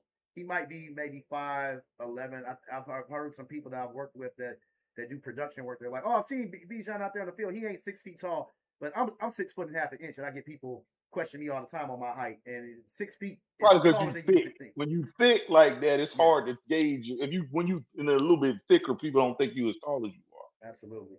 So they do give him the first down. The Saints are back in, and we almost get the sack on him. He's able to toss it on the sideline, Chuck is, and he gets the first down deep. That looks like a gain of about 15 yards. And they are inside of 2 minutes. And the Saints don't have any timeouts. So they have to be tempo. And they have to be judicious with their plays right here. I think if we could get us a sack right here, it's going to be huge. First down, he drops back for the pass again, fires across the middle, and they pick up another first down. But they're right inside the 20 at about the 25-yard line. And they're going to keep going no huddle. Chuck was able to get outside of the pocket and able to do something with his legs to kind of buy a little bit more time. And we got single back. He drops back for the pass again, drops it deep into the end zone, and they catch it. Are they going to give him a touchdown on that or not? He came down with it. Let's see where his feet were. They're calling it a touchdown right now. And it looks like it definitely was a touchdown. Now, this is going to be huge right here. That puts it at 16-19 right now, if this stands. One-handed catch. Hell of a catch. Hell of a catch. And that's on C.J. Henderson. C.J. Henderson actually had his hand. He had his right hand, and the dude stuck out the left hand. Man, I can't even hate on that, man. I mean, FD Saints, but that was a huge reception right there. They kicked the field goal through, so that's going to put us at 17-19. So a field goal can win this game for the Saints. Now, what the Falcons have to do is they have to come back out here and have to recover, because I think that the Saints are probably going to declare for an onside. They don't have any timeouts yet, any timeouts left. So the Falcons right here. So we could basically lean on it. We could basically kneel on it if we get the ball back. If we get the ball back, I believe we could just kneel on it right here, or we might have to get us a first down, or maybe run a play. No, it's only a minute left. It's only like a minute. A minute and 11 seconds. Yeah. So if we could take victory formation here, potentially, because you get 45 seconds on play clock each time, if I'm not mistaken. So right. two kneel downs, that's a wrap. We just got to recover the ball, and I think they have to declare again if they're going to go with the onside kick. They have to let you know they're going to go with the onside kick, most definitely. Yeah. So all we got to do is recover the ball, and we out of here. Now, if they declare for an onside kick and we don't recover it, I think the fans have a reason to be really upset with that special teams coach. But if we can recover this onside kick, special teams coach might save his job, because keep in mind, he was pretty good. He's been here through 2 regimes, and he was pretty good with Arthur Smith. This was the first year that the special teams was nearly as bad as what it was. I think that maybe there are some depth pieces. Maybe some, you got to remember your special teams is made up of your second team players, and we definitely have some linebacker deficiencies out there. That's a huge point. Yeah, that's a huge point. And I'm going to read Hightower's comments here in a second, but they are setting up for the onside kick right here. And let's see. We got the hands team out here. This is a huge play right here to decide a lot. Can we get it? It doesn't go 10 yards, and we got it. And Kyle Pitts covers it. All right. There we go, baby. That's ball, And that's ball game. Steve Hightower, he says, I just don't want BIjan to get stuck in the reliever role and not keep showcasing his total skill set. Faulk was held back and should have been known for his running, even more than he was. Okay, so he was saying he doesn't want him to be stuck in the receiver mode and not showcase his total skill set. And I agree. I think that a lot of people, when they think about Marshall Faulk, they think about all his receiving. They don't think about how deadly he was as a running back. He was a full and complete running back that could run between the tackles and everything. But that's victory formation for us, baby. And we got that three-way tie. We got that three-way tie. That's what I wanted. That's a moral victory. Yeah. That's a legit moral victory. Well, it is definitely a morale booster. And it is definitely it's more than just a moral victory because you end the season in first place in a three-way tie. It's not first place, but I guess we are essentially in second place. It's record-wise, yeah. Yeah, because we have a better record than what the Bucks had. Mm-hmm. Or at least we are above them in the standings. We are tied. Yeah, our records are identical, but we beat the Bucks twice. No, we beat them once. I'm sorry. We beat them once. So we split with the Bucks. We beat the Saints twice. I think the Bucks lost to the Saints, right? Right. I'm not 100% sure on that. Don't quote me. Yeah, they did. But they lost like a week or two, maybe the week before. I think the week before the week we played them. And don't forget, we swept them Saints. We swept them Swans. You gotta love it, baby. Let's go. Let's get out of here. Let's go. Hit those W's. And Hightower said that I didn't never hit it, but Hightower, you are absolutely right. If LaDainian Tomlinson and Marshall Faulk had a baby, it would be Bijan Robinson, most definitely. I'm telling you, those are the two running backs that I could never think of who the other running back would be. But when he said Marshall Faulk, the sky opened up, and I'm like, that's who it is. That's the running back because I couldn't think of who Bijan reminded me of. Running wise, let's put those W's in the chat, y'all. I'm throwing mine up. And Hightower, me and him, we're talking about this as well too. About how on the Rich Eisen show, his co-host was saying that Bijan is like Barry Sanders, but with more power. Hightower was saying that Gale Sayers is who Bijan reminds him of. Went way back. As well too. Now Gale Sayers was very stridey, and he could make that short area quickness.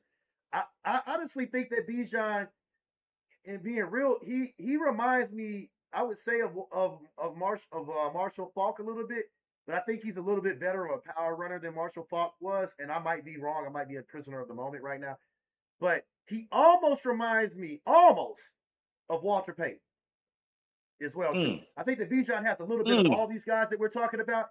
Damn, boy. He doesn't have the straightaway speed that he may not have the straight out speed that Walter Payton had, and he's not as good of a power runner as Walter Payton. But he reminds me of Walter Payton in being one of those guys that has it all. There's nothing on the field you can't ask him to do. So he may not be as fast as Walter Payton, but when you take a bunch of the things that other guys do, he's got that short area quickness.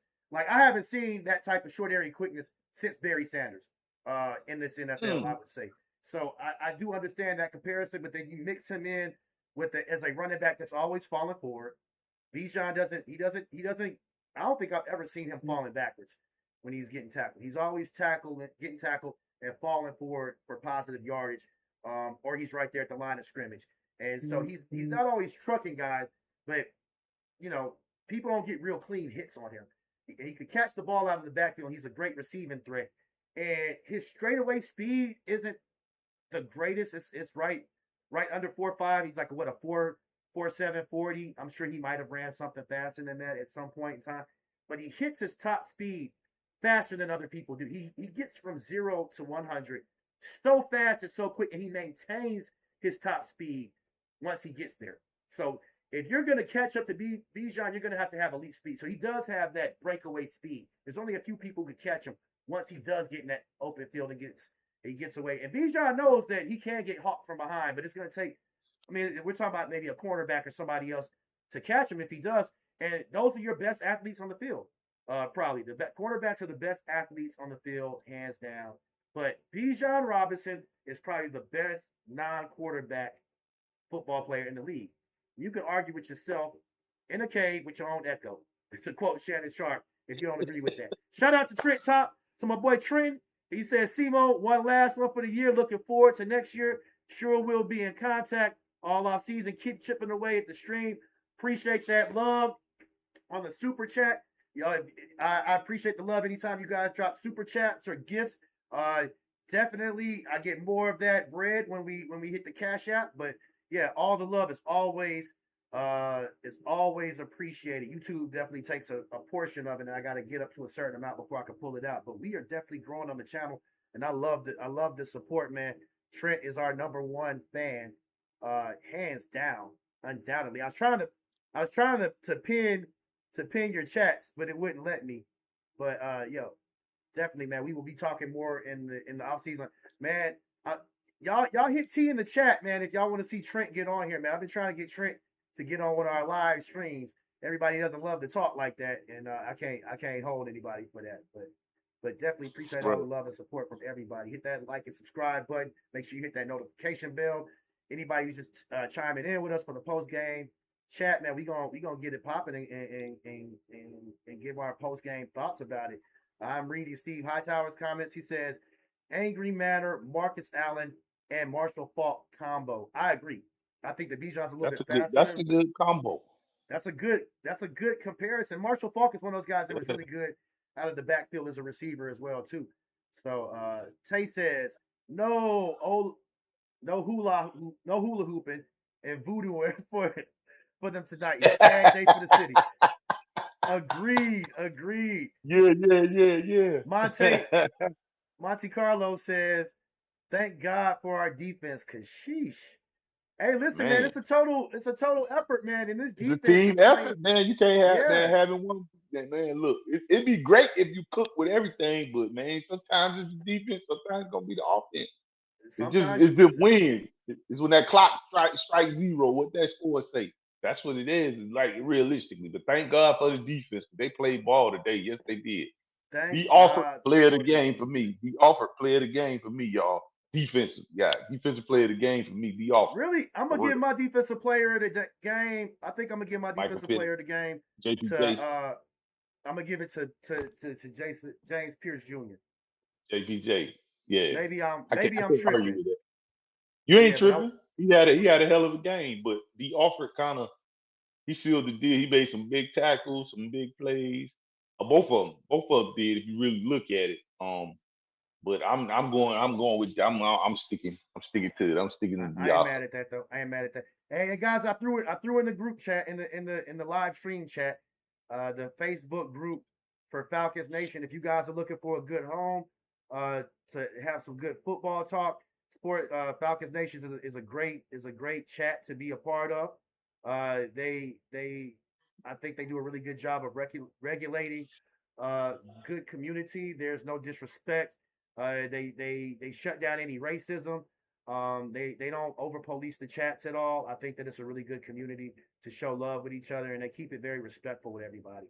So I got to give them a shout out for that. Trent says, I'm too realistic, Simo. They hate me already for saying we can't see this Kirk Cousins again. Get my QB Penix back ASAP. Hey, it is what it is, man. I mean, hey, they gonna hate you regardless. They gonna hate you regardless, bro.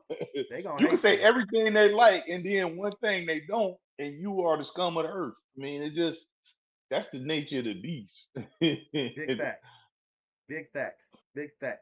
And I'm gonna drop a couple of our other I'm gonna drop a couple of our other videos in the chat for you guys, just to, if you want to kind of see. I was actually bringing up how this defense is playing a lot better, and we have a defense that can play with some leads now. So we don't have to rely on the offense to always get it done like we have historically in the past. We have a defense that's now just like, hey man, go close it out for us, bro. Please close it out for us. So I'm gonna put our previous 2 videos in there, and I'm gonna put up my Falcons facts in there as well too. Steve Hightower brought up some really good points, which is that Raheem, he has been a part of a championship team. He's been a part of 2 championship teams. Really, he's been to 3 Super Bowls. He's been in 3 Super Bowls coaching as a defensive specialist. He won one with Tampa. That's Tampa, the Rams, and us. And he's been with us as a part of the 28-3. But he's been a part of a championship team, winning it. And he's been a part of a team having a drop off the next year. And he's seen that team make it back to the playoffs. So he knows what it takes to get these guys ready. And I know a lot of you guys don't want to see Raheem back probably, but I think that you got to look at the way he coached this game. And I'm not so upset at a lot of what he did. I do hate some of what Zach Robinson did right here. I don't know if he gets rid of Zach. I think it's really going to depend on who's out there as a coordinator. Maybe Matt Ryan does come to him and say, "Hey, man, I think maybe add some other guys." What I would like to see is if we could add a quarterback guru, or we could add somebody that's a quarterback whisperer to this staff, or at least a guy as a position coach that, in case you have to fire Zach Robinson, he could come in and take in on the interim and be a play caller. I was saying that I actually like D-Led. I would have liked if they would have fired D-Led and we would have went with him and let him call the plays, because he's been our run game coordinator. He's been here through 2 regimes. I think, G, was that you telling me that you didn't like his play calling in college? Or am I thinking of somebody else? No, D-Led. Who is D-Led? D-Led is the and I think it's D-Led. He's an offensive line coach. He's the run game, but he's the run game coordinator. D. Ledford. Yeah, I mean, we didn't talk about that. That was probably somebody else you was going at it with. I can't remember if it was. It might have been Dope. But I talked to a couple people who were feeling that way about D-Led and saying, "Hey, I don't know if I really want to see him coming back if I want him calling the plays." But he's an experienced play caller, and I don't think we'd be in a bad position. I think they got to bring him back though as the offensive line coach, because he's really gotten a lot out of this offensive line over the previous years. You got to remember, Lindstrom and McGarry, when they were drafted in the same year, if I'm not mistaken. Yes, they were. They were both drafted in the first round. We moved back up to get McGarry. We got Lindstrom in the spot we were in, and we jumped back into the first round. It was actually Dimitriov who did that. Dimitriov jumped back up into the first round and get him. And just for FYI, TJ Yates is the other guy that would probably be stepping up and call the plays, just to piggyback on what you're saying. But we did. TJ Yates he's been our offensive passing game coordinator the last couple of years. He's also been through a couple of regimes. He was here with Arthur Smith as well. I think he was a wide receivers coach when Arthur Smith was here. I don't think he's ever been our quarterbacks coach, but he has been a quarterback in this league. And I think he's somewhat experienced now as well too. I think at some point he will get his chance to become an offensive coordinator. So I think that Raheem was saying he was definitely saying that he was expecting to have a lot of guys, a lot of turnover in some of his offensive coaches, because they were asking him when he came in last year, why do we have so many position coaches? And I think that's the thing, man. If you're probably going to fire, if you do fire a guy, you're going to need somebody that can replace them. Or if you get a guy taken away, I know earlier this year they were talking about Zach Robinson, maybe potentially getting a head coaching position in college. Yeah, I'm not certain if that's going to happen at this point in time. Wasn't it Texas Tech or something? And they went to the playoffs. So I don't know if he's getting that. Don't get me to lying. I don't think that it's coming though. I think he's going to have to really show and prove another year. I mean, again, I don't love him being here in Atlanta still. So David Breland says, he said something about Matt LaFleur. Matt LaFleur, yeah, I'm not certain what you're saying, what you're thinking about with Matt. Yeah, LaFleur. I don't know. Definitely not. He's Green Bay. Yeah, he's Green Bay's head coach right now, so he's definitely not coming here as a coordinator. Yeah, I don't know what he's talking about. Yeah, I don't think that Green Bay is going to fire him after this season. I'd be hard pressed to see that happen. That's not happening. Of course, anything can happen, but I just don't see that. Nah, I don't know. You gotta I'd love be. him. It's a yeah if he is, but I don't think so. Yeah, I just don't see it. And for some reason, the score was not updating, but we got the score updated over here. I didn't realize that at first on the game ticker. For some reason, it does that at times. But our final score is 17-19. Falcons are able to eke it away with the win, man. That's huge, man. Let's see. Hightower says 10 points. 10 more points should have been attained by the Falcons today. I agree. And that's Yeah, part we of left why. some. We left it on the board. We left it on the Yep, board. Yes, we did. We left some agreed. points on the board, Mr. Hightower. Yes, we did. And for that reason, that's kind of why I wouldn't be against Zach Robinson being gone. But you gotta love it. You gotta love it. It's a huge win to pull away with, man. The Falcons, they definitely did their due diligence to get that win today, and yeah, I think it's gonna be a promising offseason for us.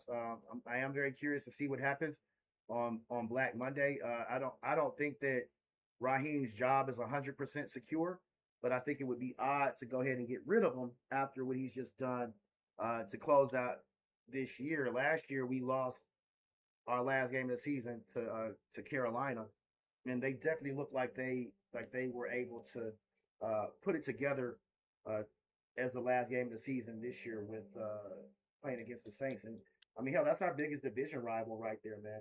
You gotta love anytime that you're able to sweep the Saints in a year. Oh man, you gotta love it. And if you can stick it to Tampa Bay, keep them out of the playoffs. Oh man, you gotta love it, man. I'm definitely gonna be talking hella mess to any Saints fans and any Tampa Bay fans out there because Tampa Bay had the lead all year long.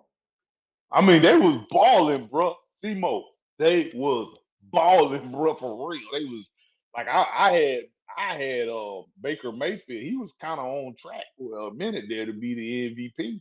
Like for Yeah, real, he was throwing the Taz a rookie. What's the dude? You know, I'm gonna screw some names McMillan, up. not Um, McMillan. I'm sorry, Ibuka.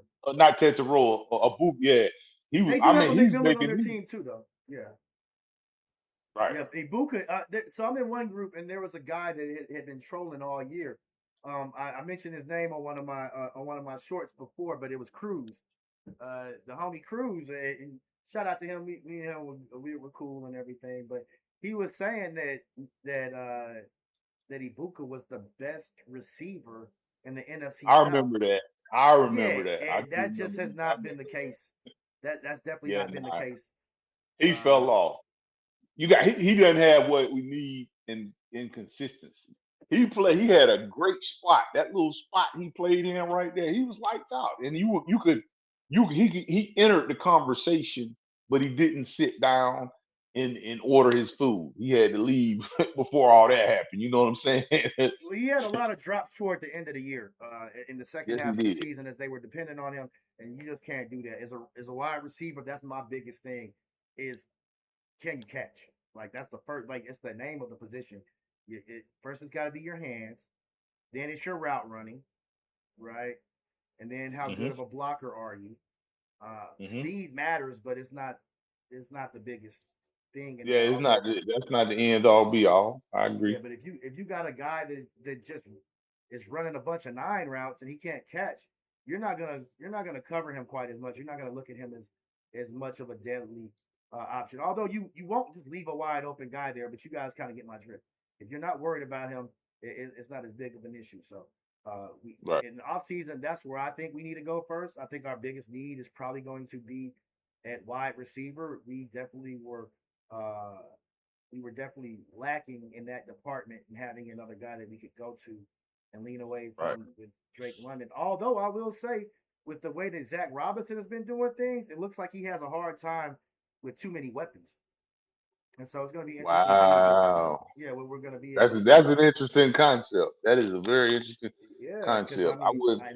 as Hightower pointed out, like it was when now that Drake London has been back, he seems like he's having too hard of a time figuring out how to get the ball to everybody and getting everybody involved. He has a riches of wealth at some of the well, I don't think he has. I don't even think he have a wealth of options. I think you got BIjan. Kyle Pitts, and Drake London. Those are 3 guys, and that ain't too much. So to me, it is a little bit shocking that he's having a hard time getting the ball out to more people. We do have Darnell Mooney there as well too, who you can't forget about. But I think that those are your Right. main 3 guys that you have to go for first. But I think if we get another wide receiver who can outplay Darnell Mooney, you can maybe keep Mooney on his contract, or you could either cut him. We probably have a little bit of savings with him, so it's gonna be interesting to see what he does right there. Hightower says 28 points should be scored by the Falcons every week at least. I agree. I don't think it should be a week that I would say at least 21 points. But yes, I think that most weeks we should be averaging close to 28 points a game, because this is such a high-powered offense with so much talent out here, Right. and you could definitely set up the play action a lot more if you're doing it right. He says speed alone means nothing. Momentum and body control doesn't. And I agree. Right. Because I agree with that too. especially if we're going off of 40 times, because I mean, how fast are you with the ball in your hands? How fast are you once you put some pads on and you got a guy jamming you? How fast are you once you have to get off the line of scrimmage or get off of a jam, or you got to run through a couple bodies and stuff? Because the physicality of football is the great, it's the great equalizer. Right. If I'm a That's guy that can't guard, I'm not a good pass coverage guy, and I'm a linebacker. If I could wrap up the running back in the backfield, I'm gonna do that. Everything I could do to knock him off his route and not let him get clean releases. If I'm guarding a slot guy and I gotta cover him downfield, man to man, I want to jam that. Yeah. I want to get a hand on. Throw the timing. You want to throw the timing. You want to throw the time. And look, the greatest cornerback of all time, prime time, Deion Sanders. Right. A lot of people don't think that he was a physical cornerback, but he had a very physical game. He was gonna press you. Because he wasn't. He wasn't. His thing was he wasn't going to just come downhill and just square up and try to plant you. You know, he just wasn't going to blow you up like that. But like as far as like jamming and getting up in your face and pressing you, he was gone. He was strong with that. He just wasn't going to end his career on one hit trying to hit Ironhead Hayward or someone. You know, one of them big. Because back then those running backs weren't like these guys. These running backs, they try to find a soft place to fall. Back then, those were headhunters. They was like, you talking about sweetness and all them. They were looking for contact. Wasn't trying to avoid it. Earl Campbell's and I know that's a little bit further back, but I mean those are scary running backs. And you probably couldn't sleep good at night. You know, you had to go lean up against that guy for 4 quarters of football. And I had to look it up. I was about to say I wanted to make sure I had it right, but Deion Sanders, I thought he was 6'2". He was 6'1".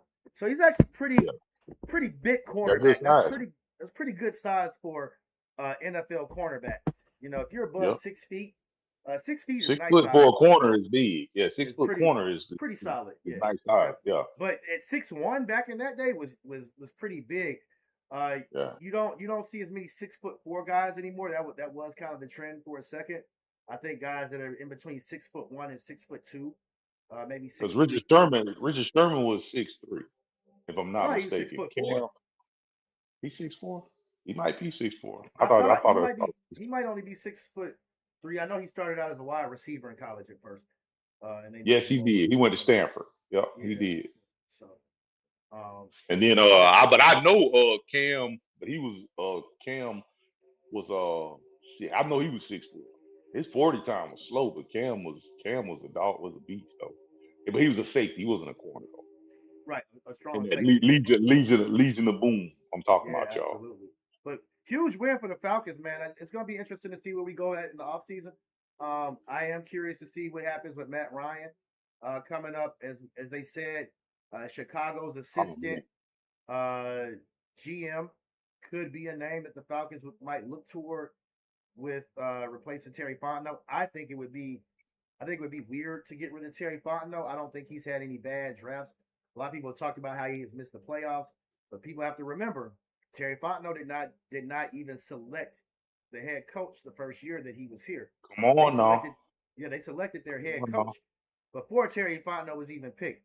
So to me, that tells me that Rich McKay had a lot more input on this team than people are actually believing.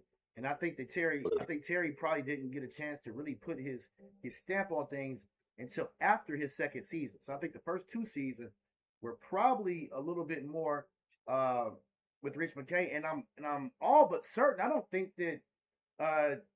Terry Fontenot actually hired I'm Raheem a, Morris either. I'm gonna say they didn't take the bracelets off or whatever you want to call it. I'm gonna say they didn't take give him the keys to the kingdom until the Raheem switch, because if you remember, they did a big presser about Rich McKay stepping all down and all this and all that. So I'm gonna say like likely might have hired Raheem influential. It was influential hire by how they still kind of were like mentoring him to an extent. But all the whole Kyle Pitts draft and all that other stuff with Arthur Smith, I honestly I personally don't think there's evidence that presents that he was not handed the keys to the kingdom. And understandably so, because he wasn't Mickey Loomis was the GM in New Orleans. He was not the full blown GM. He was the assistant manager and assistant. He had two hats. He wore two hats. He had two titles. He was assistant manager for the New Orleans Saints, and he was also the assistant GM. So I think he had more managerial duties than he actually had GM duties. But he was there for the negotiation. He was very young when he was there for the negotiations of they saying he was responsible for bringing Breeze there out of San Diego. So that was Now, see, I think that I don't know how influential I think Terry was in bringing in Raheem. I think that was definitely probably more a little bit of an Arthur Blank thing. I think that I have a friend of mine who read the Bill Parcells book, and she I'm told sorry. me I'm that sorry.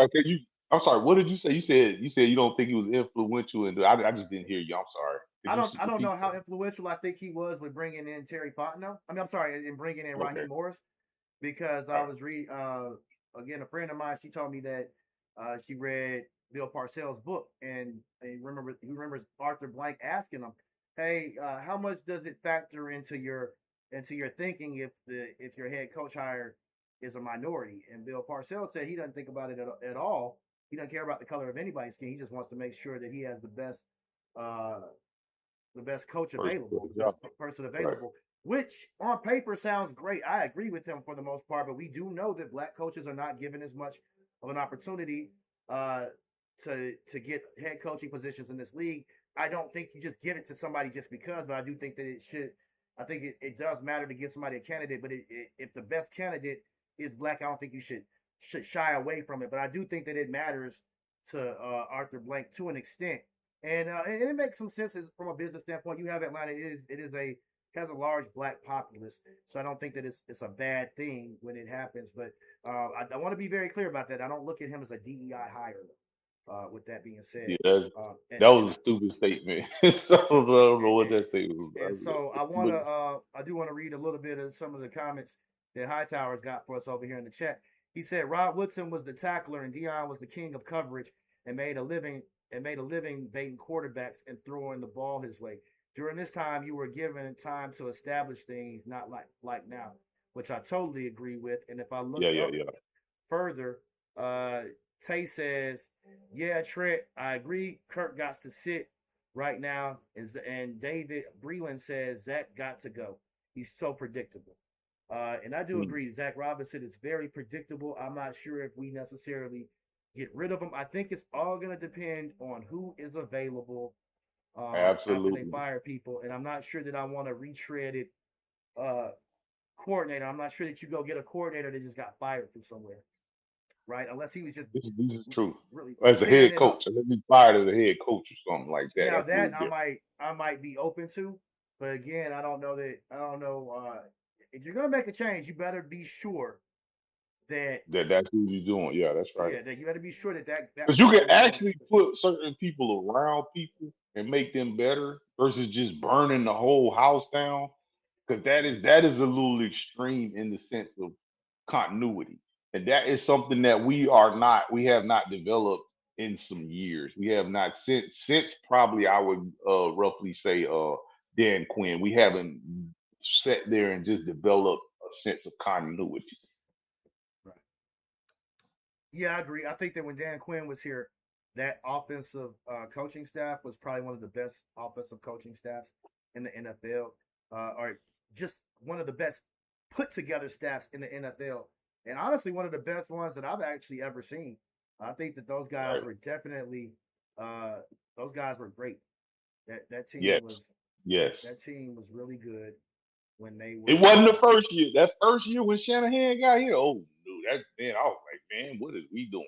And see, that's kind of where we at right now. It's like, and then Matt said it was with Shanahan. He had problems. I've tried to find that clip so far, but he said he just had problems when the play call, just getting the verbiage right. He didn't even know if he called the right play in the huddle the first year. If you remember, that was when him and Rowdy, you remember they got in that whole little debacle with him and Rowdy got upset because he was like, I don't want to be a blocker no more. Like it was a nightmare with Shanny first took over as offensive coordinator. But then that second year, man, the second or third year was it the second or third year with Matt Ryan won the MVP in 2016?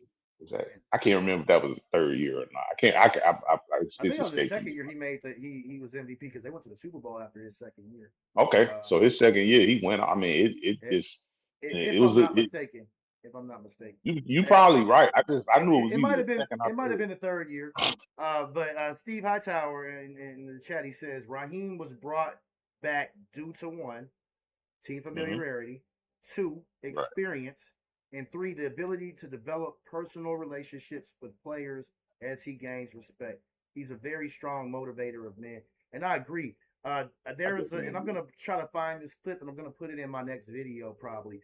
But when you listen to oh my God, the defensive tackle that was Aaron Donald. You listen to Aaron Donald talk about Raheem Morris as a disciplinarian and him getting in guys' face and chewing guys out. He's like Raheem is not a pushover. He said Right. Raheem is not a pushover. He has the team very prepared, and Raheem is one of the coaches in the league that a lot of players talk about as one of their favorite coaches. Like a lot Right. of players around the NFL really Ramsey, respect. Ramsey said the same thing. But go ahead, bro. Yeah, no doubt. Yeah, I'm glad you even said that. He's definitely one of those guys that a lot of players love. I'm pretty certain that if you were to ask Von Miller, he would say the same thing. Leonard Floyd has played under him before. I think that probably had a huge deal to do with Leonard Floyd potentially coming here. And a guy who I wouldn't be against seeing us bring Leonard Floyd back as well too. I like that idea too. Yeah, especially if we can't find another person to replace him, just yet, it would be nice to be able to draft some NFL, some talent in the draft. But we don't have a lot of draft picks, and we do have Braylon Trice, who basically set out his first 2 seasons. Braylon Trice has not gotten on the field in an NFL regular season game yet. I'm not certain that you can really lean on him and expect him to come back. It's going to be interesting whether we re-sign Arnold Ebiketie. I wouldn't be against re-signing him, but he might be able to go get a payday somewhere else. I don't think it's going to be a huge payday because he didn't do a lot to help out his His free agency. campaign was weak. But he had 1 sack this year. Yeah, his stats were pretty bad this year. He played a lot better than his stats were showing, but he didn't do a lot to justify himself. So it's gonna be interesting. I'd definitely bring him back if the number wasn't too high. I'm sorry. What's a good number for you? Because I want to be where you at. I just want to. That's all. It's simple as that. I don't know. So I'll say Morgan Fox. They were gonna sign Morgan Fox to like a $5 million deal in the offseason or something like that, and we still cut him. 3 years for 3 years. 2 or 3 years. I wouldn't be against maybe giving them 3 to 5 million, maybe. I think Divine Diablo, and that might be even a stretch. I think the Diablo, I can't even remember what I think we were almost at 10 million a year. I think we're 5 million per year with him. I don't think you give it. I wouldn't even say I would give Ebiketie 5 million, because I'd rather bring back Leonard Floyd and try to develop another guy. Absolutely. I would not even argue with that. Yeah, I guess it just really, the market is going to determine things. You're worth what people are willing to pay for you. It's kind of hard to say what he's worth. The rest of the league is going to tell us that. How they view Arnold. That's a very good point. That's a very very good. But I'm not very sold on him. As of right now, he misses too many tackles for me. He is a And, little bit of and a he can't blocker. come off. He doesn't come off blocking. No, he doesn't. He He's not. doesn't shed blocks very good. He's not really great against the run. He's been a little bit better against the run this year. He started out starting this year, but I mean by about week 5 or 6, which I predicted, he Jalen Walker and James Pierce Jr. were going to be getting a lot more starter reps. And if you look at toward the end of the year, hell, a lot of the starting actually starting the game, that started to be switched up a lot more between Jalen Walker and James Pierce Jr. And hell, even having James Pierce Jr. coming off the bench as a specialist, he's leading our team in sacks this year. So there's that. That's why I might not go with it. Steve Hightower says Khalil Mack is still available. Is he? I thought he signed a. Nope. I thought he signed a 2-year deal or something like that. I thought he was out there. I thought Khalil Mack was out there with San Diego. Yeah, he's out there with Harbaugh. The Chargers. Yeah, he's out there with Harbaugh. Because Yeah. they got rid of the Bosa. They let the Bosa walk, and then I think they signed Khalil Mack. I thought it was a 2-year deal though. I could be wrong now. I have to look it up. I'm looking him up now. Yeah, he's been with the Chargers this year, but he might be available though. He might be available this year. If they cut him, because he did get a payday. 1, 2, 3, 4. Yeah, that's 4. That's 4 years that he's been out there. This was his 4th year. I'm not sure if they re-signed him after leaving Chicago, but he only started 11 games this year and he played 12. So Khalil Mack, I would definitely rather if Khalil Mack is a guy that's gonna be able, if he's gonna be asking for maybe $3 or $4 million, I'd rather pay him than Arnold Ebiketie. Keep in mind that's also a no-brainer. Yeah, now keep in mind Khalil Mack. Now he had 5.5 sacks this year, but he's gonna be 34 years old. So if I could bring him in as a rotational guy, because you got to have that rotation on defense, I'd be much more inclined to do that. Now again, this is gonna really depend. If I'm Khalil Mack, I want to go somewhere that I know for a fact that I have a chance to be a contender. I'm not sure if that's Atlanta. If I'm looking at it and I'm Khalil Mack, just being truthful from the outside looking in. But if you get this much later in your career, you want to make sure that you're playing on a team that you can try to get one last hoorah and try to get you a championship ring. Because I mean, what he might have maybe 1 or 2 more years, depending on how many reps they give him, how much of a rotation. Kind of like Von Miller. Yep.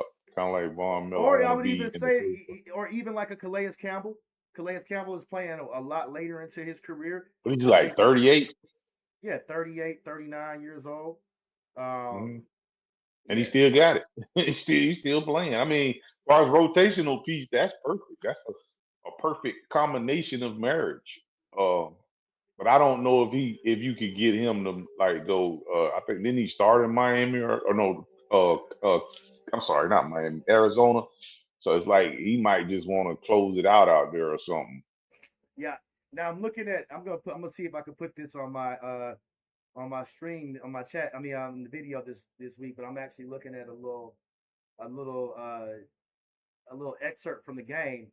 There is a Saints fan who dropped all of her nachos on her, and the Falcons mascot came down to give her a Jalen Walker jersey to put on her because she had a Saints shirt on top of her. She was there with her, looks like her husband or somebody that was a Falcons fan.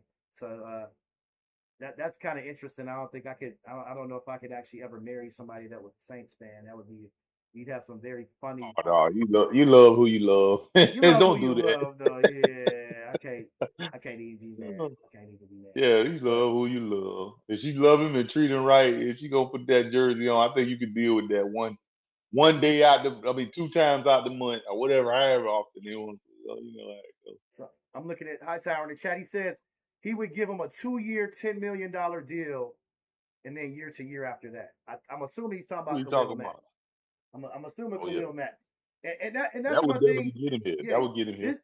Keep in mind, this team is still young. And the Falcons, they messed up a few years ago. I think it was during the Dan Quinn era. But we let go a lot of our veterans, and our team got worse. We were like, oh well, we're here with our young guys.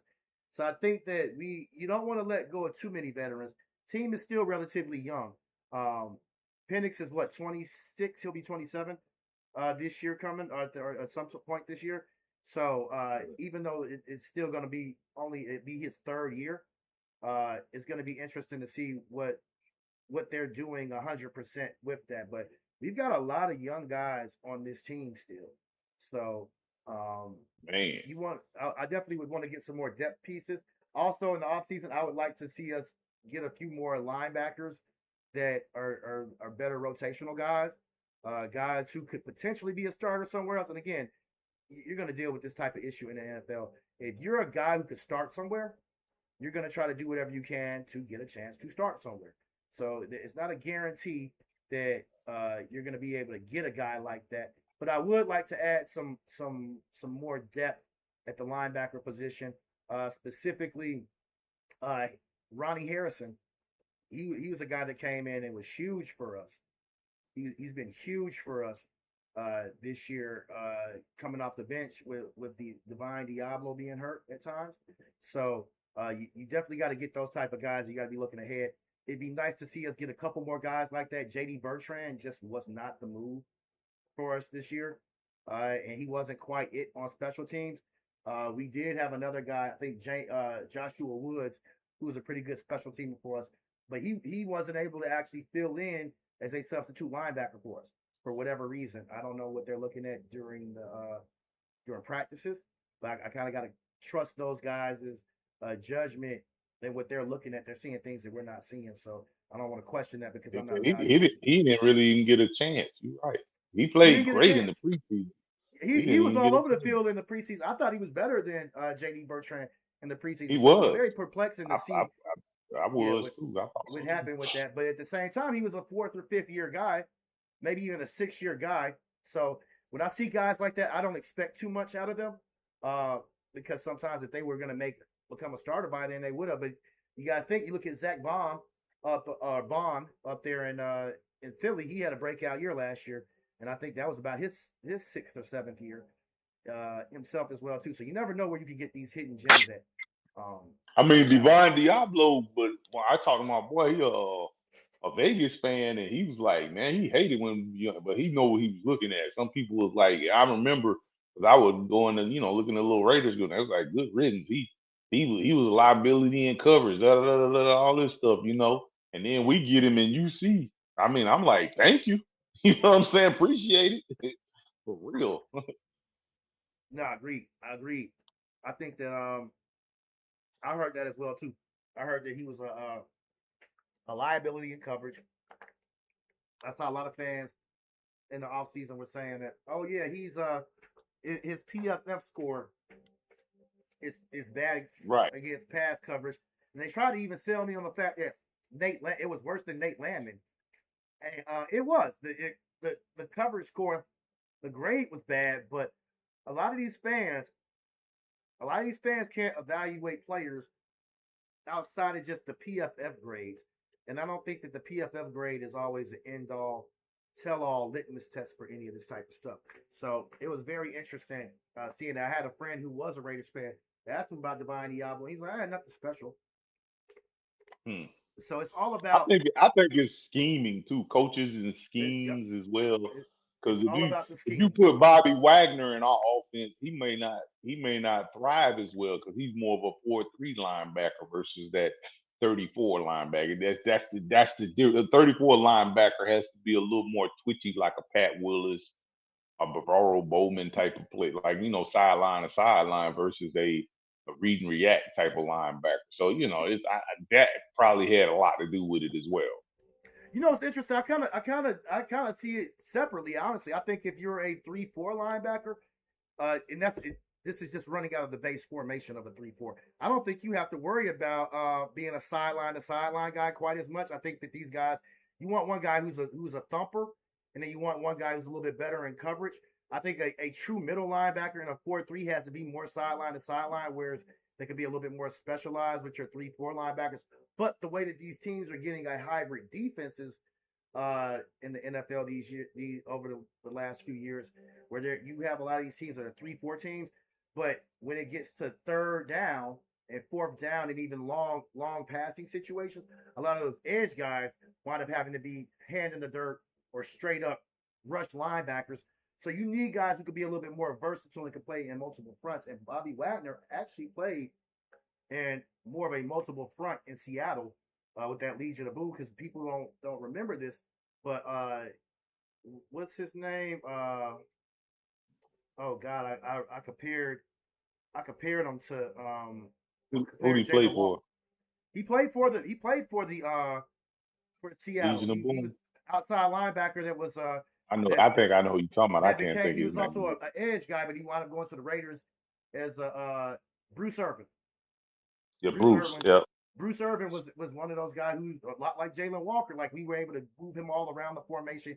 He played off ball linebacker. He played on the edge. He could drop into coverage and do all that stuff you needed. So they played a 4-3 with 3-4 personnel very often. And I think we kind of do some derivative things of that. Although we play a lot more in our 3-4 look, but we and with our base personnel, but we get a lot of looks out there where we'll put 5 linebackers or 6 linebackers on the field at the same time. So I think having that versatility, and we like having those outside guys that can actually drop back. Like there was a guy who I think his name is William Young. I think he might be in Falcons Nation. He's definitely in a few of the other groups that I'm in. But I was saying how, like, yeah, James Pierce Jr. Is great with having him and Jalen Walker, because they could both drop in back in the pass coverage. It was like, oh, we're never going to be using James Pierce Jr. to drop back in pass coverage, and but we actually did. We dropped him back in the zone. We dropped Leonard Floyd back in the zone, and I think that, like, Ebiketie is a guy who can't do that. So Right. I think that this team might actually, like they did it with Leonard Floyd. They would drop him back in the coverage because he can move in space a little bit more. So I think that having those guys that can be more versatile like that are going to be huge. So Right. there's that. I'm going to read a couple more of these chats as well, too. Steve Hightower says, don't put all the stress on your Saints fans, lady friend. He says, remember, it's still about educating yourself each and every day. Get the knowledge and execute on the fly and on the field. I'm sorry. And that's true. That all these guys are it's all about guys getting better in the off season, watching more tape, the game slowing down to you a lot more. They're going to get more awareness, and these guys are definitely going to grow with what they have a little bit more. King Atlanta supporter says that game was crazy. Yes, it was. That was an awesome game. It was a really good game. I love the outcome of it. It feels good to be a Falcons fan and be on the good end of a good game like that comes down to the wire. Having a defense that you could just go and depend on. And we see what a pass rush could do for you. We don't have the best secondary in the world in terms of all our cornerbacks, but I love our safety play. And what we got out of A.J. Terrell, it'd be great if we could upgrade the other cornerback position. Steve Hightower says, with the 3-4, you need to be more athletic and be able to really go sideline to sideline, or down linemen will attempt to do much more than needed. LBs have to never get beat deep. And I do agree. I think you got to be a little bit more versatile, especially in today's NFL when you're running that 3-4. Those guys have to be. They have to. Your 3-4 they got to be some dogs. Yeah, your 3-4 inside linebackers in that scheme have to be more versatile and be closer to what your 4-3 linebackers can do in coverage. 4-3 outside linebackers. But they got to be able to be stout on the inside. And you'll keep in mind, because I said a lot of times we're gonna go to a lot of sub personnel when you start getting 3 receivers out there on the field, meaning that they're gonna have 4 guys in the box, like just on the down on the line of scrimmage. You're gonna have 2 linebackers there, so you're only gonna have 6 men in the box a lot of the times. And sometimes you're down linemen, you're gonna have even less down linemen, and so it really does. You talking about the 4-3 or the 34? You talking about the 4-3 to 34? Well, if in the 34, but when every team in the NFL today, when it gets to 3rd and long, you're rushing 4. You want to be able to rush 4 and be able to get pressure with just 4. Oh yeah, that's a defense. And you're going to take a linebacker or somebody. Either you're taking a linebacker or a defensive lineman off the field. So even if you keep your 2 outside linebackers and your 2 middle linebackers, you're probably going to take your nose tackle out, right? And so you're going to leave the 2 defensive ends and the 3-4 out there, and they're going to bump down to become interior linemen that are defensive tackles, right? And remember, NFL today is more positionless football. It's more positionless football. You need guys that can play in that nickel slot where guys, you want your nickel to be a guy who's a safety / cornerback / linebacker. And our secondary coach was actually talking about that a lot more in the preseason. I kind of had clips of that. Is that Gary? What's his name? Gary? Is that Gary the second? Yeah, Gary. Gray. Jerry? Is it Jerry Gray? No, that's not Jerry Gray. It's oh man, his name is they actually call it's similar to Ulbrich. Let me see. I forget his name. I like the guy. He's really fiery. I'm just gonna look it up because I don't want to get some. I could remember his name, but he has a nickname. When they nicknamed him, it sounds a lot closer, like it should be Brick. Like right. like it was a derivative of Brick or something. See, Falcons. Secondary. I don't know why I'm thinking it was Jerry Gray, because I thought that was Jerry Gray that told when he drafted the corner. I mean, he drafted the two linemen. He called Fontenot and he said, "Okay, so what have you done for me lately?" or something. It was funny, it was kind of funny. I don't know why I thought that was Jerry Gray that said that. I was thought that kind of probably. Jerry Gray got moved to our it became assistant coach this year. Assistant coach. For us specifically, and a lot more of an overseer of things. Mm-hmm. Oh man, I just scroll by this guy. I know his face when I see it. Rudy Rutenberg, Mike Rutenberg. I was a little okay. Yeah, they call him Rudy. Rudy, yeah. Mike Rutenberg, really fiery guy though, man. He's got a really raspy voice, but you can just tell he's one of those guys that.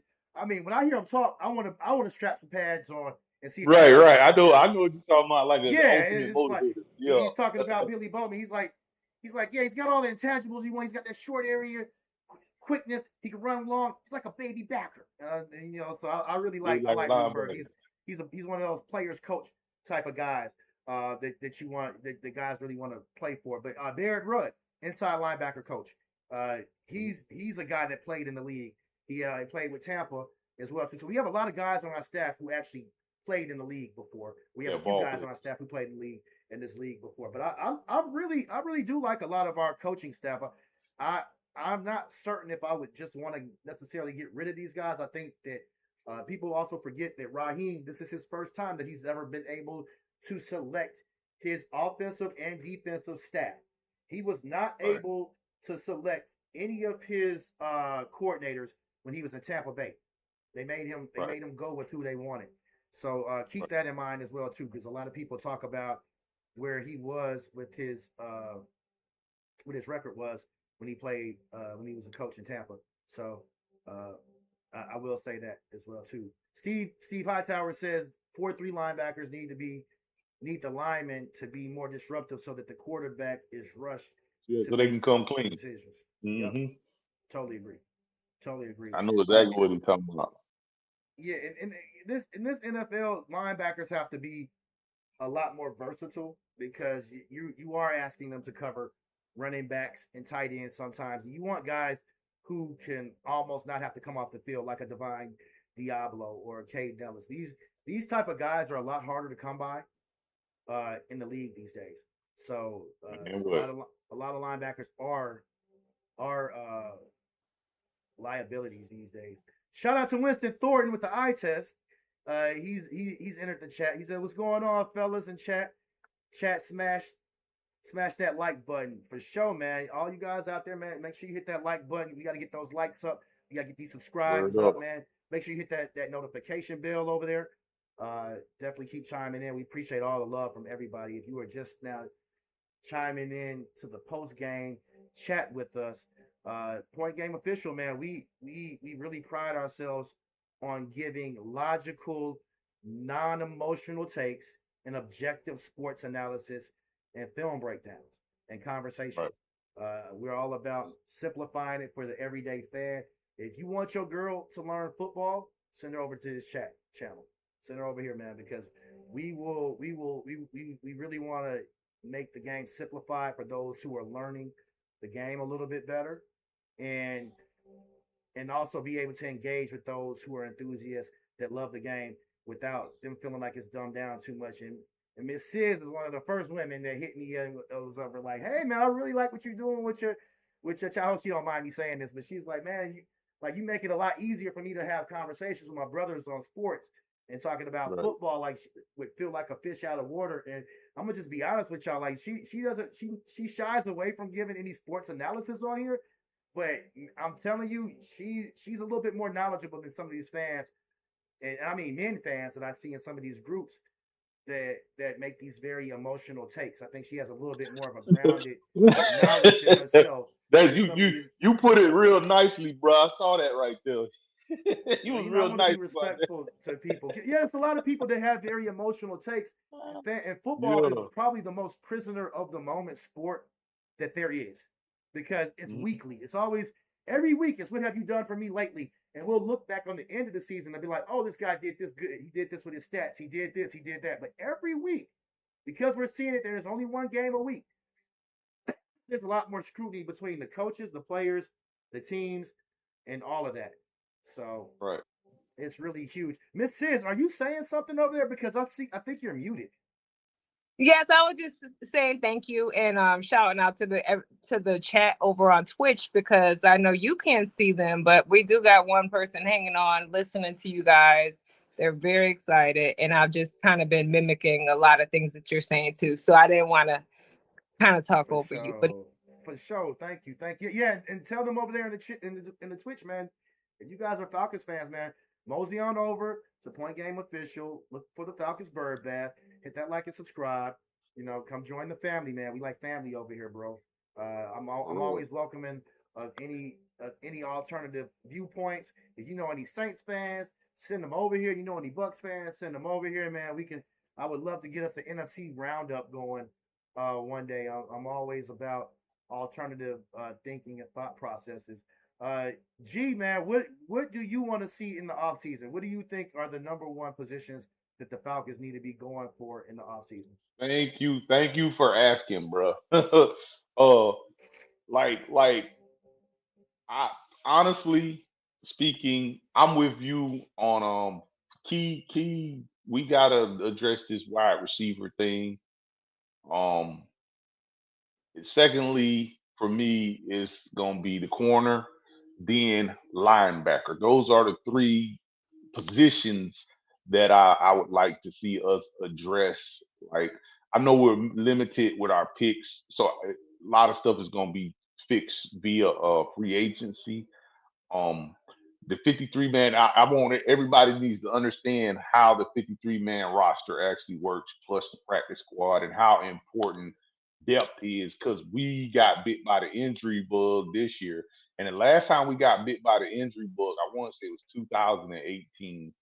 Our guys were dropping like flies, and it was just the season. Just you might as well just I think what did we win 4 games or something? It was like something crazy or something like that. It was terrible um like maybe 5 games. It was bad. But this was I mean to say that we got bit like we did this year and then be able to turn it around somewhat even with all the injuries that we suffered, this shows the depth that we need to have. So some of the stuff that we need to go after in the off season for me is more of just guys that still can play, like you say, linebackers that can fill in when Diablo will go down or something like that.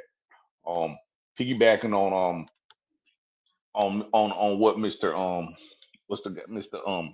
What was his name? I'm sorry, Steve. Mr. Hightower High said. tower. think Mr. Hightower said he like for me just a prime example of personnel versus whatever. That was my issue with Dean Pease when he went. We went from kind of a 4-3 hybrid to a 34 hybrid, and we didn't have the personnel uh, to really kind of run it the way that he was trying to run it. And so just little stuff like that. But now that we got Brick in here, and Brick really knows what he wants, because Brick was the one that bought in of the Diablo, and I imagine he was responsible for re-signing a offer or something. Because I mean, when we re-signed offer, everybody's like, why? And I don't know if y'all remember, but our boy he even got cut. What's the corner's name? I'm the star Hughes, Mike Hughes. Mike Hughes actually kind of was in limbo, and they kind of bought him in at the last minute and re-signed him. So just those things like that, man.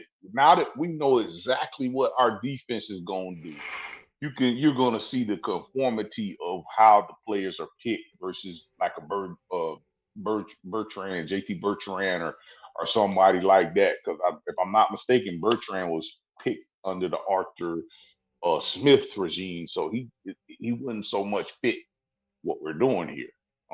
Not saying he can't go somewhere else and thrive, but it's just what we're doing. It's just not working.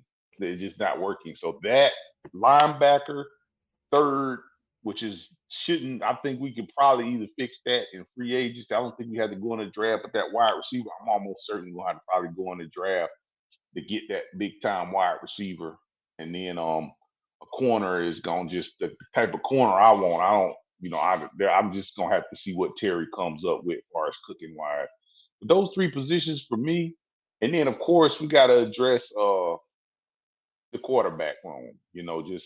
But I mean, it's like it's not like we're sitting in a terrible position right now with bringing Kirk Cousins back if we had to.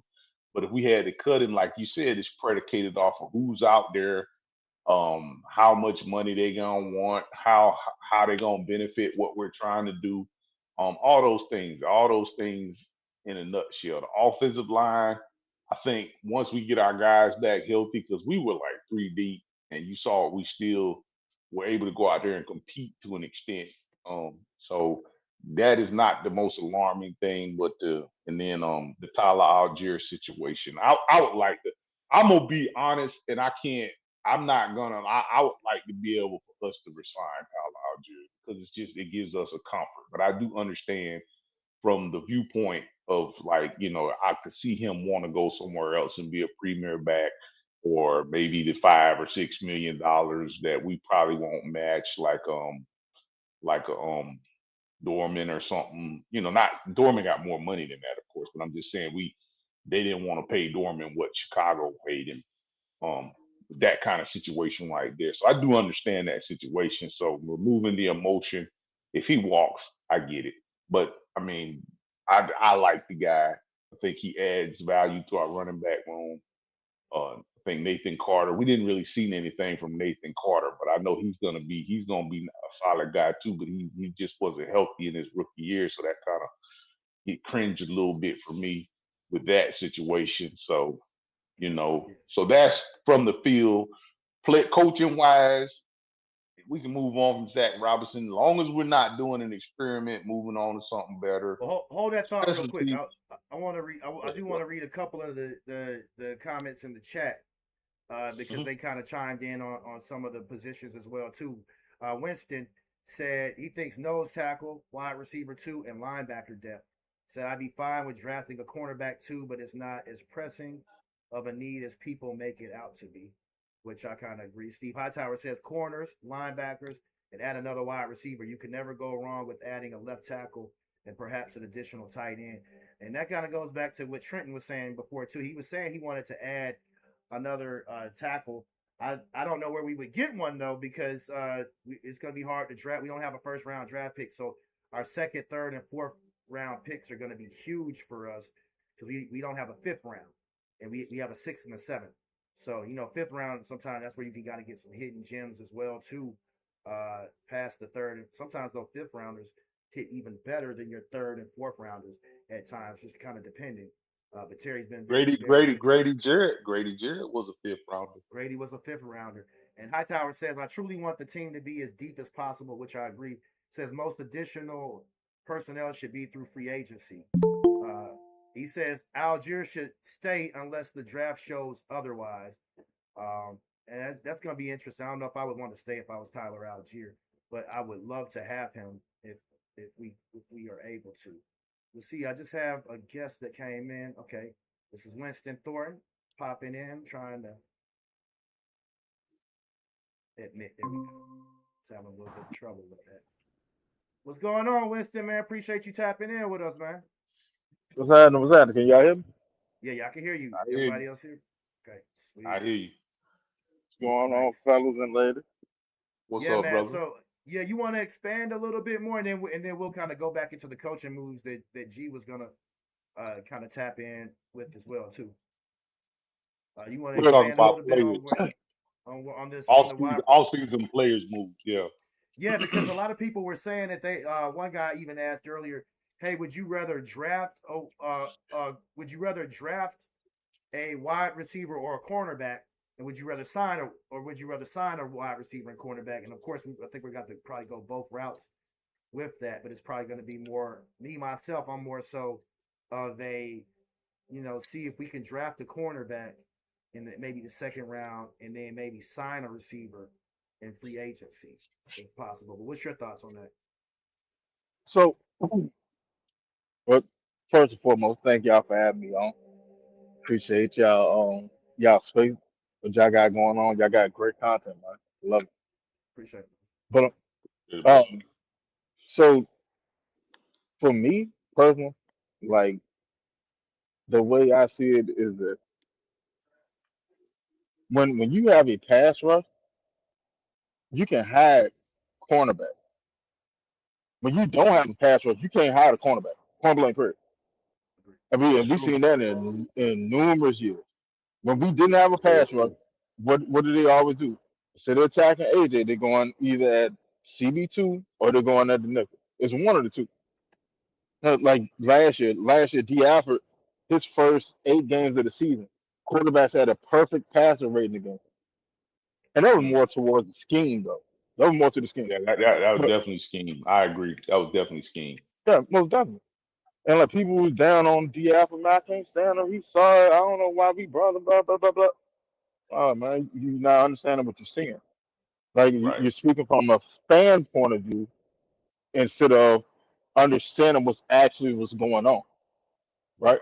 So I agree. right now, the way I see it is, Jacoby looks okay. C.J. Henderson looked decent, and to be honest, Mike Hughes wasn't bad until he kept getting injured. Then you see when he kept getting injured, that's when you saw the disparity of depth at Yeah, the cornerback struggle. too. It became more of a struggle. Right. I got what Yeah, you're saying. Yeah. because I see what you're saying. when D'Alford would line up outside, well, all right, D'Alford is not a blazer. He don't have straight line speed like that. He's Right. more twitchy, and that's Mm-hmm. why the nickel role is perfect for him. He's not afraid to hit, and he's twitchy. He can get in and out of the break. All right, cool, understand. Look at Natron Brooks. Everybody was hyping him up, man. You seen what he did in the preseason, this, that, and third? Yeah, that's the preseason. That's That's against preseason. Them guys yeah. ain't even gonna be there. Yeah, you right. That's against second, third, and fourth string, fifth string. Right. Like Right. Right. you Right. can't Practice hold that squad, maybe. exactly. Practice squad maybe. So, like so then when he actually get in the game and he's getting sauteed out there, well, I Mm. don't know what happened with him, man. The coordinator, no, it's not that. He's just not built for it. This, Right. this is just what it is. Right. There's a reason why there are people that start. There's 11 people that start. There's Mm-hmm. 11 people right underneath of them. You got a Right. couple of more tags on, and then you got a practice squad. There's a Right. reason why that's what it is. There's a reason why there's a gap between a starting cornerback play and a number two cornerback play. Right. You can't expect the same. And the phrase that irks me the most, and I played football all my life. That saying of Nick's man up. Like I'm sorry. That's about the dumbest thing possible. There's a reason why that person was starting over. I'm sorry. Like there's actually a reason that this person is starting over you. Next man up, yeah, you may be able to do some things, but I can't expect you to do the same thing that person is doing. I can't expect that. I can't expect the next person to step in Example, too. JT Bertrand, right? Example, JT Exactly. Bertrand, right? Hmm. Or else, I, even better. Look at Elijah Wilson. Hmm. Elijah Yeah. Wilson is a practice squad guard, Right. playing blindside protector for the majority of the season. Right. He got And then better. people, He did get better as because he, repetitions gonna do that for you. exactly, he got serviceable. See what I'm There saying? you go. That's the word I'm looking for. Serviceable. Yes, that's it. Yeah, That's he the got word I'm looking serviceable. for. He wasn't elite. He wasn't he didn't make no massive jump. I can Right, do some things with him. right, That's right, that's right. all you mean. I can do certain things with him. All right, cool. So, and I mean, to be honest, that's the reason why your offense looked the way it looked at the beginning of the season. You have a practice squad guard playing Drop off. blindside protection. It's Right. a That drop massive off was drop off. crazy. Mm-hmm. People forget when McGurk got an extension, then McGurk shut it down for the year. Then Norton went down like the very next day. Right. Now, They were pretty much if the Norton was same in, week. Yeah. Uh-huh. right, if Norton was in there, you would have saw the offense that you're seeing now. Right. But we sitting there averaging about 27 points. You would have saw their offense this year. I can't do Right. the same thing because I can't protect my quarterback. Right. No That's run. why. But that's why you see more of the A and B gap running versus the toss sweeps and Exactly. the stretch plays. You don't see that because they can't hold a block like that. You saw Young He was can't. getting off He of it. can't. He can't. He can't flip his hip. He can't flip his hip fast enough to get outside of him. He can't do Right. it. Mm-hmm. So that's why you were seeing Bijan line up as a receiver more, and Right. a whole bunch of quick hitting plays. And the play that every fan hated, the tight end screen. Right. But as soon as Kirk Cousins get in there and the blindside protection change, you haven't seen the tight end screen since then. Hmm. You saw one today. You saw one today. That was the first time you seen the tight end screen since Kirk Cousins been the starting quarterback. Right. So Right. like We almost went one dimensional today. I mean, it was this. We went this close to being one dimensional. So yeah, it was. That was just desperate. A lot of that was just desperation. and I mean like at the same time, shout out to the Saints defense, man. The boys came Yeah, to play. that's front. That front. That front four, those three ends when they were sitting there going three ends on the front four package, Mm-hmm. have it, have it, Yeah. But have it. Landstrom he got his butt handed to him today. The fact that he going, how you going to the Pro Bowl with that? Yeah, that's crazy work. He gave Yeah, Young gave Landstrom that work today, buddy. You hear me? Young and He Grandison. gave him that. Yeah, gave him that work. He was on.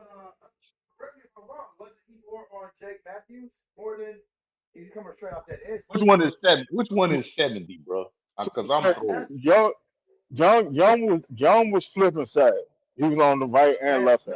Number 70 But is Jake Matthews. Grandison. Well, Okay, yeah. that was Matthews is Oh, you getting that talking about work. 70 for us? Yeah, Jake Matthews. Yeah, 70 was getting that work. So Yeah. that's Matthews. Matthews is getting that work today, bro. And People got to remember this offense, this offensive line is built more for zone running, and we have agile linemen. So he's pretty solid as a pass protector, but he's not a premier left tackle in the league. He's just a pretty yeah, You talking about Matthews? not You talking anymore. about Not Matthews? anymore. he's not 29. Who's better, Landstrom or Matthews?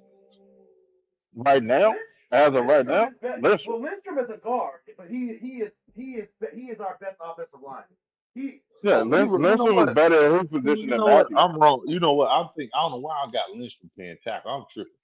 Yeah, Lindstrom might be the best guard. Yeah, I'm tripping. I think. Right, I I'm think tripping. there's maybe two or three guards that you can. There's only 2 or 3 guards that you can even talk about in the conversation with Chris Lindstrom. Right. I'm tripping, bro. That's on me, y'all. That's me. I'm getting all discombobulated. That's on me. Y'all right. Got a little excited there. Yeah. I'm like, cause I just got Okay, but go ahead, bro. Spit your spit. You cooking. Keep cooking. All right. So when you have that capacity of ability on your offensive line, it shortens what you're able to do. Especially like when this is supposed to be where your right tackle is supposed to be a primary, but he can't be a primary. He's not good enough to be a primary. So I'm saying that's why, and even beyond it, and this is what a lot of fans got to understand too. Michael Penix averaged more air yards per pass than Kirk Cousins. Kirk Cousins had better protection. Right. Penix really was sitting there trying. He was fighting to try to do more than what we was actually able to do. But fans they're not gonna understand it because they don't know what he's saying. Right. You know what I'm saying? So Right. so yeah, Kirk righted his ship, but in all actuality, Kirk just stepped into a situation that was already tailor made for him. What? Boy, boy, you cooking? You cooking? I had kind of said something like that. I said something like that. That's kind of why Kurt was bought in, especially with Zach not being a play caller before. It just basically gave him a little bit something easier to do, and like even the corrective measures that would need to be made for Zach in order to make his stuff go. Where Penix, like you say, he would just have to follow the protocol. Like you say, trying to do more than what is allotted in a sense. So yes, I agree. Yeah, I'm gonna read real quick what Hightower says. He says business is business. That's why some make more than others. And he says everyone offers a different perspective, which leads to a different ideal of what needs to be done. I think that kind of goes back to what you guys were saying about Kirk Cousins. The situation and being a little bit more ideal for him. And I think even G, you were saying earlier how you didn't think that what's his name, Malik Willis was the type of quarterback that fits this offense or suits this offense in the same way. Right. It's Penix. Unfortunately, a lot of times not everybody has quarterbacks, or not every quarterback in this league is able to do what every other quarterback does. So these are things that you will have to worry about when you're tailoring your offenses or whatnot. But yeah, I definitely think that it's a little bit of a different playbook. It's even more disparity between what Kirk and Penix does versus what someone like say Malik Willis would do versus a Michael Penix. Winston, I do want to ask you, what do you think about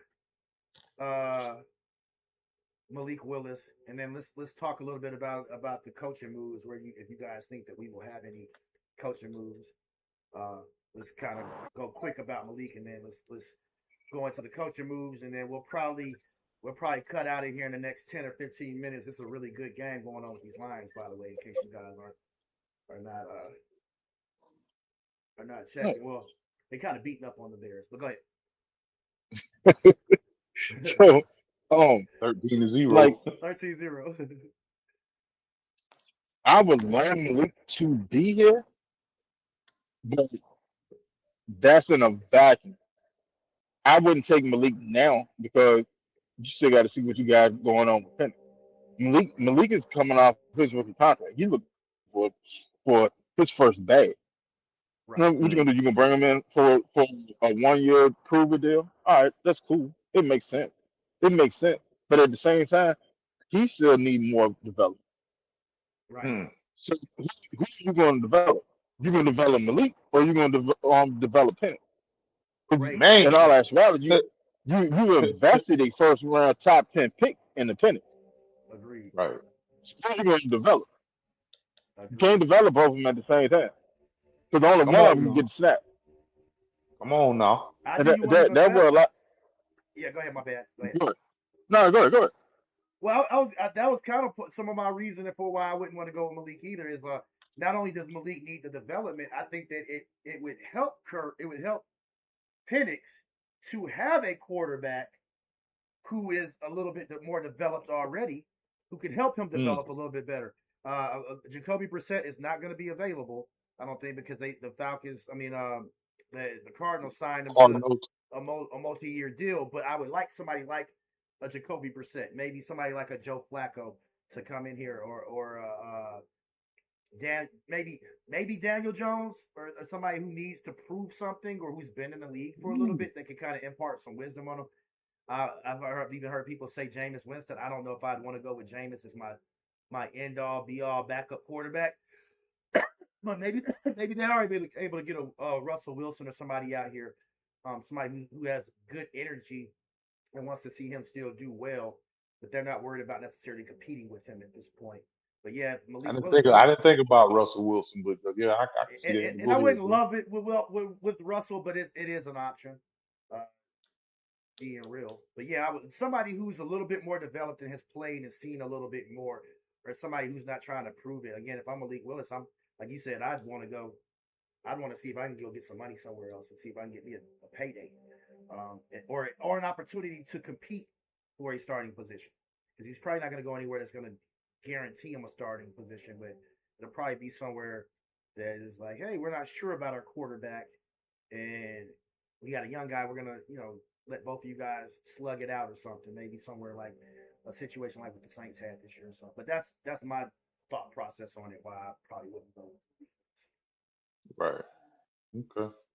Well, I think on that note, we all kind of agree, in that sense that it's probably for different reasons, higher or lower, that maybe bringing him here. He absolutely would have to want to come here. And I can't sell my mind on that ideal, that you got a young guy in Penix and yeah, I'm gonna go flying down there and hopefully, because I'm pretty sure he's a ball player. He wants to get on the field. So that would be, for that plus the reasons y'all have named, yeah, I'm not really like high up on that either. Even though he's exciting to watch. Hey, y'all mind if I add this real quick? Go ahead, brother. I think Falcon fans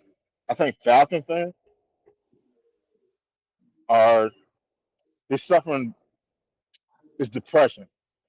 Trauma. It's seasonal. I call it trauma. It's trauma and depression. Like you, right. You see the next exciting thing. Yeah. You want to go and I want to grab it. I want to grab that. Yeah. It's like a little kid that was walking by. They was on the way to the kitchen to go get a drink, but TV had a commercial about this new hot toy, and they see it for the first time. Oh, Mom, I need to get this. I need that. Right. Yeah. Right. Yeah. I call it a mob mentality is what I call it. Right. But see, like pound of flesh and a pint of blood all the time. But here's the thing, though. So if you want a sustainable winner, you can't keep making foundational changes. You can't. You have to build something. Somewhere along the line, you have to build something. Right? That's the same thing like with a relationship. Yeah, me and the old lady may argue, but I want forever with you. So I'm willing to go through the argument to build a foundation. Got to be able to have that whole conversation. Yeah, when we get older, we're not gonna have these arguments because we know I went through all the bad times before. I done figured you out, you to figure me out. Come on now. That's how you build. You see what I'm saying? Like you can't this ain't college football. You can't sit there and this ain't NIL and you just throw a whole bunch of money and then you hire a whole bunch of assassins and then you win for 1 year. Every year just bringing in you win for 1 year, but then what happens after that? Right. The money go out of the way. Then what are you gonna do? There's nothing you can do. Right. Literally nothing you can do because you just set your franchise back so much because you just sat there and went for the gusto in 1 year, spent all that, and you got all the shiny toys and everything else, and then what? See, the reason that it worked for the Rams and the Rams are still working because they already had a foundation before they went for the gusto. So now I just keep tweaking my team to keep it running. That's why they kept trading away first round pick. Kept trading away. Yeah, that's cool. I don't need it. Because I already got all my foundational pieces in place. I already have either above average or elite players all the way around the field. All I need to do is keep building depth. Mm-hmm. And even the Rams had to reset though. They had to reset after that Super Bowl. They had to reset. It yeah, just but didn't take them that long because they already, like you said, they they already had didn't a have to foundation. they didn't have to fully reset. They Right. just had to retool. Yeah, there you go. To reset That's and a good way retool to two put different things. Like what we should have did when Arthur Smith got here, we should have it. reset. We Come didn't on now. set. We figured, try to retool on the fly. Right. Then fans sitting there wondering, well, man, I mean, Arthur Smith lost for 3 years in a row, and Raheem he done lost for two. All right, but that will happen when you're sitting there trying to retool on the fly. But now look what you have in the building. You got BIjan, you got Pitts, you got London, you got Bergeron, JPJ. you Yeah, you got Bergeron, JPJ, JPJ, you got Bates, you got Jalen Walker, Walker, you got Bates. Yep. Ellis, you Watts. have Yep. you Bowman. Watts. Yep. You already said Bowman. Yep. All this happened, all this came along in this same GM regime. Hmm. The only players that's still here that are actually effective before Arthur Smith is Jake Matthews. Yeah, Jake Matthews, Lindstrom, McGarry. McGarry, AJ, That's and it. yeah, that's That's it. it. That's That's it, it. bro. And hell, Jake Matthews is the only player on the team that was still from the Super Bowl. He's That's the only it. player. He's the only player from the Super Bowl that still have a starter position in the NFL, I believe. Damn, you got me thinking now. you done hit on something right there, now. Great day. Yeah, I think you're right. I I can't think truly of believe nobody else. he's the only starter from the Super Okay, Bowl run that we had. Was Austin Hooper on that Super Bowl team? Was Austin Hooper on that Super Bowl team? He's Oh, still matter of playing. fact, yeah, Austin Hooper. Arthur Hooper caught Okay, the first that's the touchdown in only the one. Super Bowl. Yeah, Okay. he was the starter. Those two are the only two starters still left in the league. Right. Austin Hooper's still in the league. He's still in Yeah, the league. Austin Hooper plays I think for he played for New the England. Patriots. I think Yeah, he he played played for the for New Patriots. England. Matter of fact, he's not a starter. He's a backup because Hunter Henry the starter. Okay. Yeah, so Jake Matthews is the only starter still left, but still a starter from that Super Bowl run. Wow, that's crazy work. That's crazy work right there. Yeah, Campbell Campbell got drummed out. Campbell got with the whole San Francisco debacle. Debo was playing for Tampa for a little bit last year, but he wasn't a starter.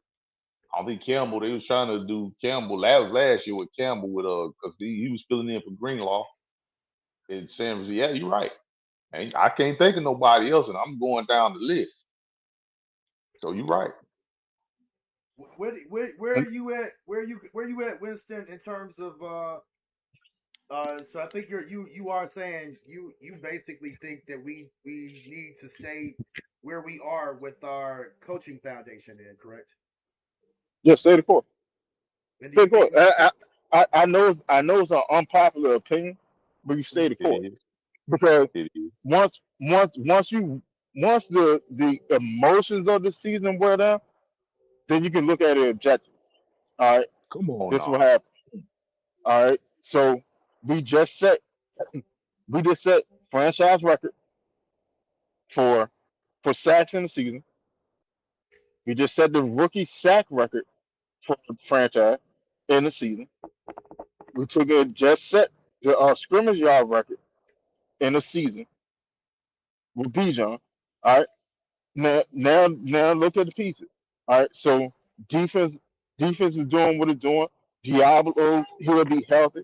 Because when Diablo was healthy at the beginning of the season, we were the top rated run defense too. People forget that.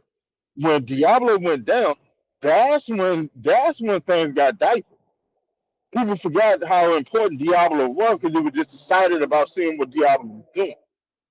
But then when Diablo went down and you got a JD Bertrand in there, you see you can't compare apples and oranges.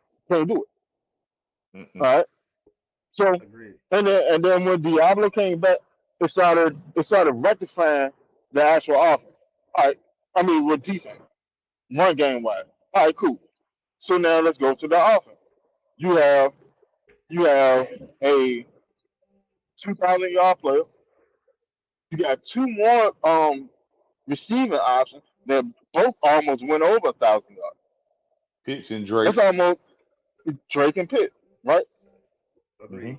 So that's almost 4,000 yards of offense just between three people. Agreed. See what I'm saying? We're not Right. that far off as people sit there and try to make us see. Want to say that we are. We're just more to the point of people just upset with the results of the year. Agreed. I was telling Simo that Winston the other week. Like I was saying, we had 3 drop passes in overtime. I think this was the last Carolina game.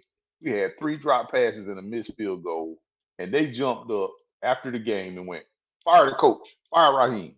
And I was like, "That was what? 3 drop passes and a field goal? That's execution stuff for me." Like I get if the coach did something or didn't put us in a situation like that, but we went in overtime. That was to get us back in that game. That was actually some coaching stuff, play calls, stuff like different like that. Because we were not like we didn't play that great in that game, but they got us back in it, and we went into overtime. And in the overtime, we dropped the 3 passes. We missed a field goal that pushed us back into overtime. 3 drop passes and a field goal is why we lost that game. But they said fire the coaches.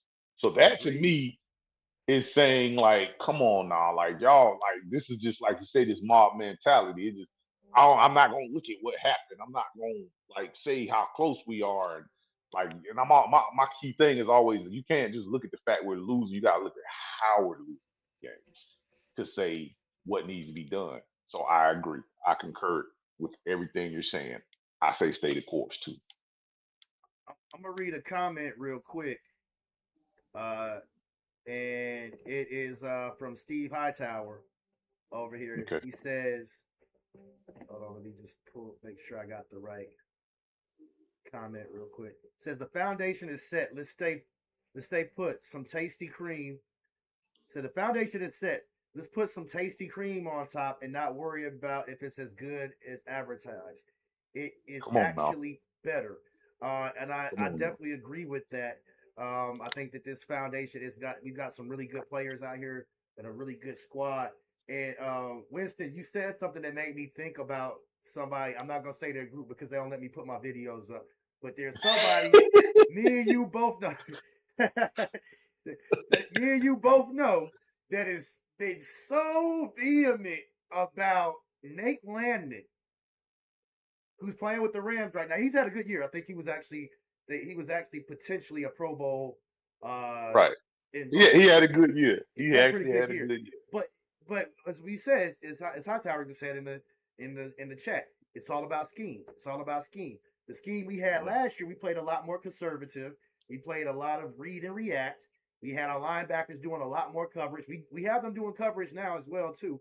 But it's a lot easier to disguise people in coverage when you're simulating pressure and you are getting good pressure. But Nate Landman has been like almost a sideline tackling linebacker out there with the Rams. And I've heard, we should have just kept Nate. We should have just kept Nate. I don't think that Nate Landman is better than Divine Diablo. I don't think anybody who looks at football should be thinking absolutely not. Absolutely, especially with the scheme we're running. Absolutely not. Yeah. But what are your thoughts? I honestly don't think you find a better linebacker than Diablo for the scheme we're running. That's just my opinion, though, because I'm pretty high on Divine. Yeah, he's definitely cut out of that cloth of if anybody out there who's watching, if you want to see a really good litmus test of a person to compare him to, Jamie Sherwood for the Jets. Yes, Ulbrich right. likes those type of linebackers. That's a guy that he really had come in. I think he took over for C.J. Mosley when he got hurt. But he really and when he got there, he cracked because I think he was already kind of in the league a little while, and then when he got to the Jets, he cracked. Right. But Winston, what are your thoughts on that in terms of Nate Landman? Do you think that he would even excel in this type of defense that we have? Do you think that Nate Landman is a guy that do you think it's just about his scheme that he's in now, or do you think that he is really that great of a play? Because I feel like in the first year we had him with I think it was his first year was before Raheem got here, but he was kind of iffy. He's always been somewhat of a pass coverage liability. What are your thoughts about it? Yeah, he got So, here the year before that. Yeah, you're right. He was here oh, with good old nasty Nate the squirrel, man. hmm. um, no, like I said this last year. Lamb, keep Lamb. Right. There's no reason to let him go. If you can find something better, find it. If you can't, you have nothing better on the team outside of Caden Ellis. He's already started. Can't play two positions at one time. And Diablo. Well, no, we hadn't got Diablo yet. Oh yeah. At that point in time, correct. Yeah.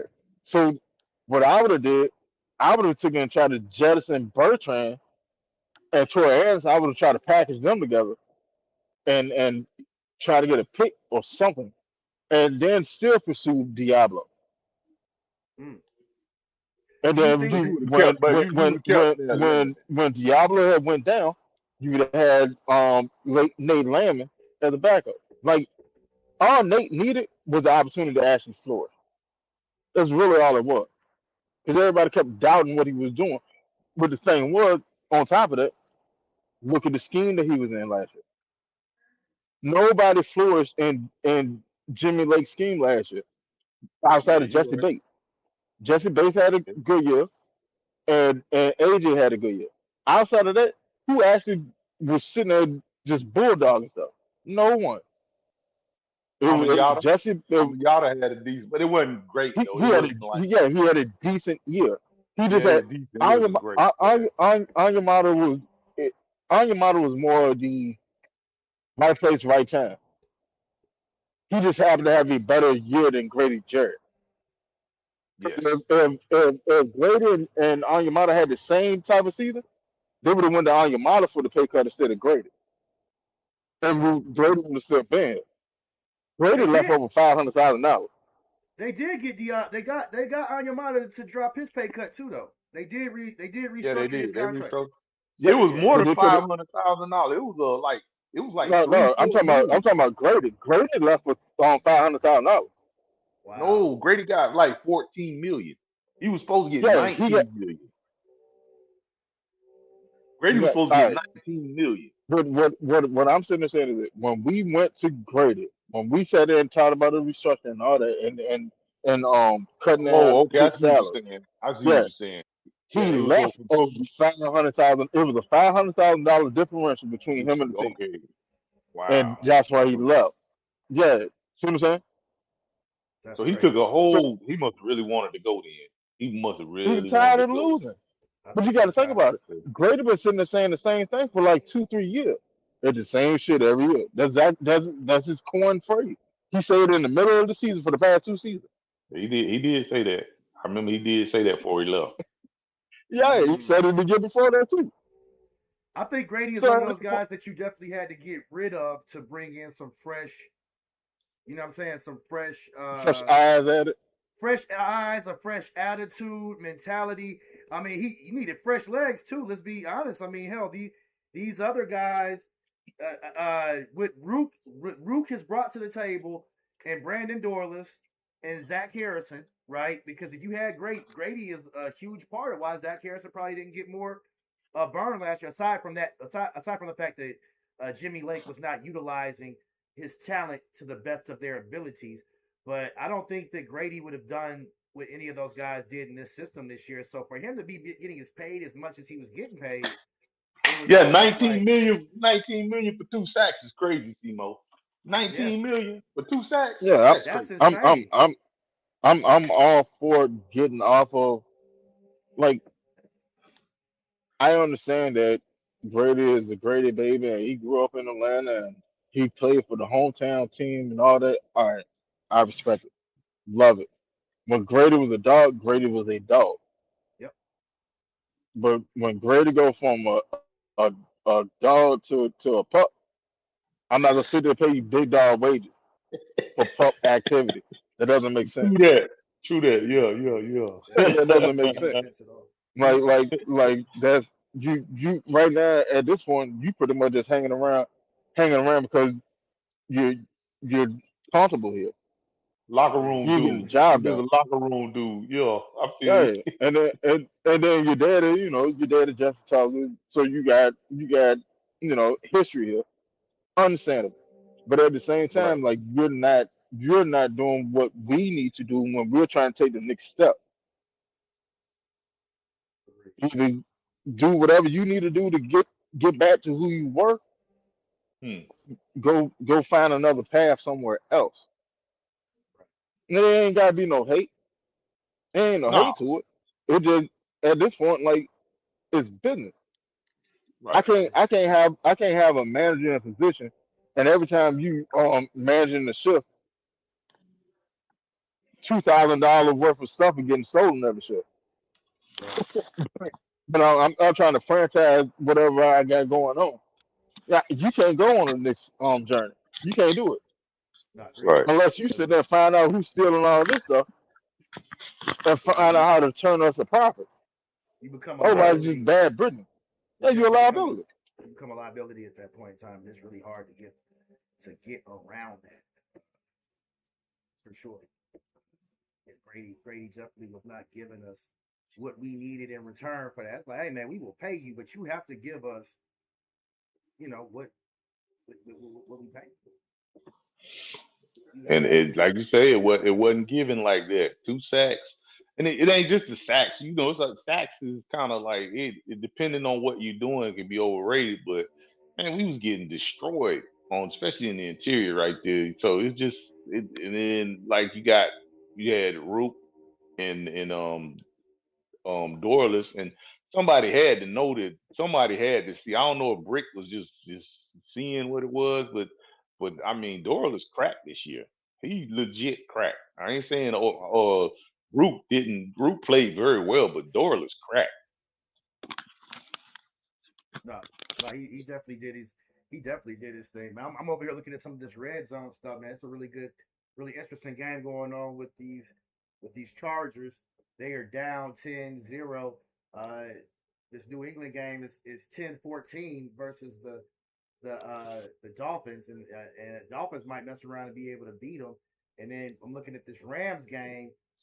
It's kind of close with them against Arizona, but they doing their thing against Arizona right now as well too. So it's gonna be interesting to see kind of how these games end out around the league. But I'm very happy that us as the Falcons were able to get our uh, we were able to kind of get our win this week and able to put some of that stuff to rest when it comes to some of the playoff contingency or whatnot.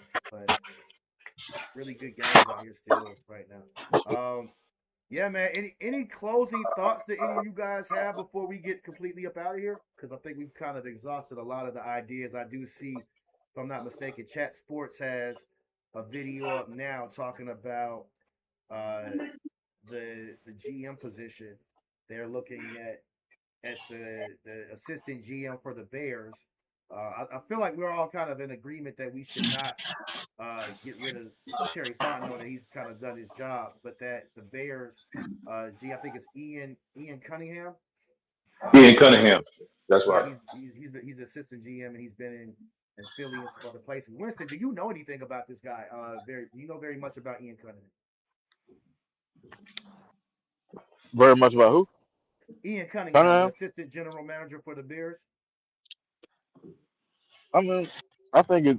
I think what's going on is more to the point of that people are seeing the turnaround that the Bears is making, but at the same time they're not valuing the turnaround that we've already made. Hmm. You don't switch course because you have a team.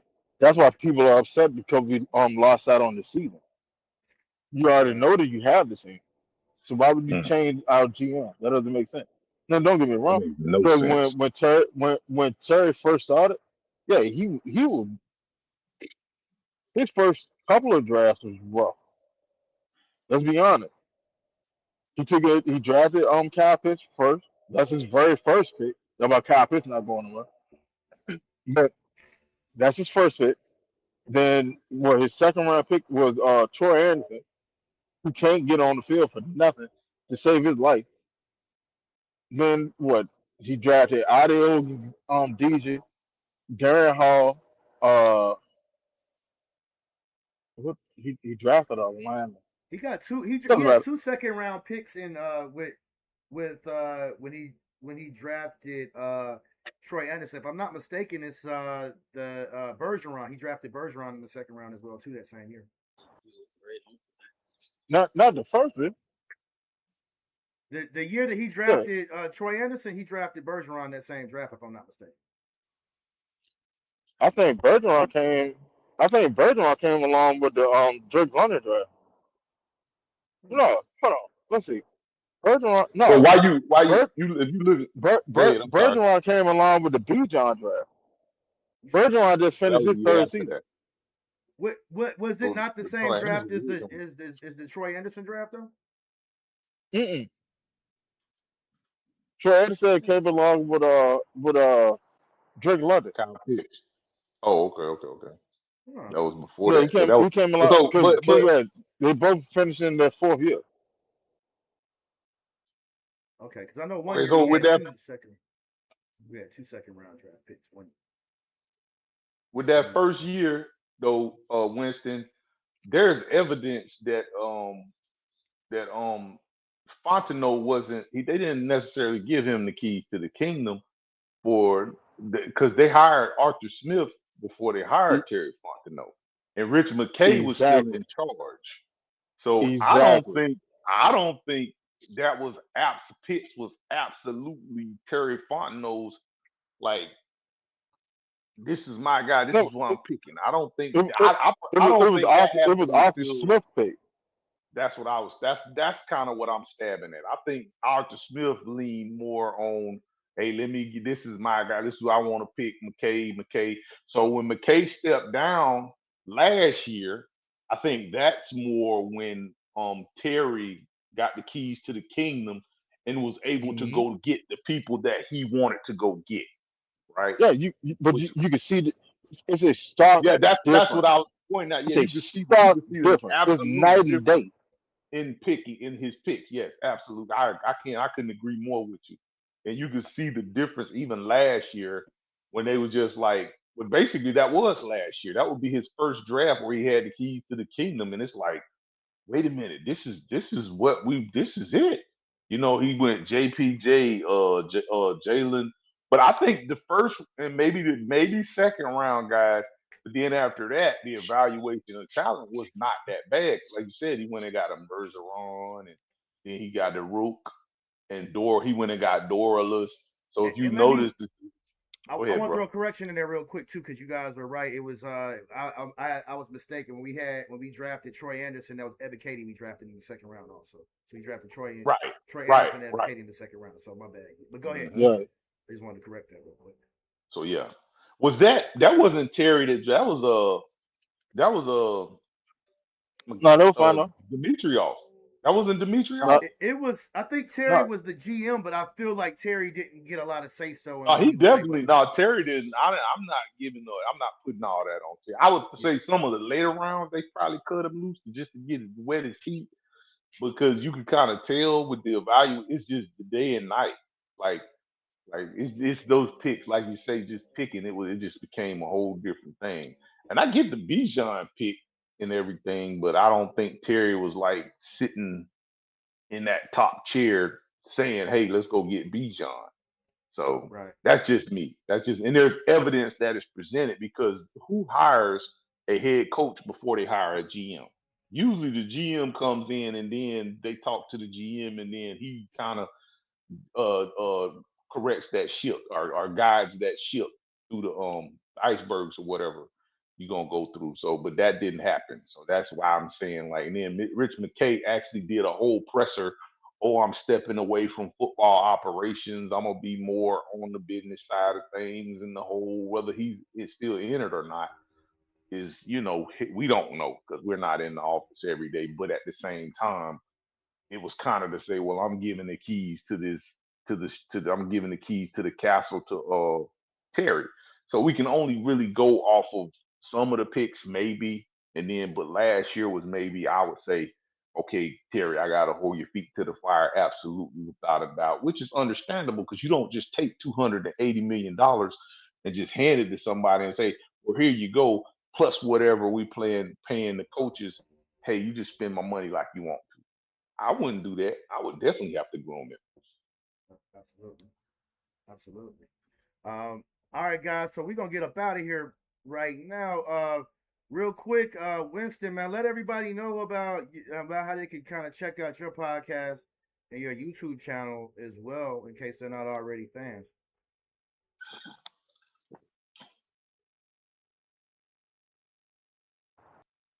You there, You want Winston? me to go first? Oh yeah, go Yeah, ahead. go Yeah. ahead. Yeah. So this is Winston throwing one half of the eye test. You find us on Facebook, the two groups, the eye test. Find us on Twitter, the eye test too. I've been slacking. I've been slacking on the Twitter front. But you can find us on YouTube too. At the eye test. Um, come on Wednesday night at 10 p.m. Start off with Falcon conversation, and to tell them where the road gonna go, but you can enjoy the ride along the way. Promise. Thank y'all for having me on y'all show, man. Great conversation, man. Hey, y'all keep doing what y'all doing. 'Cause this right here, this about to blow. This is about to blow. Appreciate it, Appreciate it. bro.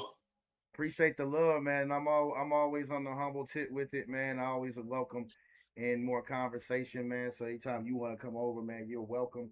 And if you got some people that you want to recommend, I'm always in for it. Definitely not as much of a debate show over here, but definitely we welcome the alternate thought processes and shop talking here as well too, for sure, man. So but I appreciate all the love, man. You definitely one of the groups that's showing me some love on some stuff, man. And you reposted some of my stuff in other places too, man. So I appreciate the respect and the love as well, man. Miss Sis, can you tell people where they could kind of catch you on your Twitch and all of that as well? Cause you've been a bit quiet over here, just kind of I, soaking up game and stuff. thank you. I have been quiet, but like to the world over there on Twitch, they hear me because I'm repeating everything you're saying and reiterating. So you can find me at Miss MIZZ underscore Sizz SIZZ.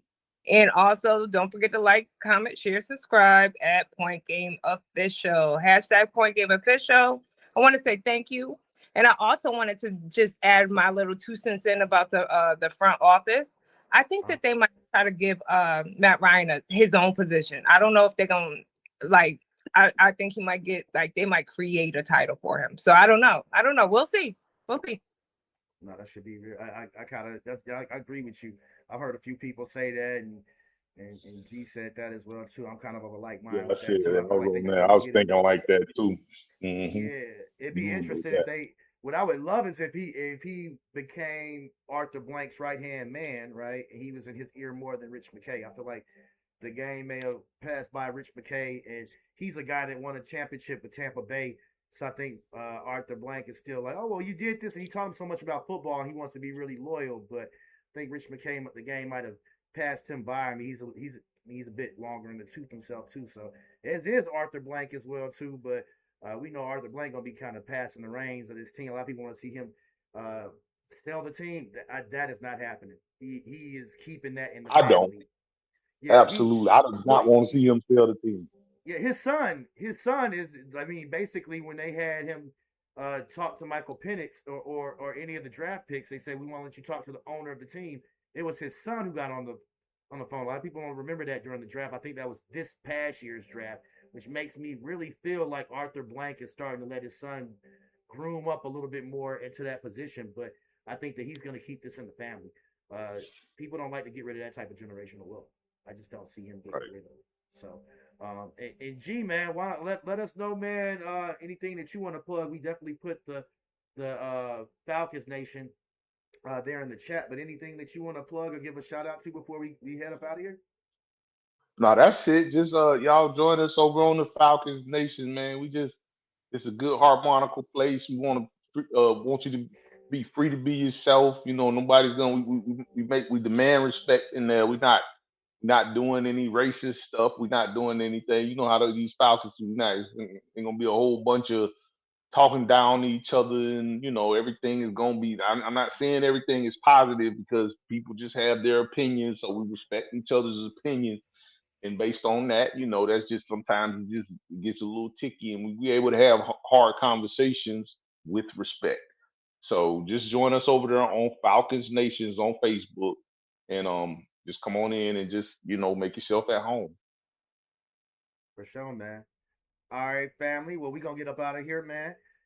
It's your boy C-Mo the C Mitchell for Point Game Official. I'm chiming out for G Money, Miss Sis, and the homie Winston. And special shout out to Steve Hightower again. We had the Falcons Facts. If you guys have not checked that out, go back in the our Falcons Bird Bath podcast playlist. We've got Falcons Facts recently that we dropped, and also from the previous game, my thoughts about how we could move forward after that Rams game. It's not specific to just that game, though. There's a lot more ideas and thoughts and moves. Stay with us throughout the rest of this offseason, guys.